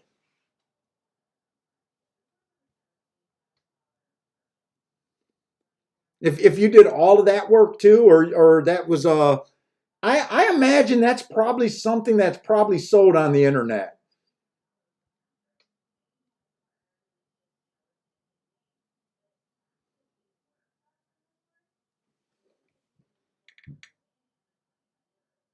Shit, I think in the old racing forums that they used to have the pars, but they didn't have them break down in class. They used to every once in a while have a page where they had all the pars at all the North American tracks, if I remember right. But they weren't broken down by class. 4 horse did wire. Thanks, Marco Lou. That I thought he probably did. Let's look at Gulfstream. We got 6 furlongs claiming 20,000.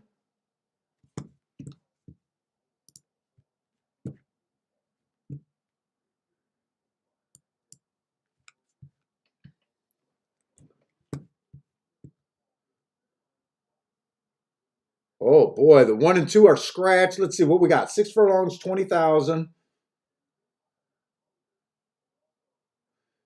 Let's see the one horse.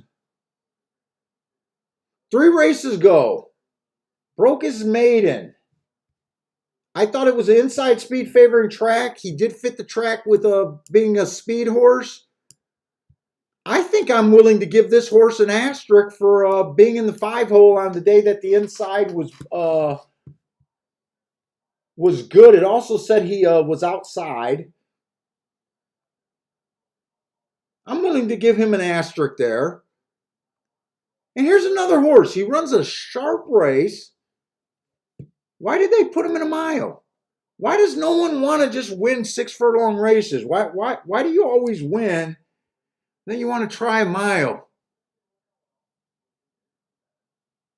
That was a 1 race sample, just annoying.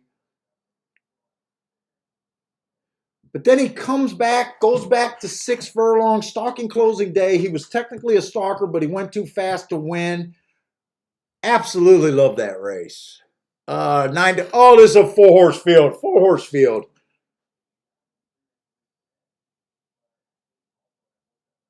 But I absolutely love that race. But I was getting excited about him because I thought with the $12,000 stakes spread, he might have been overlooked, but there's no getting overlooked in a 4-horse field.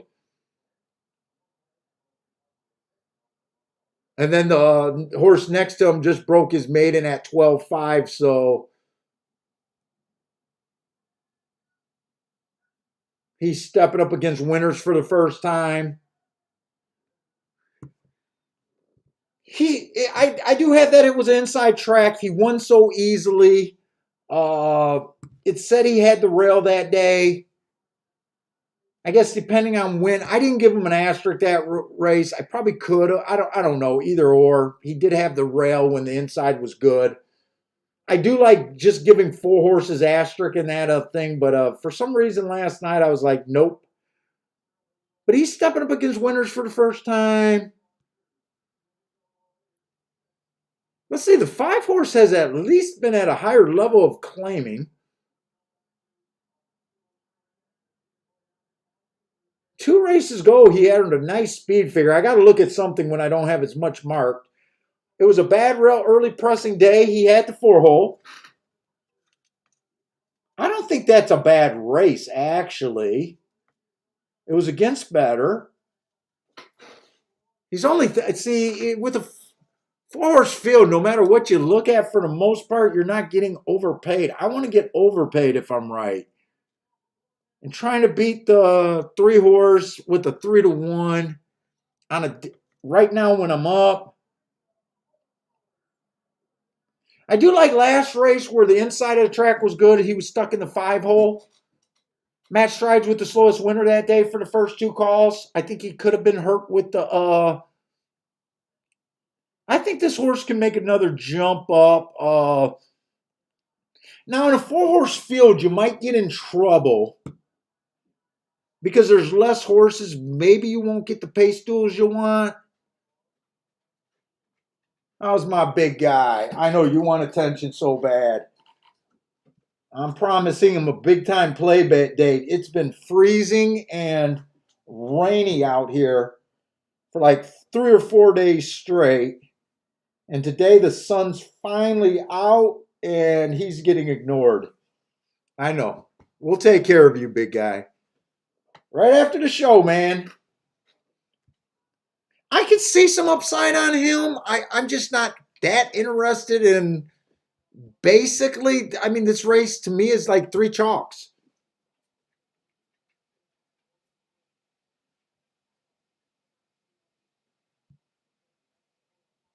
And then the 5-horse been off, or I'm sorry, the 6-horse been off a year. Doesn't do me any good to go look up those races.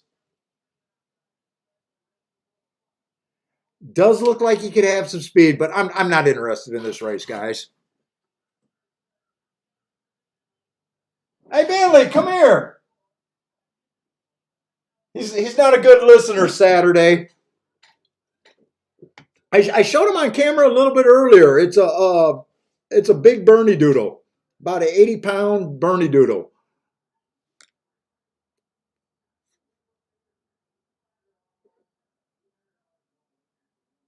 What's up, C Money, man?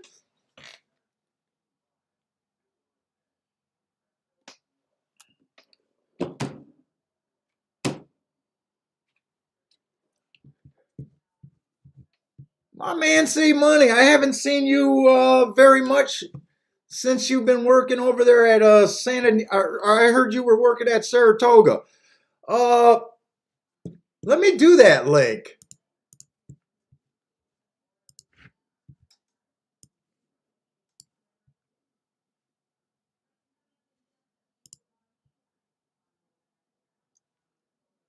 Let me see if I can remember how to do this again.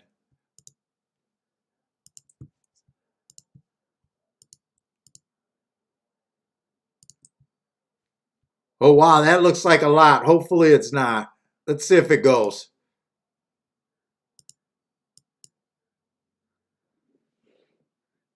I don't think it's going to let me post a link.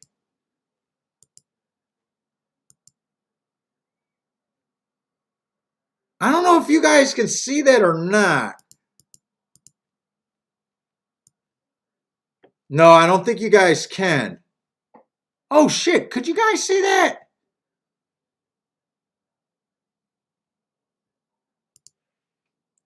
Let me try that again.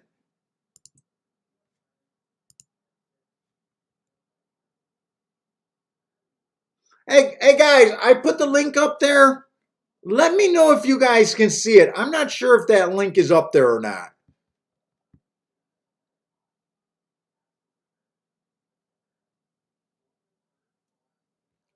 Right now, I don't think they're letting me post a link.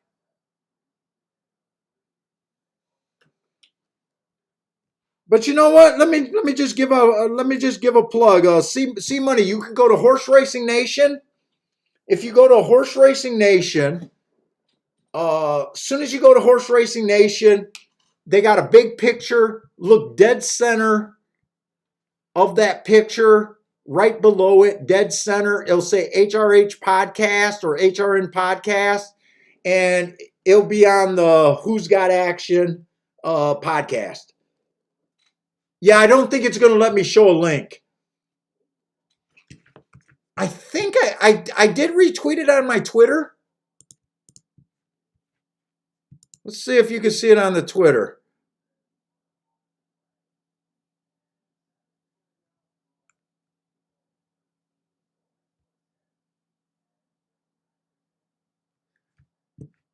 I don't know what's the deal with my browser. Every once in a while, my Twitter just has to, I got to reshut down my internet and then start it back up to be able to get back on Twitter. I don't know why it does that like once a month, but right now it's not going to my Twitter.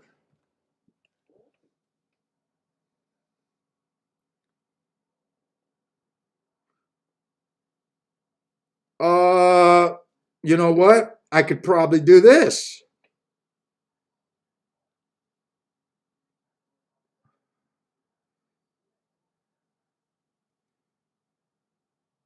Yeah, it's on my Twitter.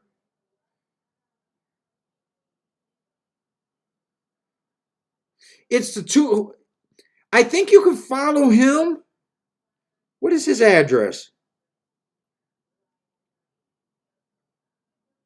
You can also search for Who's Got Action on Twitter. Who's got the action? Who's got the action? That's another way you can find it. Sorry, I don't have a better answer for you.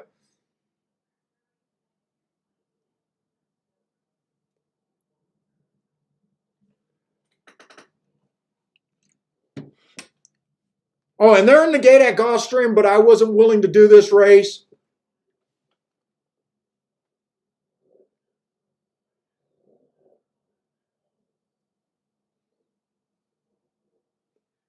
Let's see, the 3 did not break very good.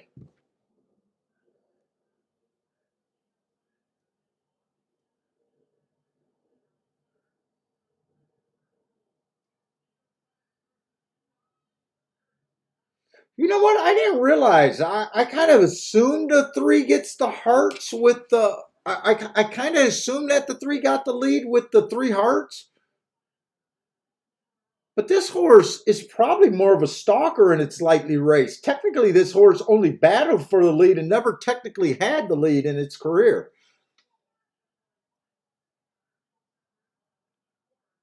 Yeah, I took it for granted that the 4 was going to outbreak the 3.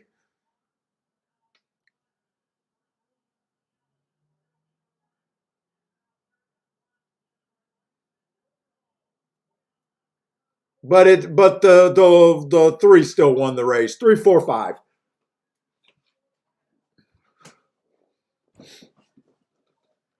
And no, I'm not going to yell that proves an inside bias on a 4-horse race. I won't say that. Although the 3 was in the 1 hole. Oh. I'm not going to say it.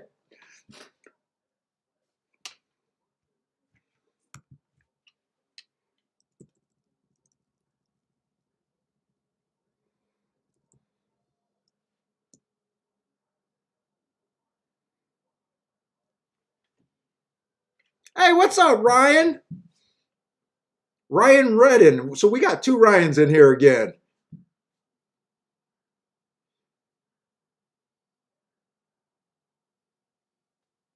Are you saying my wife's name Kiki, or are you saying Kinky because Saturday wanted to see the dog on camera? I think you said Kinky.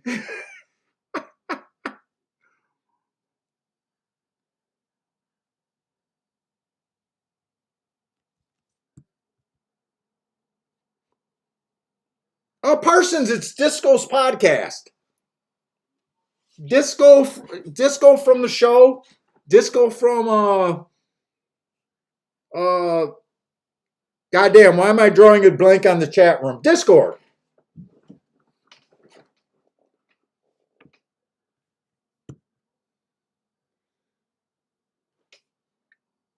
Man, I'm gonna have to sleep tonight, man. I'm starting to feel the tired set in.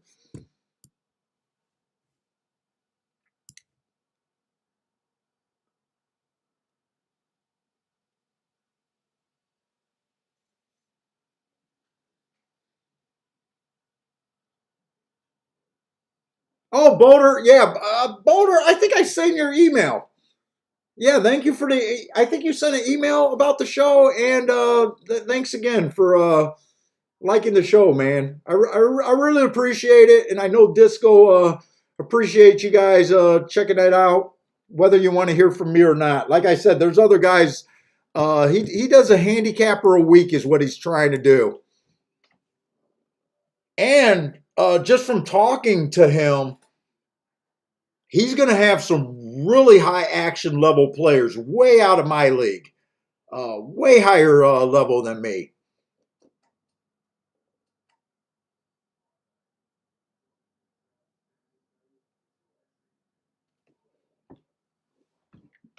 I think he says he has a guy that put in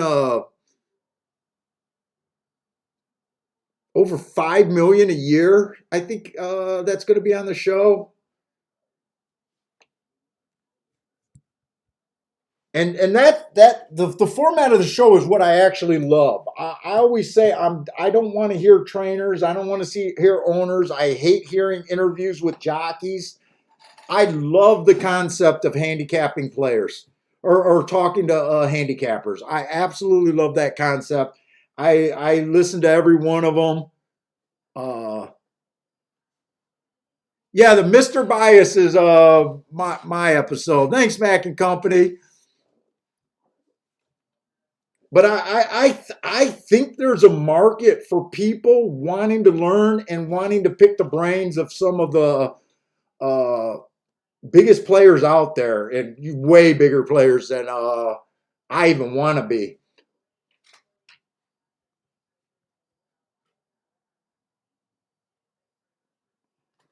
Hey, what's up, Frankie? 888. Let's see which race is coming up first. Churchill is going to be coming up first. And let's see, we're getting late in the day. How many? Oh, that's right. Today's going to be a late day with Gulfstream. Fuck, we still got a bunch of races left.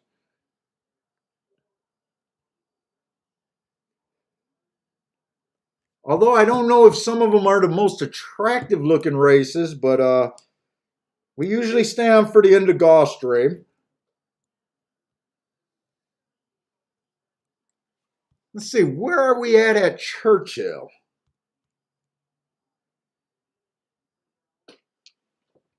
Churchill, we are going into the 9th race.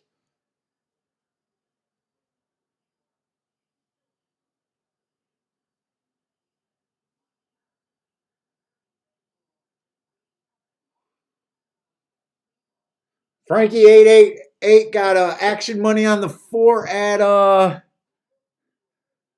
what is GO? Is that supposed to be Gulfstream Park and you missed the P? I'm guessing that's Gulfstream Park there.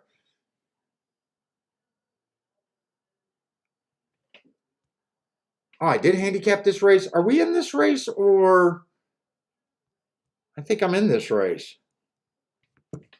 We're in the 9th race at Churchill. Is that right? How many races do they got today at Churchill? Oh, so we're on the final 2 races at Churchill.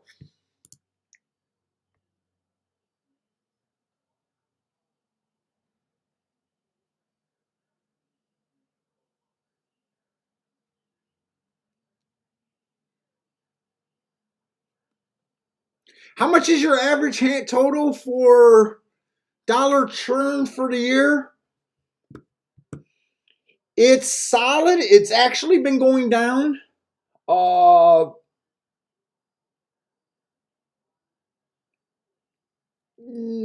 I don't know if I want to say. Let's see. My highest year has been close to 300. My highest year. It's been considerably down from that. So that's been my highest. And I might be talking to some rebate people after talking to Discord. I don't know. I'll probably have my wife handle that. She cares more than I do. Right now, I just take the basic shit that I get.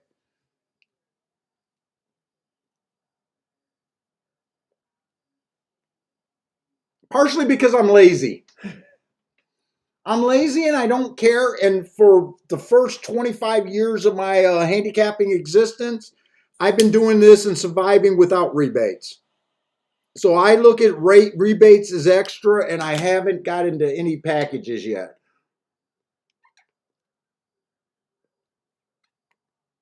So moron probably. Let's see, the 9th race at Gulfstream. Optional claiming 62.5. This is the level that I hate racing. I like cheap races. This is where I really get uncomfortable. I even get uncomfortable on my major track that I play all the time. Parsons says to forget about it. You do just fine, but I get uncomfortable in these races. I have a hard time whenever I see grade 2s, grade 3s. I have a hard time when I see a bunch of horses that ran out of those races. I have a hard time kind of figuring out where these stakes belong. I just never felt comfortable at this level of racing, but I'll go through and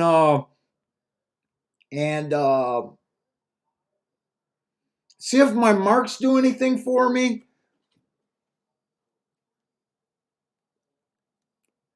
Frankie 888 got a boom.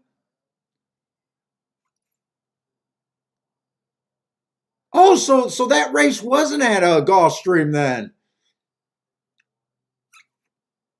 What track would be GO, Frankie? Or were you just saying number 4 go? Oh my God, I might be an idiot. Frankie might have just been going. Oh, he's just saying number 4 go, boom. Oh, okay, I misread your whole comment.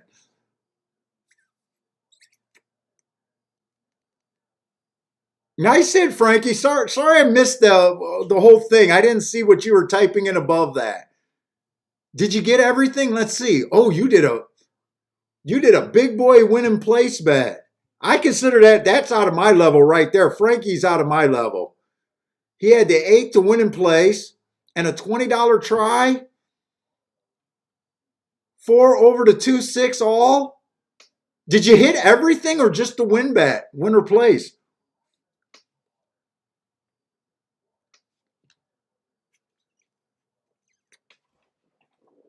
All right, let's try to do this.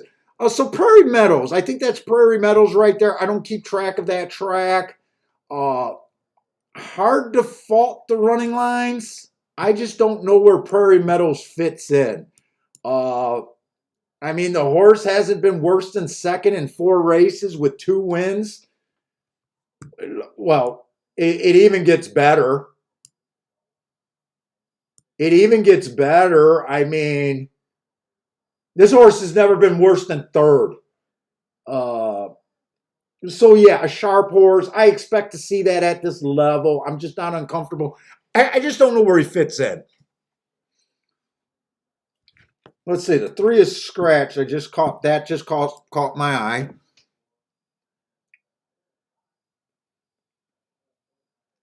The 2 horse. Bad Rail 3 races ago, but he was in the 6 hole, so didn't affect him. I don't like that race. Slow average when he had the good outside of the track. Comes back on an early pressing day. Average. And then last race, speed favoring track, ran against the bias. Last 2 races were at this level. 6 to 1. I'm probably not going to play this race.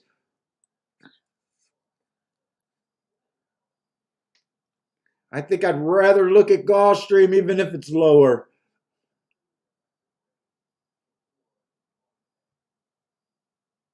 Let's say the 4 horse is just in the race to me. I don't like him or dislike him. I really got to see where I fit in this race.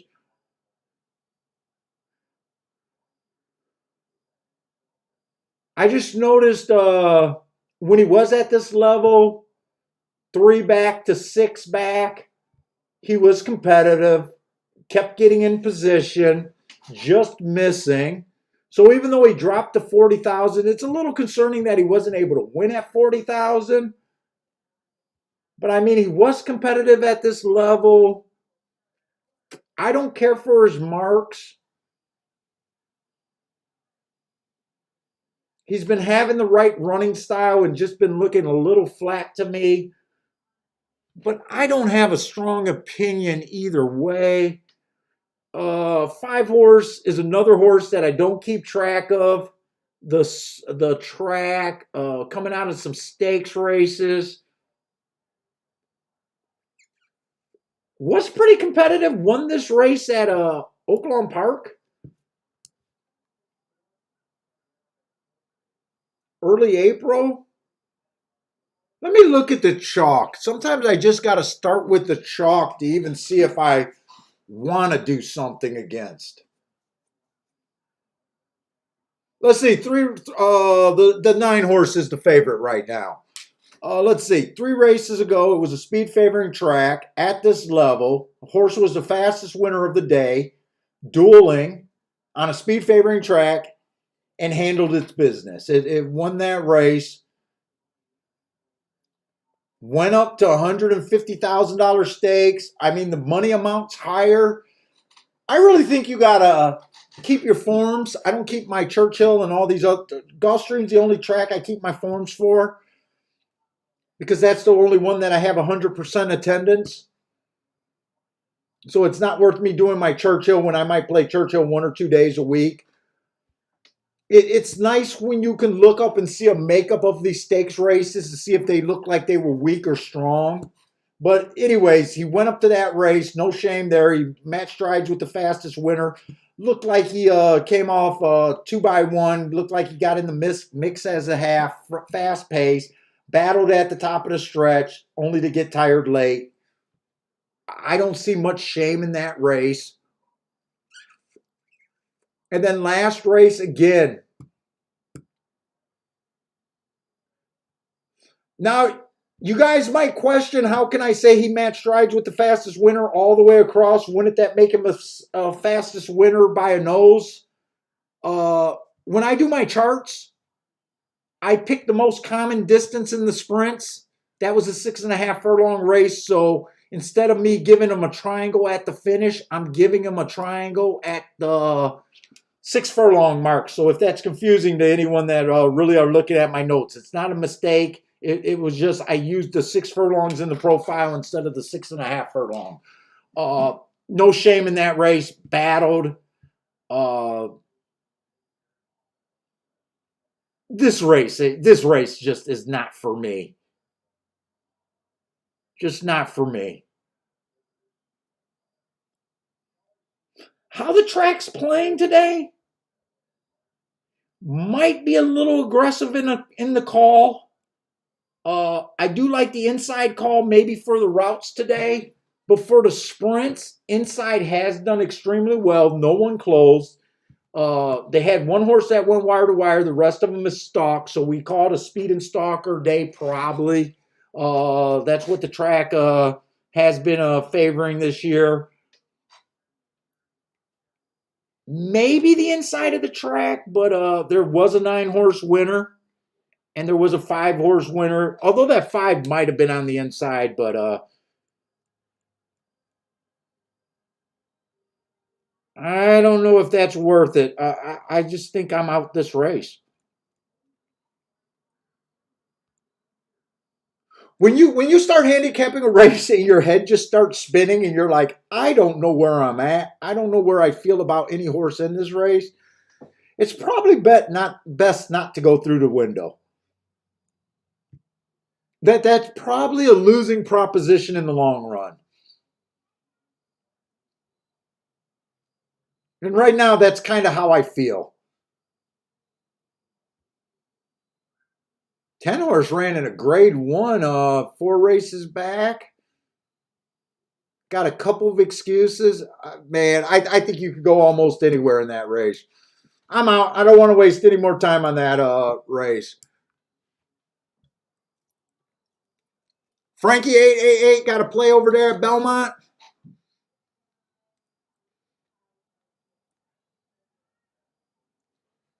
Joshua's still on gold over there. A small boom over there at Belmont.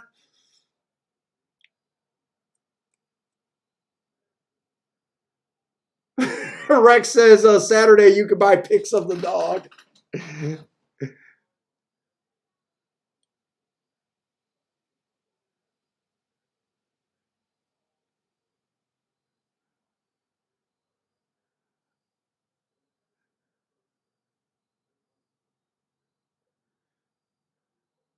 Let's see, Saturday. Are you asking about my marks and bias package? If you're asking about my marks and bias packages, I actually stopped selling my marks at this time. I'm still doing the bias packages. I got a couple videos about it. Uh, uh, you definitely want to check out the videos to see if you want to get into it. You definitely want to know where you're at. My stuff is for guys that been around. I think you said you were brand new. That can handle these confusing days about misreading the track and that sort of stuff. I don't want to take money from people that aren't, that might not be ready for them. Or, I don't know where you're at right now with your handicapping. But I did stop selling the marks at this time. I want to put out some real videos with it, breaking a lot of it down, even though I think the show, I want to do a bunch of 15-minute smaller videos about it. But if you're asking about my stuff,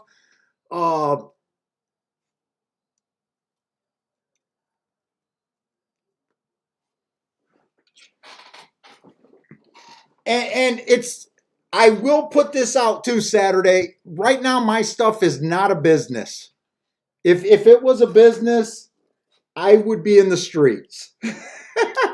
I sell just a few of them. uh, trying to do something, but at this time,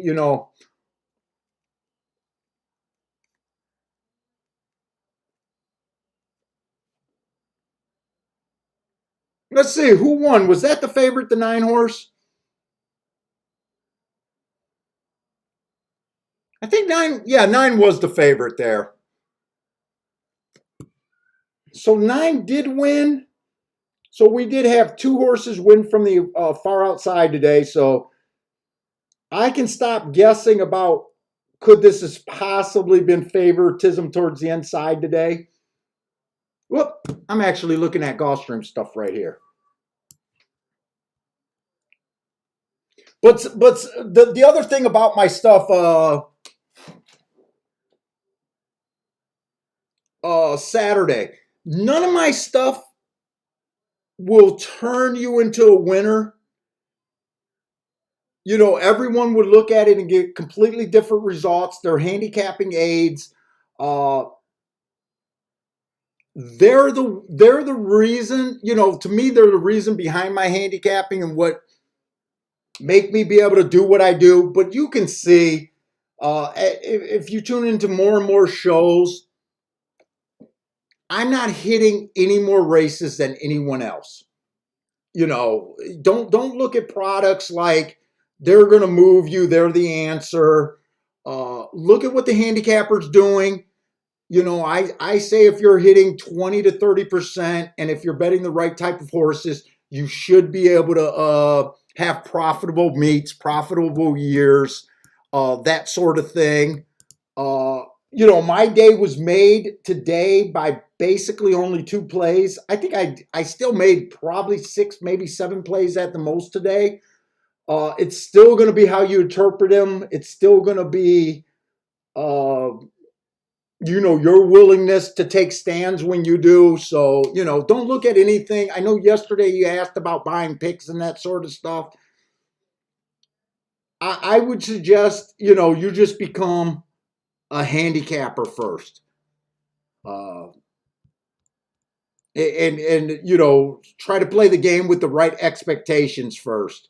Look for 20%, hitting your tickets at about a 20% rate, and being able to get good at spotting horses.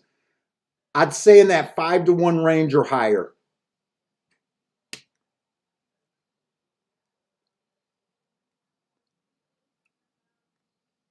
But you guys are getting the notes for basically for free on the show. You guys are seeing them, and yesterday I hit no winners. Well, yesterday I hit one winner that got bet down, but you know what I'm saying. I'm not doing anything. I'm not a horse racing Instagram guy. That's for sure. I don't have a helicopter picking me up from the track and transporting me to my Rolls Royce so I can make a block commute to a mansion.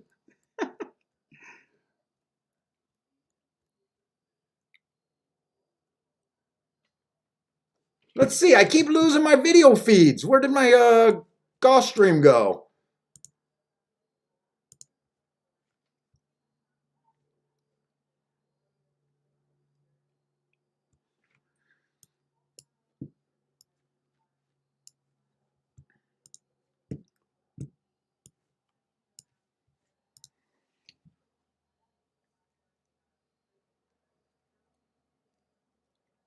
Oh, Sir Williams wants the videos so he can possibly take a look at them. Okay, we're in the 7th race. I don't know how I ran out of so much time. Let's see, 7th race, 7.5 furlongs. It's going to be 7 furlongs on the dirt. They always make it 7 furlongs for a sprint when it's taken off the dirt. Let's see, once a first-time starter has the rail, I have been thinking that the rail has been doing good today. We've seen that one winner at 12-1. 5-2, not really worth the risk like it would have been at 12-1. Wouldn't surprise me if I'm right about the rail call, but at the same time, I gotta, only talk about what I really believe in. Let's see if there's anything here. Let's see, the 3 horse is going to be in the 2 hole. Early pressing day, first time he ran. I gave him an asterisk. Slow at the start, excuse, asterisk. Next race, it was an early pressing day. Slow first pace, but they sped it up at the half. That's kind of interesting to me.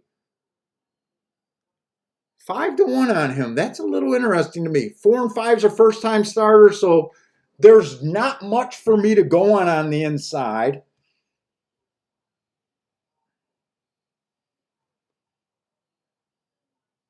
Let's see. 7's got an excuse first time out, but everyone has an excuse first time out. But it was an early pressing day. He hesitated at the start, or she hesitated at the start. I mean, I'm not excited about either of those 2 running lines. The 8's another first time starter. So here's the deal here. The 9, so far on paper, and I can only go by on paper, I got to ignore the first time starters. I love his first race, inside, speed favoring day. He had the 5-hole. He dueled. Average, slow. I love that race. Comes back very next race. It was early pressing day. Match strides with the fastest winner of the day. To me, this horse should be chalk. But here's the thing. I don't think that the 9-hole is where you want to be. It's definitely, let's see, he's going to be in the 7-hole. So once you get to the 7-hole, it does get a lot harder to win at Gulfstream. We got a bunch of questions, a bunch of first-time starters on the inside. If any of them are anything and can stop this horse from getting to the inside, I can see him being beat. At the same time, I can't really justify just jumping in and betting here. Let's see, 10. I'm not excited about that. Does have an excuse first race out. 11 match strides with the fastest winner for the first call. That might be a good sign, but if the 9's going to have problems, he's going to have the same problems. The only way I bet this race is if I was feeling really aggressive and I just went to the inside.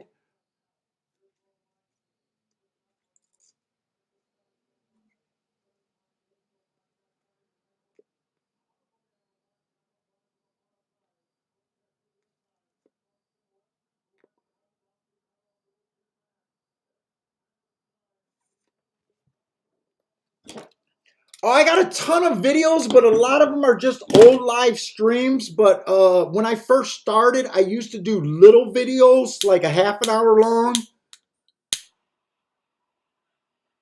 Mostly on really big hits.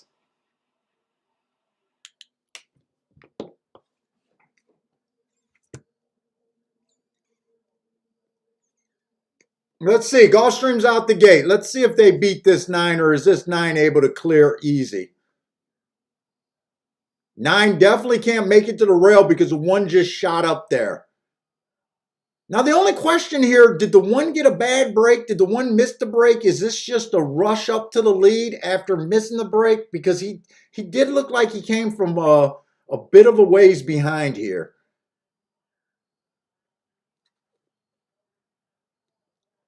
9 did manage to get too wide, but sometimes that's enough to kill these horses. When they had to run so hard so early to cross over.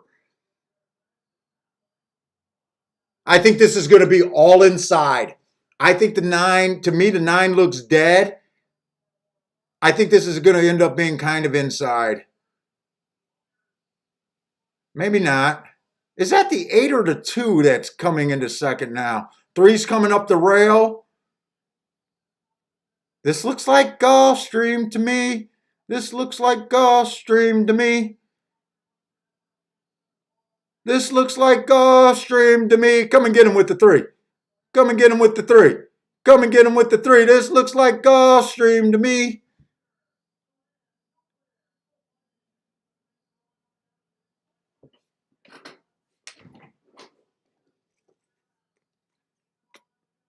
If I was feeling loose, I even said it. If I was feeling really loose, you box the inside horses. That would be the 1, 3, and 4.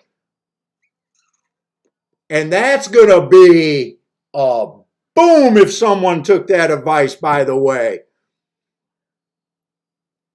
Wait, did it come in 3-4 or 3-1? Maybe it didn't come in 3-4. If it came in 3-4, that's a legit boom. Rex got a boom. And right now, with this 9-horse losing the way this is, I'm feeling more and more convinced that that inside of the track is good. I'm feeling more convinced that that was the right call yesterday. Oh, I was hoping that was 3-4. Yeah, the 1 did hold on. I don't know why I thought that the 4 got second. I guess I was rooting so much for the 3 to pass them.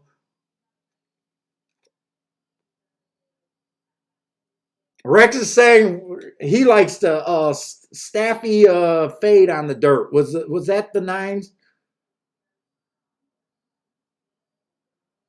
Now that is what makes bias handicapping so hard. Because if I just looked at paper and I didn't look at biases, my handicapping would have stopped with the 9-horse.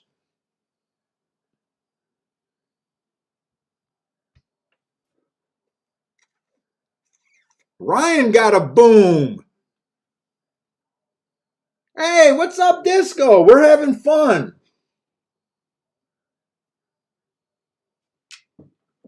I got up on 2 exactas, one at Churchill today and one at Gulfstream. We are liking the inside of the track right now. I think I did a good job breaking what could happen in that race down. Some of the guys just hit this exacta. Too bad the 4 couldn't have got second. But yeah, we're having a fun, guys. I've been getting a lot of feedback from guys in the chat room that said they checked out the interview and enjoyed it. Some people are asking about it. I'm not able to put the link up in my thing. For some reason, it won't let me put it up in my chat room. Maybe just because it's streaming software. But I gave them directions on how to find it on Horse Racing Nation.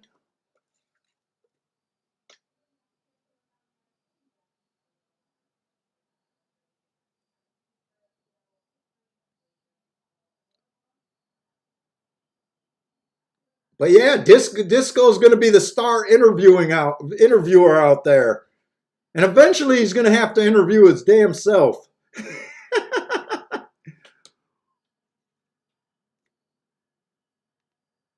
Mizzou Man hit a $5 exacta and a $2 try. I think that $2 try is going to be very nice for you, Mizzou Man. Way to go, man. I'm glad you believed in that. I'm hoping you hit it because I just kept saying the inside here, or maybe you had some stuff that got him there with breeding or whatever you like. But well done. Ryan hit that race. A lot of you guys jumped in on that race.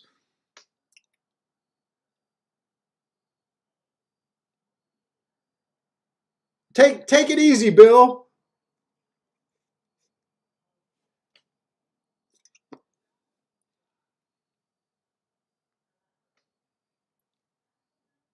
MKT had 50 to win on the 3. But unfortunately, he had the 3-4. But at least you got the 3 horse. 3 was a nice price, $15. I think they even gave you breakage there. Here it is. I was telling them that they can also find it on Twitter.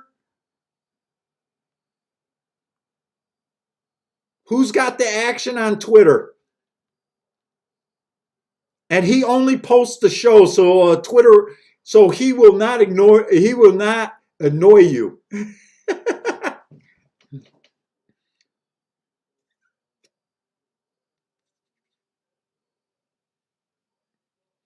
Pam says, I know you don't like first time starter, but if the horse workouts are good and looks like speed, got to consider them in your exotics, like the 1. Pam, I kept saying I miss you, Pam. Are you back playing in action?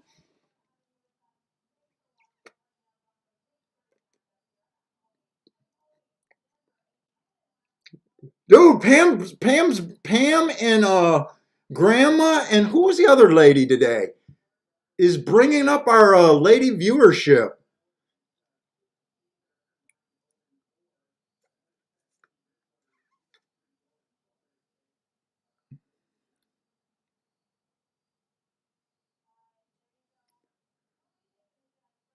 Yeah, Pam knows I don't look at workouts. You know what? I just don't trust workouts. I, I, I was told how chaotic horses are working out in the morning. There is no real schedule. A lot of clockers are working with is working with a spotter. The horses aren't marked. The tattoos are not checked. I just don't trust them. I know a lot of people buy into workouts and they enjoy workouts. And I imagine if you bet a lot of first time starters, you probably need to look at workouts. Uh, I hear that horses are just running all over the place. The other thing I found interesting about how they do workouts, from what I understand, a lot of times they don't have a stopwatch. That they have basically, from what I understand, a running clock, and then they got to do math for the workouts. I heard stories firsthand where they clockers missed workouts, and someone next to them said, "Looks like a 36 to me," and that's good enough. I just don't trust workouts.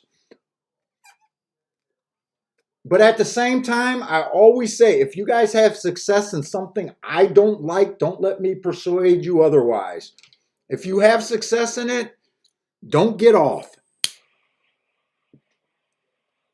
Don't let a YouTube show mess up your handicapping. If something works for you, just have us on in the background and take part in the chat room. And I always say, don't let us mess you up. There's a lot of guys. If you guys listen to Discord, I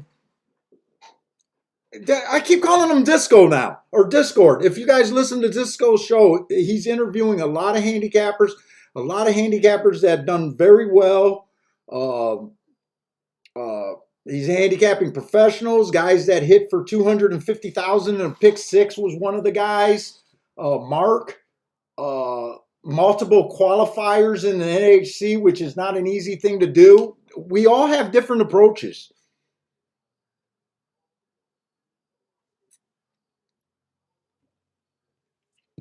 There's not just one approach.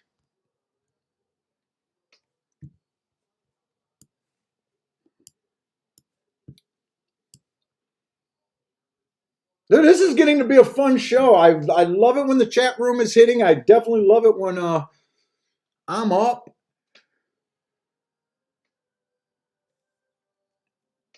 We got one more race at Churchill and two more races at Gulfstream.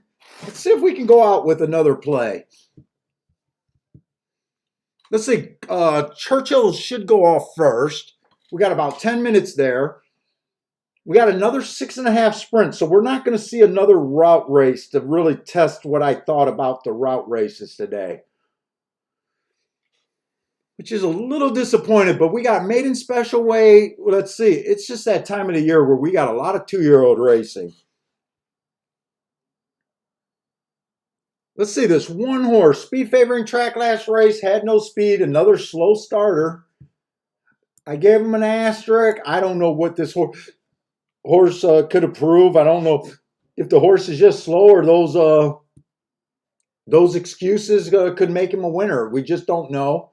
But I'm not excited about that running line. The two's coming from Arlington Park. The running line looks horrendous. But when I did the pace of the race, this horse still fell in the average category. But the running line looks horrendous.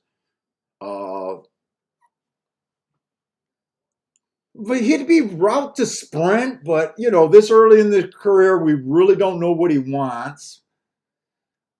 Three's a first time starter. Four's basically a first time starter in my book. Terrible running line, one race sample, can't make an excuse. Got bumped at the start. This looks like a non-bettable race. 5, 6, 7, and 8 are all first-time starters. 10 and 11 are first-time starters. Okay, that's it for the first-time starters, at least. Let's see. Let's see if we got any interesting marks. Another horse with an excuse, first time out, wrong running style, even though it's hard to say he has a running style yet.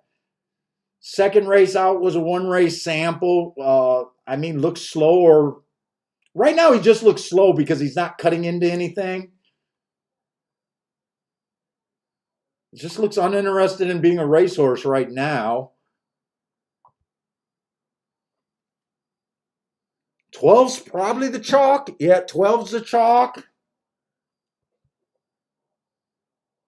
First race out, middle of the track was the place to be. This horse was on the rail. I do like that race. I do like that race. To me, the improvement in the speed figure going up the next time out makes perfect sense to me. Inside of the track was good that day. This horse was in the 5 hole. Didn't manage to get too wide, but then had to circle. I actually love that race. Matt Strides with the fastest winner of the day, just missed by a nose. So I do love that race. Came back, run roughly, you know, still on the higher end of his speed figure group. Bad rail was, the rail was bad that day, but he was off the rail. I mean, to me, he looks like the only horse on paper that I say looks like a race horse and can be bet. But for me to take 2 to 1 and possibly less in this sort of a field with so many unknowns, I wouldn't feel comfortable. But I guess I agree that he deserves to be the favorite at the very least.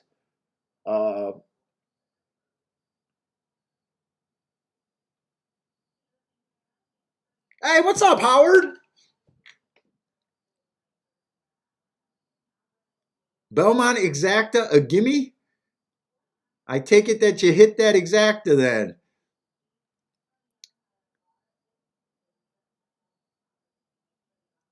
Let's see. Disco is saying, I think I heard about this channel, XBTV. I think it's on the internet, and I think you pay for it, but I'm not sure on that. If you want to watch the workouts yourself, they tape about 30% of the workouts from the major circuits.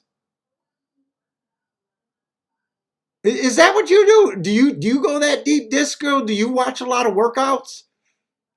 I'm like Alan. I'm Allen Iverson when it comes to workouts. Practice.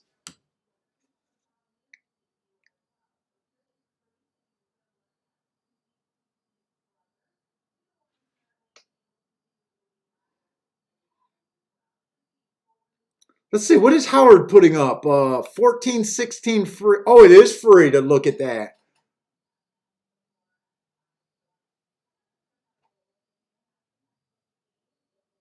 Let's see. I'm trying to figure out what you guys are talking about. I got to look at these. Yeah, Rex, I am streaming tomorrow. I'm definitely going to stream tomorrow.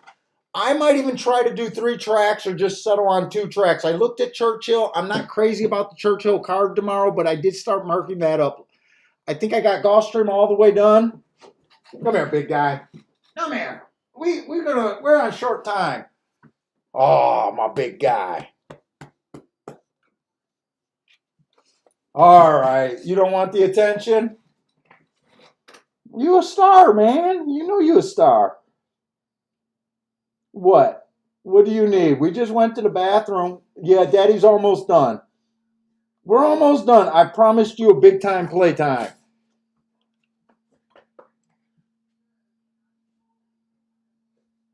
Mizzouman watches the workouts for higher priced horses and 3-year-olds. Dude, so many approaches to this game.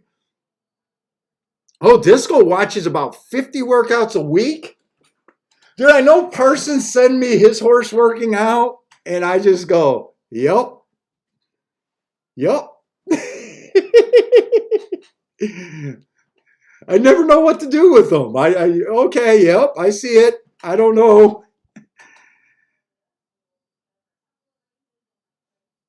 And by the way, they said they delivered that watch yesterday. Then they said it was supposed to be today. Then they said, oh no, we're supposed to get a tracking number today. My wife has not called. I wonder if any of that stuff. Well, I know I didn't get the watch. I wonder if they even sent her the damn tracking number.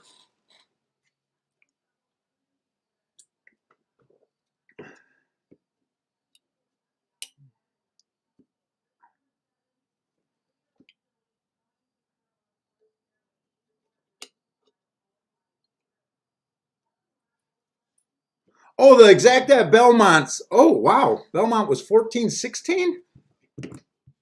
Is Belmont raining or something today? That sounds like also eligible's off the list or something.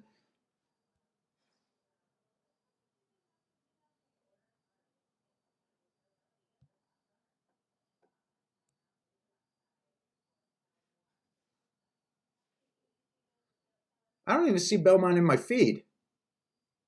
Belmont must be done. Maybe that was the last race at Belmont. I was just curious what that was. Hey, what's up, Magic Cars? Oh, Magic Cars, you want me to do Woodbine tomorrow? Now, Woodbine I have not started, but I did download it. Now, I own Bentley a big play date. I know I'm going to get done later on the show today. I'm hoping I can mark it up. I'm going to try. But I've been exhausted.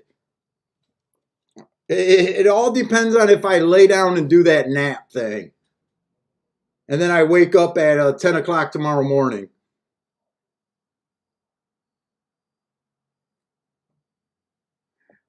Kiki already got the watch and hocked it? No, Kiki's the only reason I'm getting it. She's like, fuck you, I'm tired of hearing about it.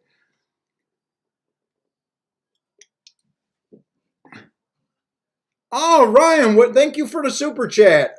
Great day today, yeah.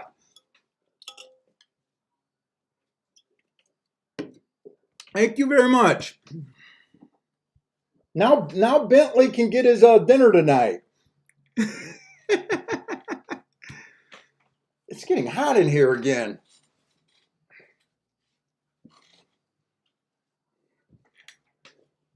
Yeah, and if I handicap all three tracks, I might even look at the tournament again. But I might spare you guys from it. But I might have that playing off to the side tomorrow if they got that same tournament or something similar. Maybe even something bigger. We'll see.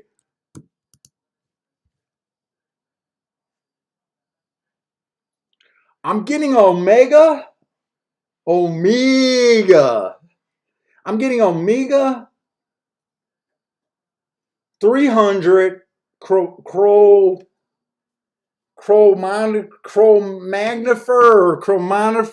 I can't talk, man. It's not the newest one. It is a watch that's never been worn, though. It is a new watch.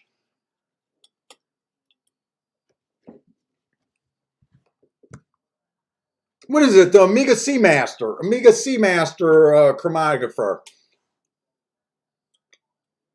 It's my first big boy watch.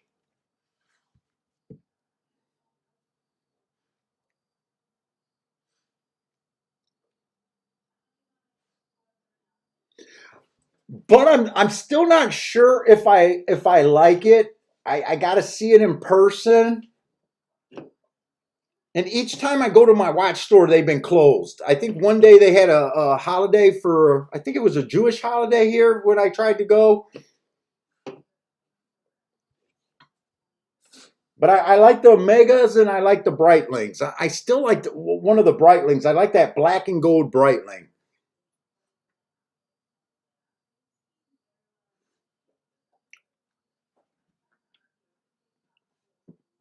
This one I like. I'm just not sure about the dial. It's the odor chromatographer. I like the ones with the 2 dial on the Ocean Master. Wait, Ocean Master? Am I saying that wrong? Am I getting my watches mixed up? But I like the one with the 2 dials. I think it looks a lot cleaner. This one has the 3 dials on the side.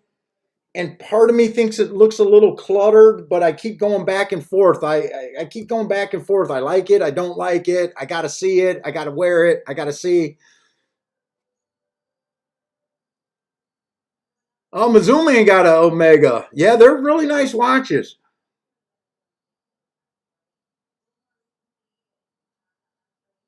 Yeah, Ryan said you better like. We got a really good price on it, though. We did get a really good price. It's not a $7 grand watch. It's probably a $4 grand watch new.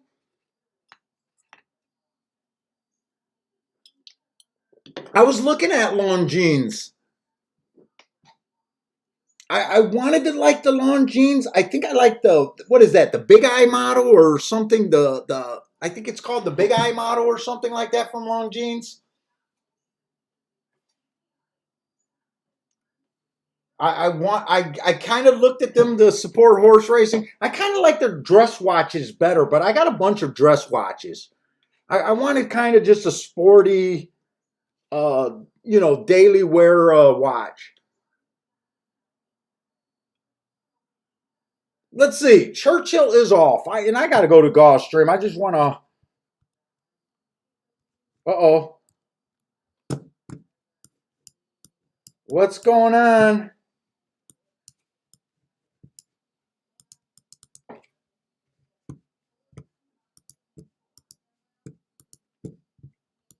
My mouse is not working, but I got the thing moving. Did I just freeze? Mizzou Man hides all his watches and his wife hides all his shoes. You know what? Mizzou Man, I always make sure I go shoe shopping with my wife because she got that purse gene and she got the freaking shoe gene. And every time we go to Vegas, I gotta watch her feet. Or I gotta go fucking shoe shopping with them, and I hate shoes. They all look the same to me. The cheap shoes look like the expensive shoes. And I always say the same thing. Do you like your toe looking like that? And she'll be like, oh, you just ruined it for me. The girl got like 200 pairs of shoes. It's ridiculous. All right, I did unfreeze here.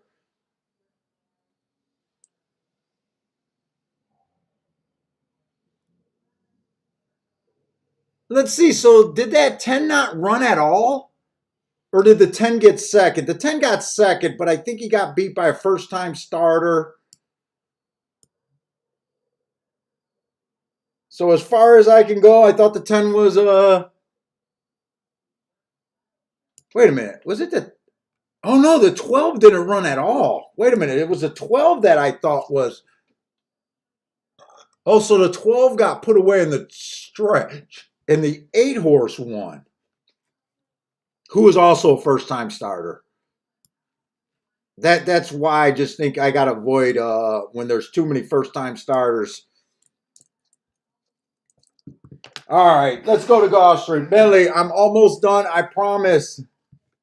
Oh God, we got a 62.5 race, but the rules are a little bit different with me when I think the track is playing a certain way.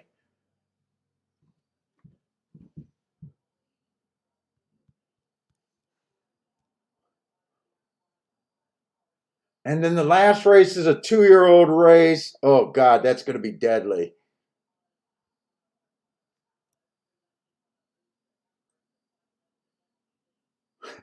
Dude, I got a feeling I already know how I'm going to end up. I got a feeling in here. Let's see. I wasn't being lazy by not marking up the 5 and the 6. They're both shippers. Okay, I just want to make sure I wasn't being lazy. Let's see. And the one's coming from Monmouth, but before that, he was at Gulfstream. Let's see. 4 races back on the turf. I had that. It was early pressing day. This horse just looked slow that day. He was actually average match strides with the slowest winner average, but didn't cut into that. I gave him an asterisk. I like the asterisk. His speed figure did go up the next two races off of that asterisk, so I do like that. Next race was a stalking closing day at a sprint, but this was a route to sprint horse, kinda. Let's see, 2 races ago, he won that race on a day that the inside was good. Kind of earned his best speed figure on that day. Bias might have helped him that day.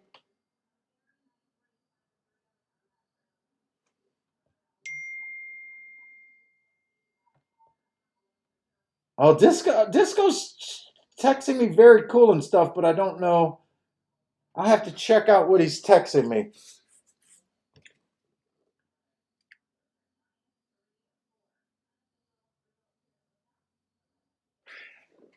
Boy. Let's see. Let's just go to the next horse. I might want to try to look up that Monmouth race, but I'm going to be touched for time here. Let's see. The 2-horse, Stalking Day last race,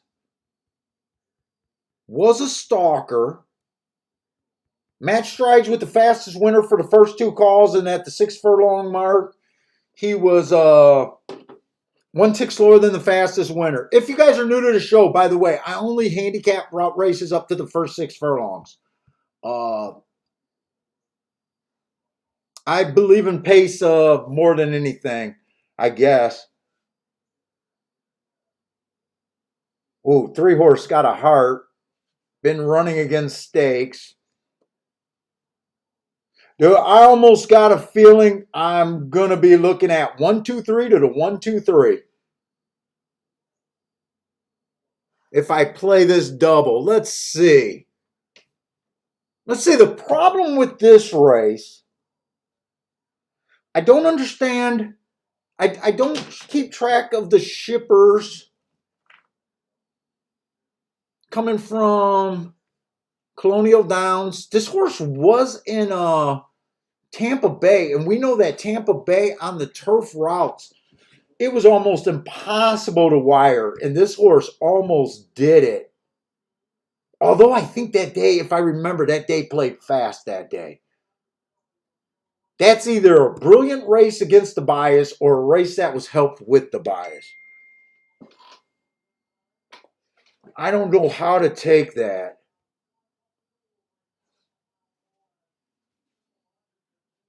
And then to me, the 6-horse is coming from a place where horses are meant to end their career, not transfer to Gulfstream. But part of what I was saying, if I go 1-2-3 here, it is kind of playing to all the 3 horses that were Dutched. The only way I can do that is if I got crazy odds.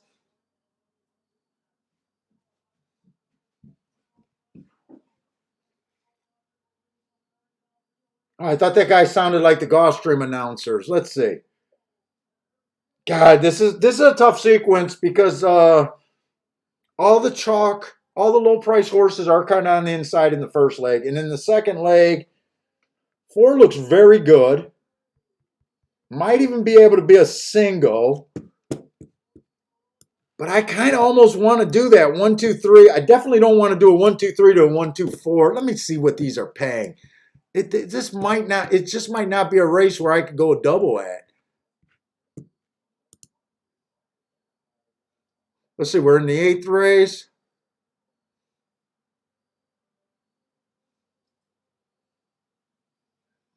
No, the 4 got scratched. Wait a minute, did the 4 get scratched in the last leg? 4 did get scratched in the last leg.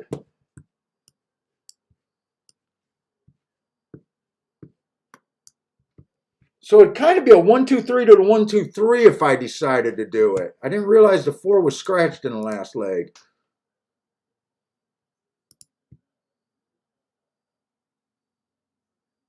Whoop, I got to go back to the 9th race. I got to go back to the 8th race. Let's see, 3 to the 1-2-3. 3 to the 1 is paying 10 to 1. Don't really want that. 3 to the 2 is paying 16 to 1. Barely want that. 3 to the 3 is paying 24. Let's see. If that'd be a $9 punch for every dollar. Let's see. If 2 wins, those are okay. And if the 1 wins, can I beat the 3 here? Can I go 1-2 to the 1-2-3? The problem is I think the 3 looks pretty damn good. I think the 3 horse just looks pretty damn good here.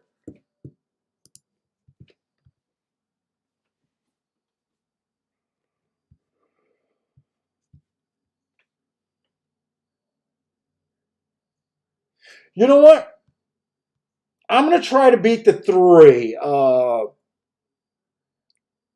I'm just trying to get a little extra greedy late in the day. Hoping that if this 3 can be a little bit wider, maybe the 1 or 2. I don't know if this is a good thought to do. Because basically, I'm counting 100% on the inside. The payouts are not exceptional. Do I even want to do this? Do I even want to do this? The payouts are not exceptional.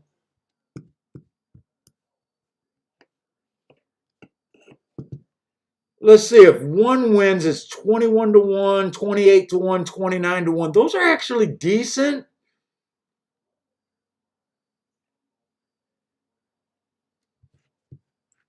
This is kind of a loose play, and I feel like last race would have been a way better loose play. Do I want to do this? You know what? I'm not going to do it.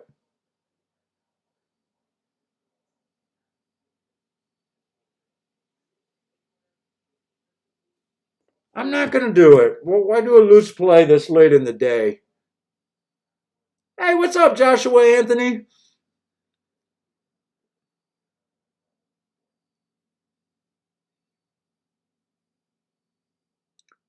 Let's see if they can beat this 3 with the 1 or the 2.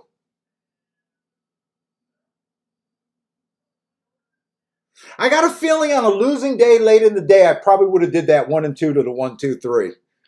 But I believe in doing things different.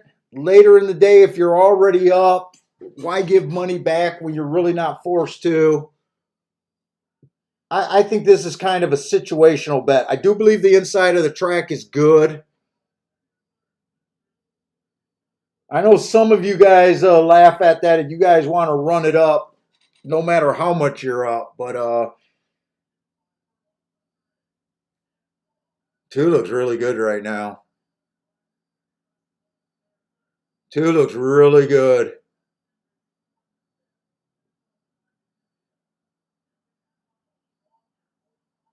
If anyone beats this 2 horse, it looks like it could be the 4. I think they're both going to flatten out when they turn for home, though. I think the 2 looks pretty good. What's up, big guy?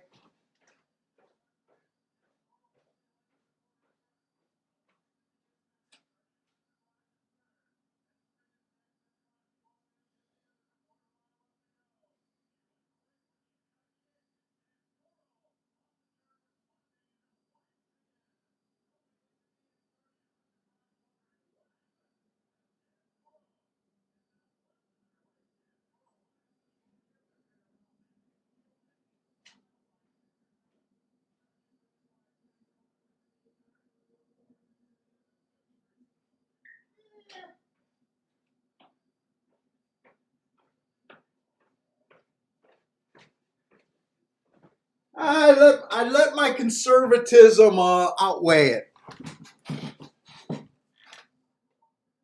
Could have boxed the inside horses. I don't.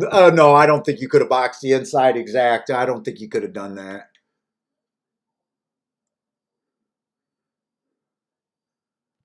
Steve says, "Attaboy 2."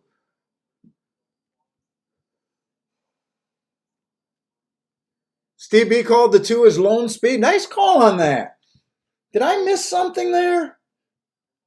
I did miss. I think I did miss that. I did miss.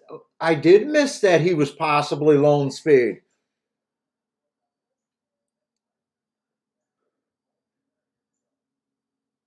So let's just one more race. One more race. Let's see the 1, 2, 3 on the inside, and I could say I let my conservatism cost me a little bit of money, but I'm okay with that. Oh, the two went off at 5-1. Why? Why was? Oh, my board says 9-2, and I kept interpreting that as 5-2. That's when I said, "Oh no, you couldn't have bet this exacta." Oh, you possibly could have bet that exacta. Yeah, I'm looking at my betting board and it says the odds were 9-2. At a glance with my blurry vision, I thought that was 5-2.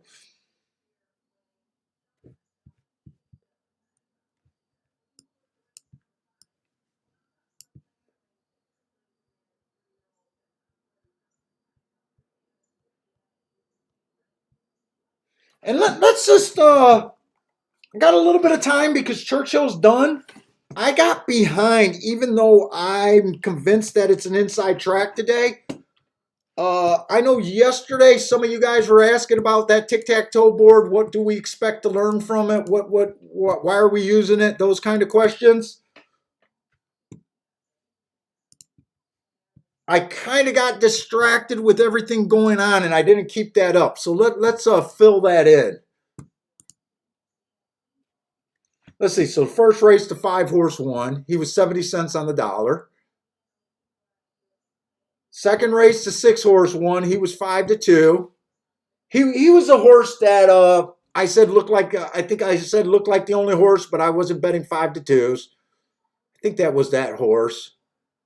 Winner that I was okay passing up. Let's see. I'm not sure where this one came in because the third race. Let's just erase that one for now. So the next race, the 6-horse won, but he was in the 3-hole. Went wire to wire. I put post positions, not the numbers. The next race, the 1-horse won while stalking. That was at 6.5. Let's see, the route race. This was the route race that I did hit. That's when the 5 won. He was in the 4-hole.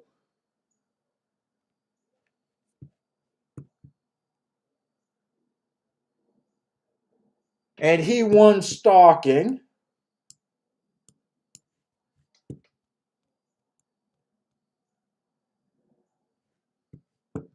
This was a 4-horse race.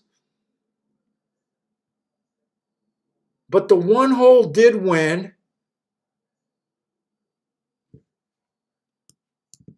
It was a 4-horse race. Someone on the inside was going to win. The next race, the 3-horse won, stalking.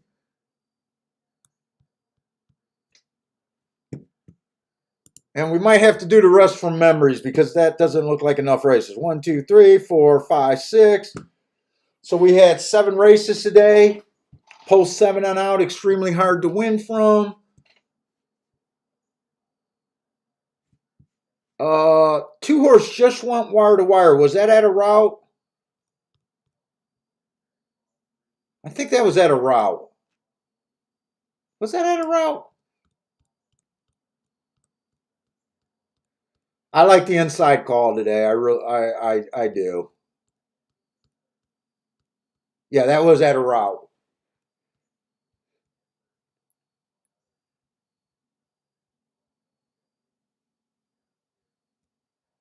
So, anyways, that's how we kind of use the tic-tac-toe board. I already got it convinced in my head that it was an inside day today, especially after that first-time starter, the 1-horse won. We had some really big chalks on the far outside that got beaten, but I know Saturday was asking about this. So that's kind of what we're looking for. Uh, kind of on the inside. If you watch this race, this 6-horse got the rail immediately. I'm pretty sure this 5 was on the inside, but I'm not going to say that for a fact. Uh, so that kind of goes. This 4 horse was the horse that I hit. He was actually that 5 horse, that 5-6 exacta that we hit. He was inside down the back stretch where we want him, and then he fanned out wide in the stretch. So I kind of use that to kind of try to read the track, try to get ahead, and make adjustments, and sometimes it puts us on some nice winners.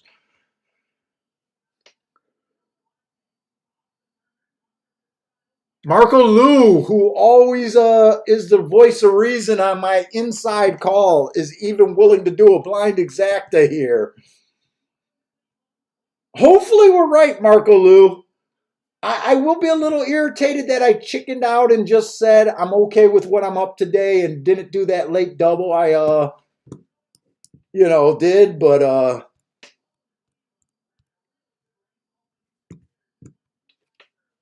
I'm rooting for your exacta, because if you hit that exacta, that double that I didn't put in would be a winner, and I bet some of the people actually played that.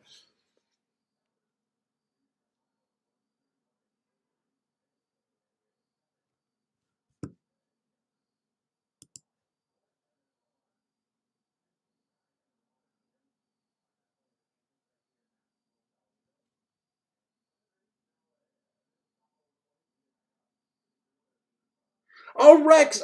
Yeah, the Starship horses. I don't think they're a breed. I think what they are is Starship stables. I think all they do, I think their gimmick is that they just name all their horses Starship something.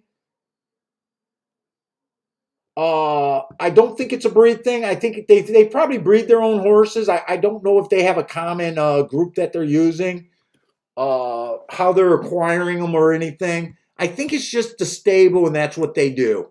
But they are to be respected day in and day out at Gulfstream. I don't look at that, but I kind of caught on to that those Starship horses always run well. Uh, I don't know if for the most part they're just out of Florida and that's where they race. But when I catch on to something like that, we do enjoy pointing that out and kind of like rooting for them. They're just a tough group of horses. They tend to run well. But I don't think it's a breeding thing. I don't. I think it's just a stable gimmick what they do.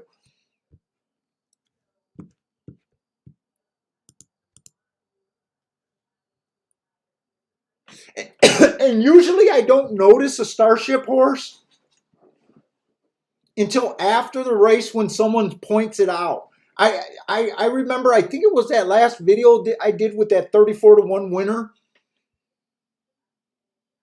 I didn't even realize both of the horses that ran 1-2, they weren't an entry or anything. I don't even know if they still had the same ownership, but they were Starship, and I thought that was I was like, oh fuck.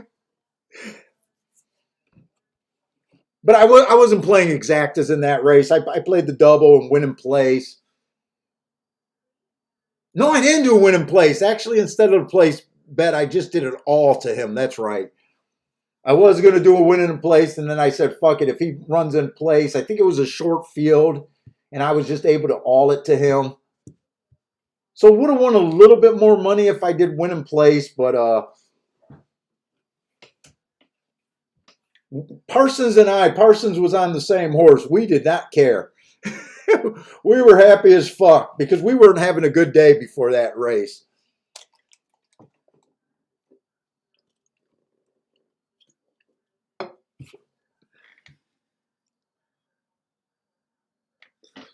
Let's see, Marco Lu on his sheet has the 7 singled over there at Gulfstream. Let's see what we're getting into. Now, when I was looking at the double, I'm not sure because I think I was already committed to if I was to play that race, I was basically looking at nothing but the inside in that sequence.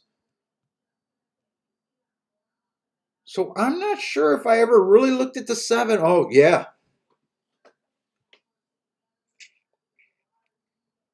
7 horse on paper. Actually, I think of the horses that ran, Is that this race? This race right here would probably go, if the inside wins, let's see, what are their odds? Oh, the 2 is taking a lot of action on the inside. 2 is taking an awful lot of action on the inside.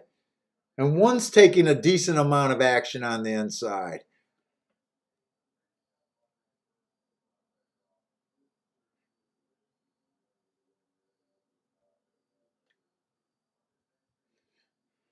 To me, how I would handicap this race without thinking it's an inside bias.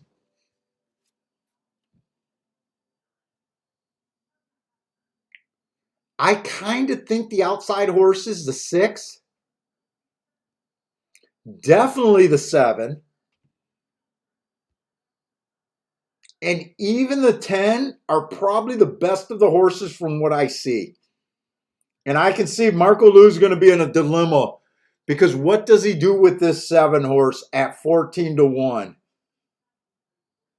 Because there's sometimes, even though you think that it might be inside and you got an outside horse, it's going to be hard to ignore this horse at 14-1. I'm curious what Marco Lou does here because he said that the 7 is tops on his sheet. I can definitely see him being tops on your sheet. But I'm wondering where you think you're going to go here.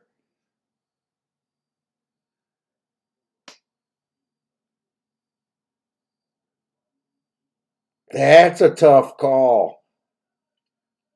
Now this is a race. Remember when that 1 horse, that first time starter, and I was mad that I played that 8 horse who I said deserves to be chalk?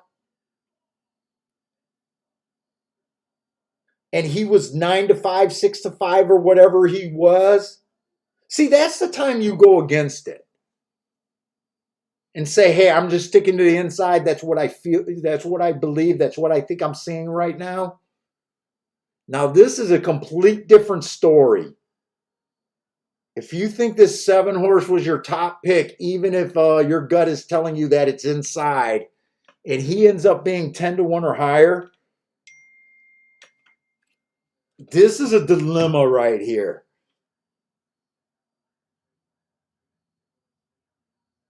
Oh, cool. Cool. What do you mean I'm the top story at Horse Racing Nation? What does that mean? Disco's just going to get me more haters than I've ever had before. I'm not built for haters, man.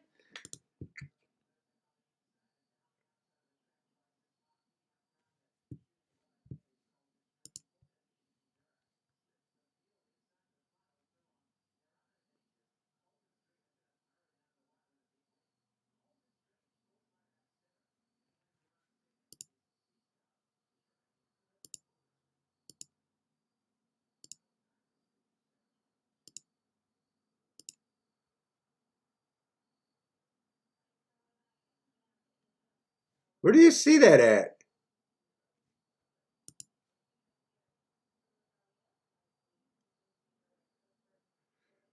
All right. I'm going to have to ignore my email possibly for the next couple weeks as I get blown up by the hate.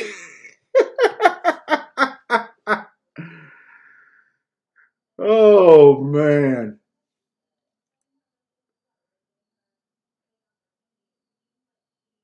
Let's see. Ryan's pointing out that there's a major bias on the Remington on the dirt that day. These days. That's a track that don't think I've ever played.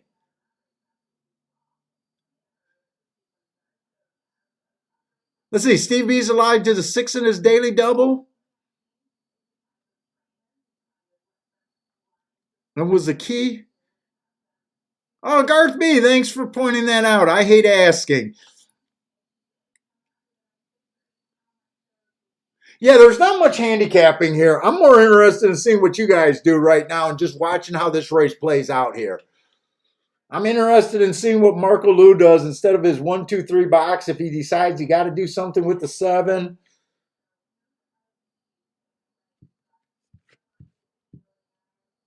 if the bias call is rubbish. Now, we always say at Gulfstream Park, maiden special weights is actually something. It's not like winning a maiden special weight at a lower level track. I know right now a lot of people consider Gulfstream Park not an A track, maybe a B track when Belmont is going. This is their lesser meet, but still running a race at Gulfstream Park. If there's a horse to beat the bias today, I wouldn't be surprised if it came from a maiden special weight 2-year-old race. Right now, I mean, it's late in the season, but a first-time starter you coming at Gulfstream Park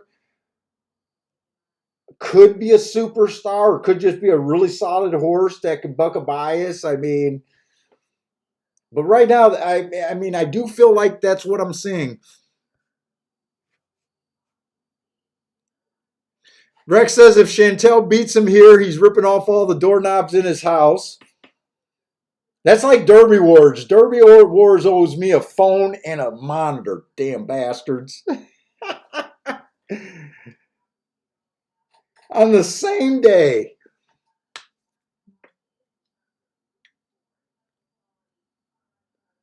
I think I even destroyed the keyboard too, if I remember right. I think I destroyed the keyboard. At least I'm smart enough not to touch the hard drive.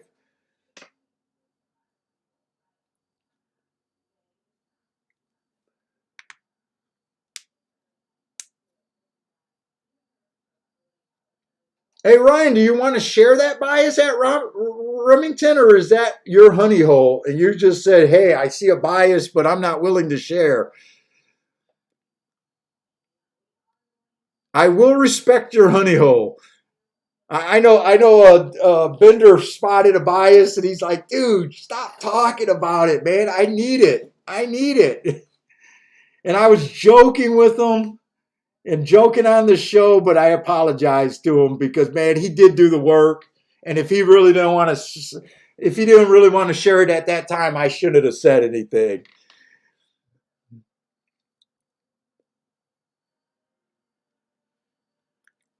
And you can't blame Bender for that because Bender came on the show and he was unconscious on the show giving out daily doubles that day.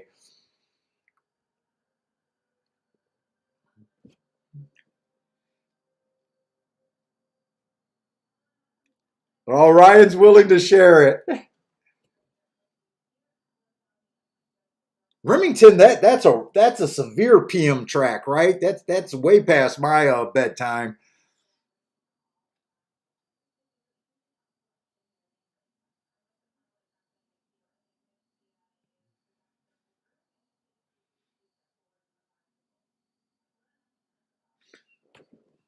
Dude, I wonder if I would have realized that that horse was a Starship horse, would that have made me say fuck it, by the way?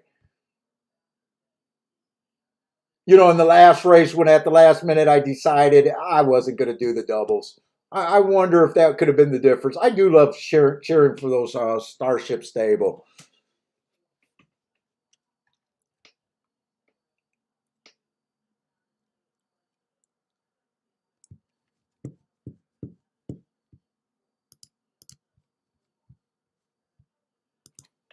One more race and Bentley cannot wait. Bentley's ready to go.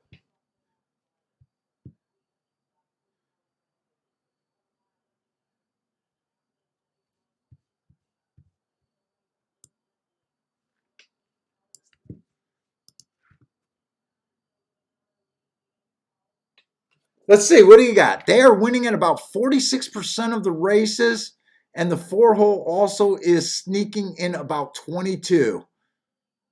Did I miss part of this? What's winning at 46% of the races? I think you might have got cut off, or you're just giving a teaser.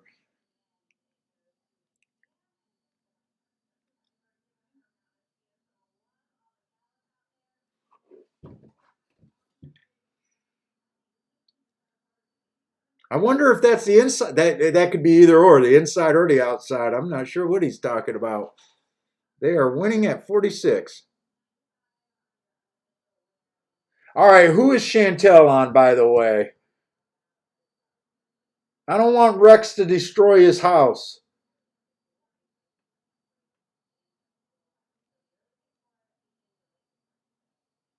The 5-horse. Oh, post 1 through 4 is a big deal.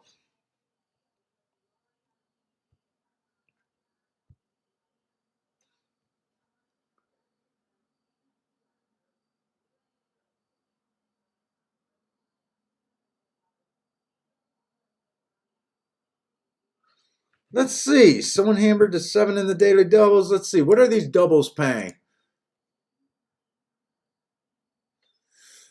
Yeah, that could have been a mistake. The 1, 2, 3 are paying 34 to 1, 41 to 1, and 48 to 1.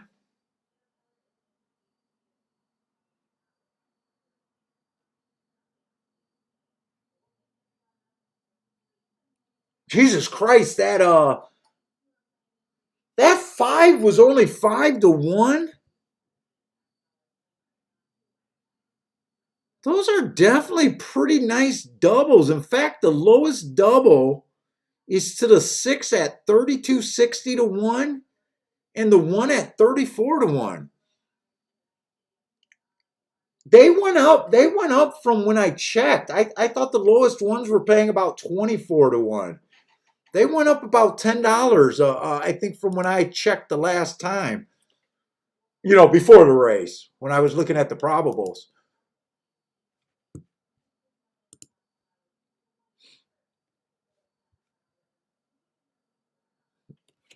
Oh, God, I got an itch.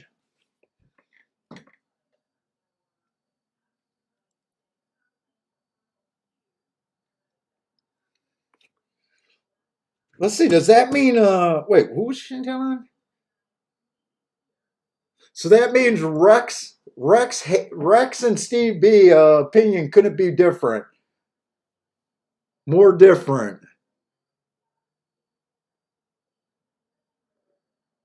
Steve B's rooting for the 6. Rex is hating life if the 6 wins.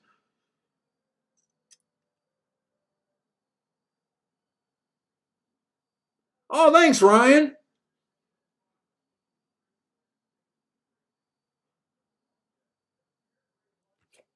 I do. I really appreciate it. I think we got a great chat room.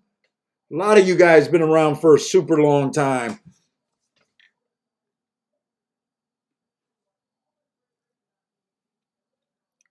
Really appreciate it. Especially the love I got when they stopped the video. I thought we were done when they stopped the videos, when I couldn't do the replays anymore.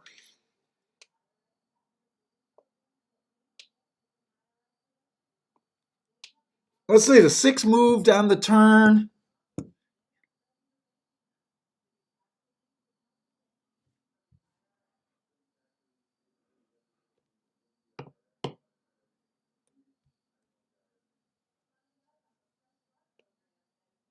Oh, he was bet down early. Do I want to? I got time to waste. Let me watch. Let me see visually what I might be looking at here. Let's see if I can work, because I don't always watch replay. I'm getting turned back on doing replays. I'm really liking using them with the notes.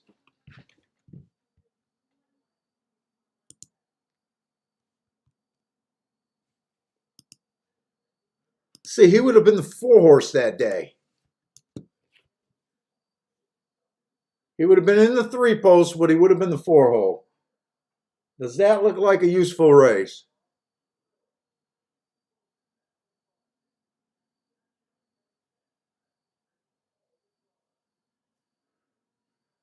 Boy, she looked uncomfortable at the start, her first race out. I just got that it was an early pressing day. The horse that has the lead is going to go on to wire.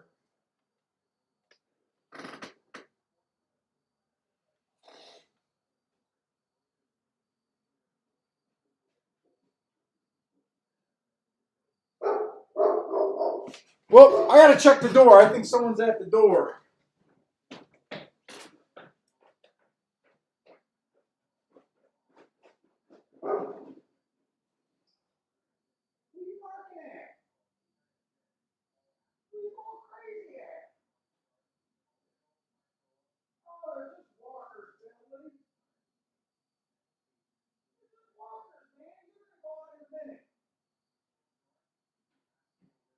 someone was at the door.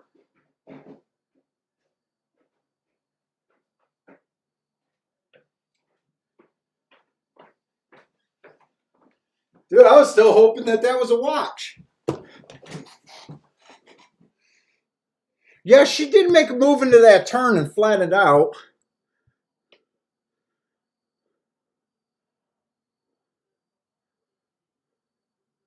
It looked like she was going to be second best, and then a horse came out of nowhere to catch her.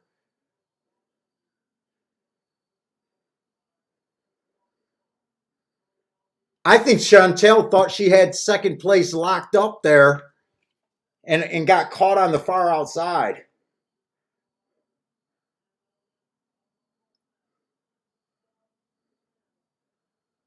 Let's see, this one horse was steadied at the top of the stretch. Let's see how that race looks pretty visually.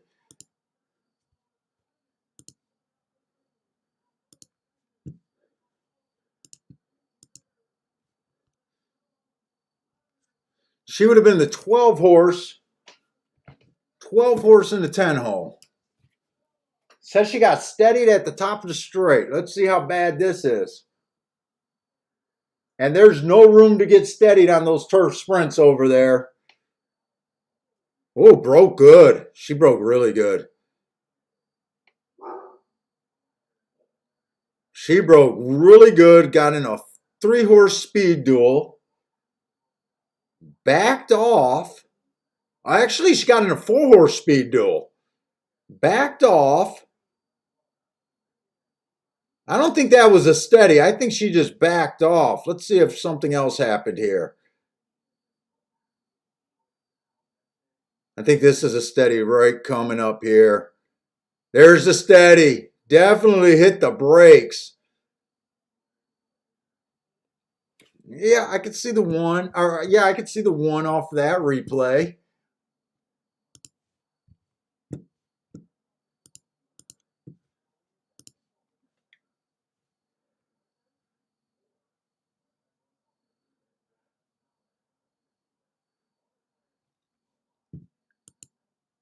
Let's say we still got 2 minutes, so I can actually see the one. Let's see, the 2 and the 3 were both first-time starters, so that would have been a blind double if either of those would have hit. Let's see, 5-horse just got off slow. How bad does that look? Would have been in the 4-hole that day. Might as well watch the head on there.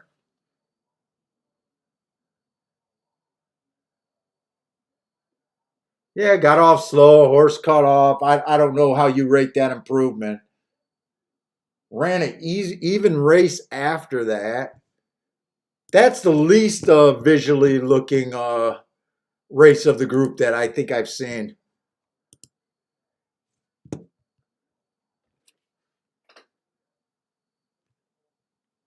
Let's see the 7-horse. First race out, speed favoring day. That should have actually been an asterisk. That's 4 races back. I was probably looking at 3 races back and didn't realize that. Came right back, improved the speed figure off the asterisk while being average, slow, while getting the lead, then dueling. I like that race. She might just not be a maiden special weight. Come back, bad rail, but she had the 9-hole. The 9-hole's not what... I want to watch that replay right there. I almost guarantee. I got bad rail that day. I'm guessing it came in 4, 5, 6, or one of those horses won that race. Just a guess. Let's see, that's the 7-horse, and that's 2 races back. So that would have been this race right here, where she was the 11-horse and the 9-hole. I just want to see what numbers won that race. I got that the rail was bad, so I don't think it would have been the 1, 2, 3.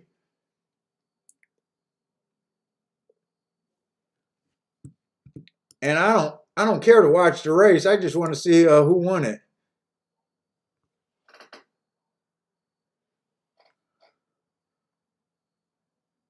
I think is that the 12-horse? I got a feeling the 12-horse won it.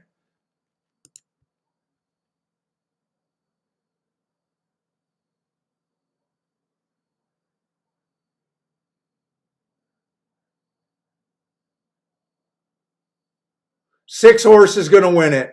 Oh, no, 12 might hold him off. Yeah, that was way outside. 6, 12, 11. No, 12, 6, 11 is what that came in. So way outside did run.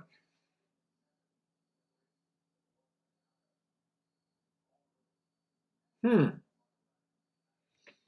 me look at that race 1 back. Do I got time to dick around with one more race? I do. Look at the last race when she was 11 horse.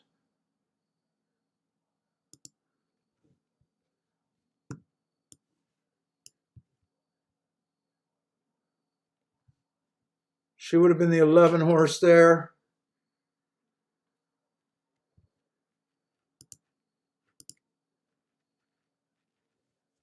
Can I make this video player play faster? Oh, they don't give me the little scroll bar this time. Oh, there it is.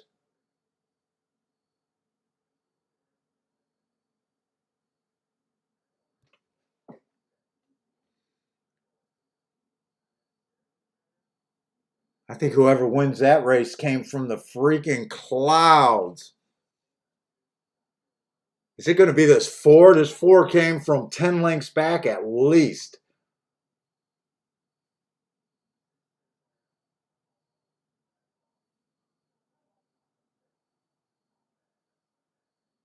How the hell did the 11 show this race? This horse still has not ran.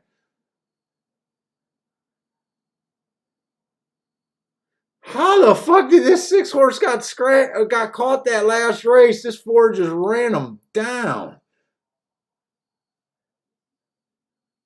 And the 11 came flying for show.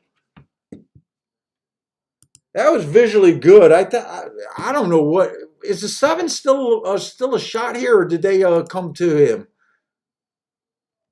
So the 7's not as tempting at those odds, I bet. I'm wondering what Marco Lou did. Did he do the 1, 2, 3 box? Did he sit out, or did he play his top choice? I'm curious. Is Marco Lou going to tell us? Let's see. Who do we got here?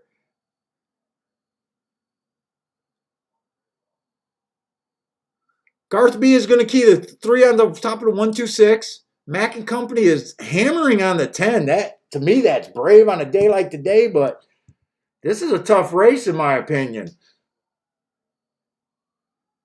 Mack and Company is also backing the 10 up with the inside horses if the 10 gets second.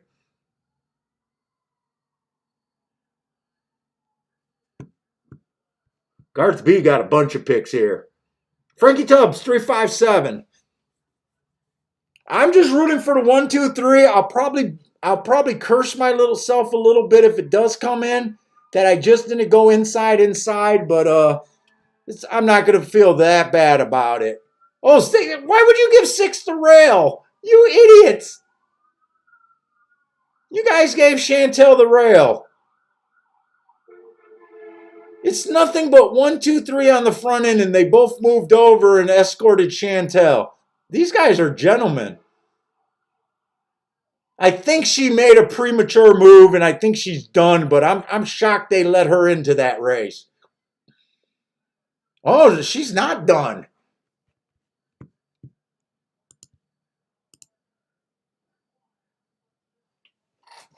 This is Gulfstream. I'm walking away, but I think it's 1, 2, 3.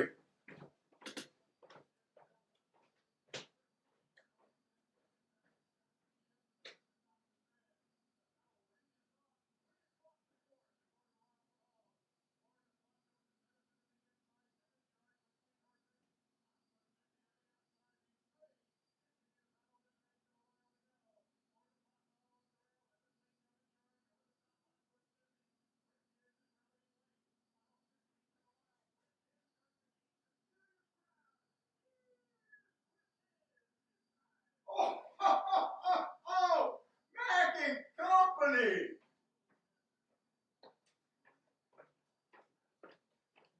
Mack and Company. Well done, sir. I didn't think you had a shot in that stretch. Well done. Fuck Paul's bias.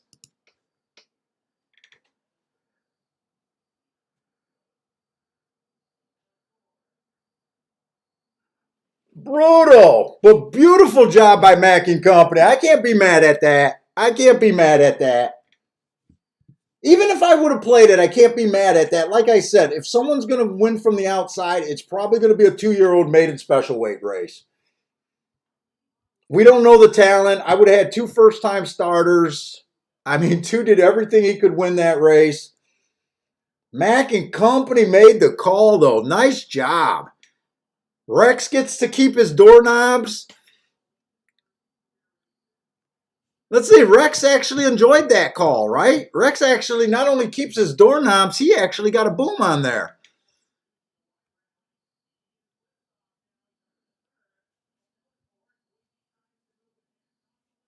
Steve B liked that 10 too? Steve B liked the 10 too. I know he did. What about that 10s? Yeah, Steve B brought up the 10. Seen that middle move right there.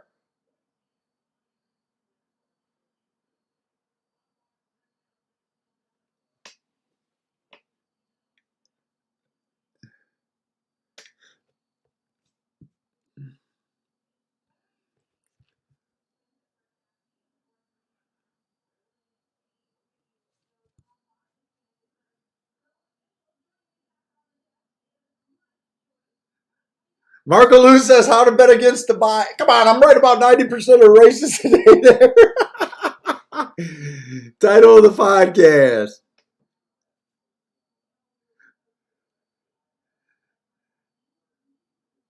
Dude, and actually, they almost spelled boom out for his last race. Just look at the loom. Put a B there and they told you that it was going to be a boom. Well, nice job, guys. That was still fun. Sorry if you got stuck on that 2 horse. Two. You know what? 2 dueled every step. 6 ran his guts out, actually. 2 ran their guts out. They battled the whole way.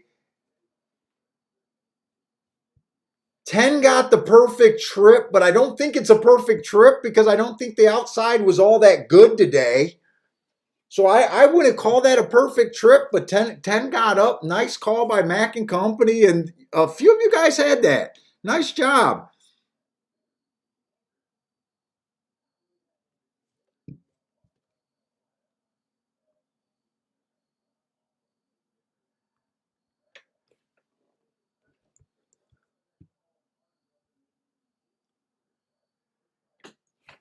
And how did Mack bet that? Did Mack get the...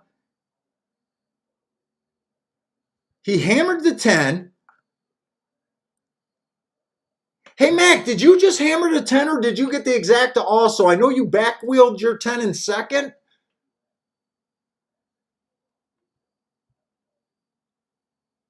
I wonder if you still got the exacta. That definitely would have been a nice exacta there.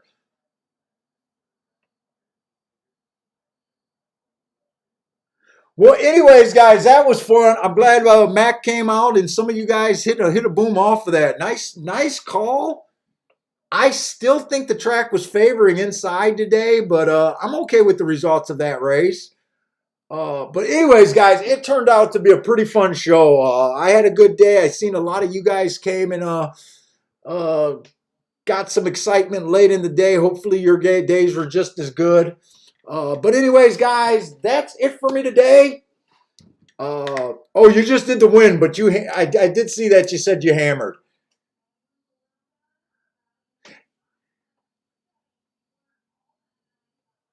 Oh, and you cashed the double. Okay, so you didn't need the exacta. Oh, fuck, you didn't need the exacta. You got a little over 50 to 1 on the double. Nice job. Nice job. That's even better. But anyways, guys, thanks for joining me. If you guys play tonight, good luck. Good luck. Hope to see y'all tomorrow. Like I said, I got some more handicapping to do, but hopefully I get Woodbine done too. But anyways, guys, hope to see you tomorrow. If not, stay safe out there and good luck. I'm gonna try to come on a half an hour before the first race. So if I get all three tracks done, it's whichever race comes on earlier. I think Gulfstream's been coming on the earliest because they've had the biggest fields on Saturday. Or not the biggest fields, the biggest, the card, like 12 races. But whatever it is, I'll try to get the warning up earlier tomorrow. Don't trust me on that. I'll try, but don't trust me.